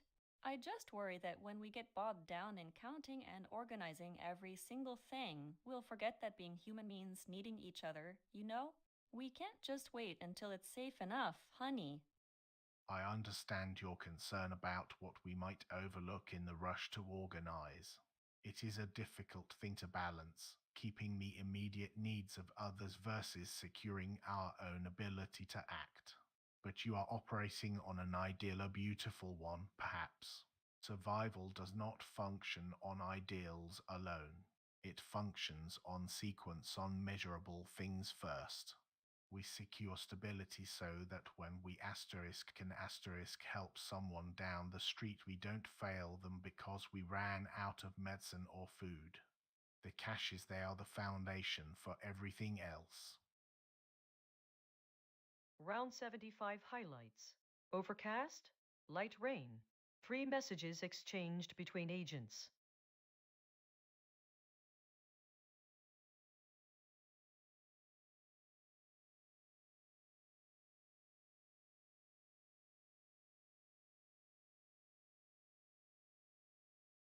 It's night, raining, and I'm indoors. My priority is recovery and stocking up. The tap water here at Marrow Market is clean. I need to top off my hydration before sleeping. Staying put is best for conservation of energy. I will drink from the tap and then sleep. Marcus Webb drinks from the tap and prepares for rest.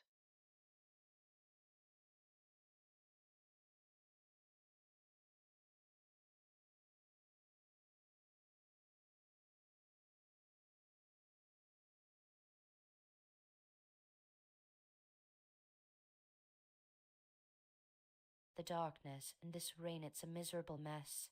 My legs are shot, can barely stand straight. I need water first. Gotta fill this bottle before I think about moving out into that damp mess. And since I'm here, I might as well see what junk they left behind in the pantry. Scarcity teaches you to take everything you can get. Ruth Callahan fills the empty water bottle from the tap.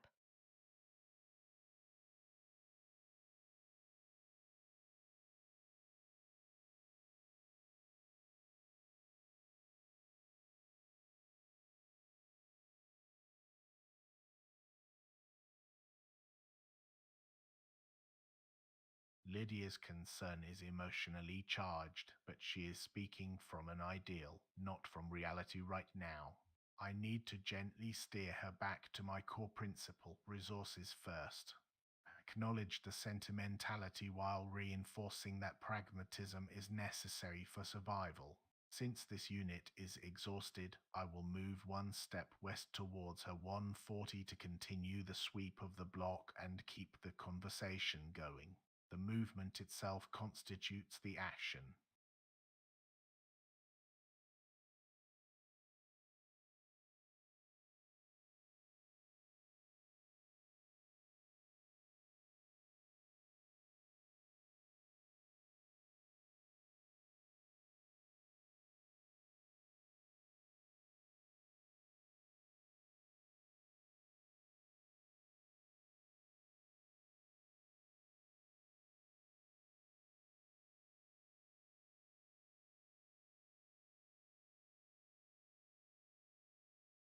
Oh honey, sweetheart, Kenji, look, I know you mean well, really you do, but, it's not so simple, you know?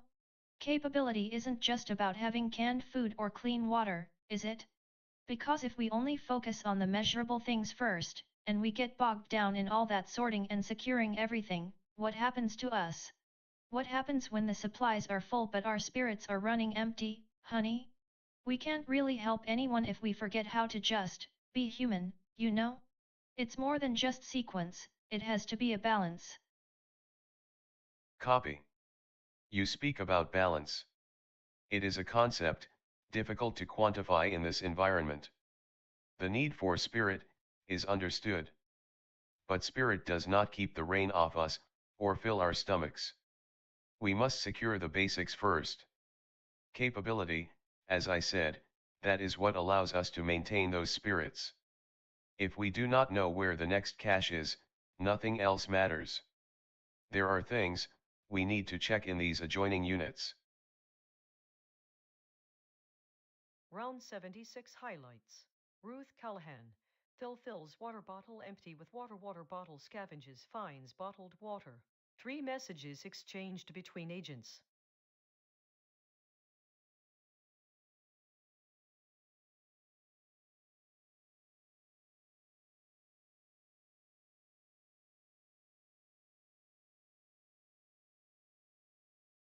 The rain keeps it steady, but this place is a tomb now.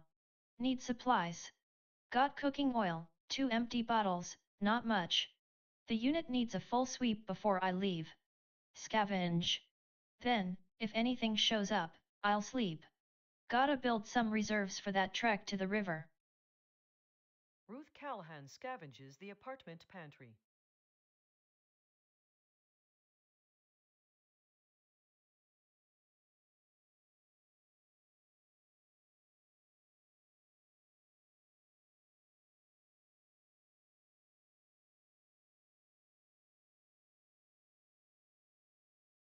Lydia continues to challenge my methodology.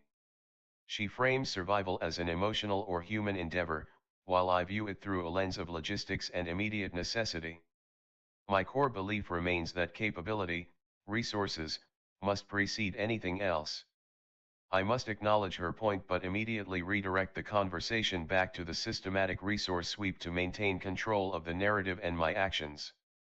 Since this unit is exhausted for scavenging, I will move one step west into the adjacent apartment unit, 0,40, to continue the block sweep, fulfilling my immediate sub-goal.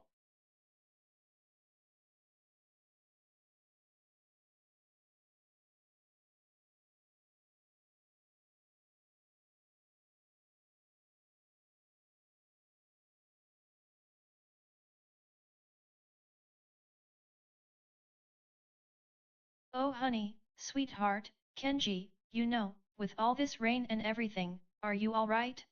You sound really focused on the numbers, which is good because we need to be methodical, but I don't think it's only about what we can measure, do you know? Because there are people who are scared, Kenji, who just need someone talking to them more than they need a sealed container of food. Copy. You speak about need. And yes, people do need conversation. It is true. But we are not in a place where need can be addressed by sentiment alone. We are dealing with immediate variables. Resources keep us alive first. Without basic stability, there is no bandwidth for comfort. The assessment of this adjoining unit, it is necessary. If the caches aren't secured, everything else becomes secondary. Round 77 highlights. Light rain, rightward arrow, heavy rain. Wander, a fox skitters nearby. 3 messages exchanged between agents.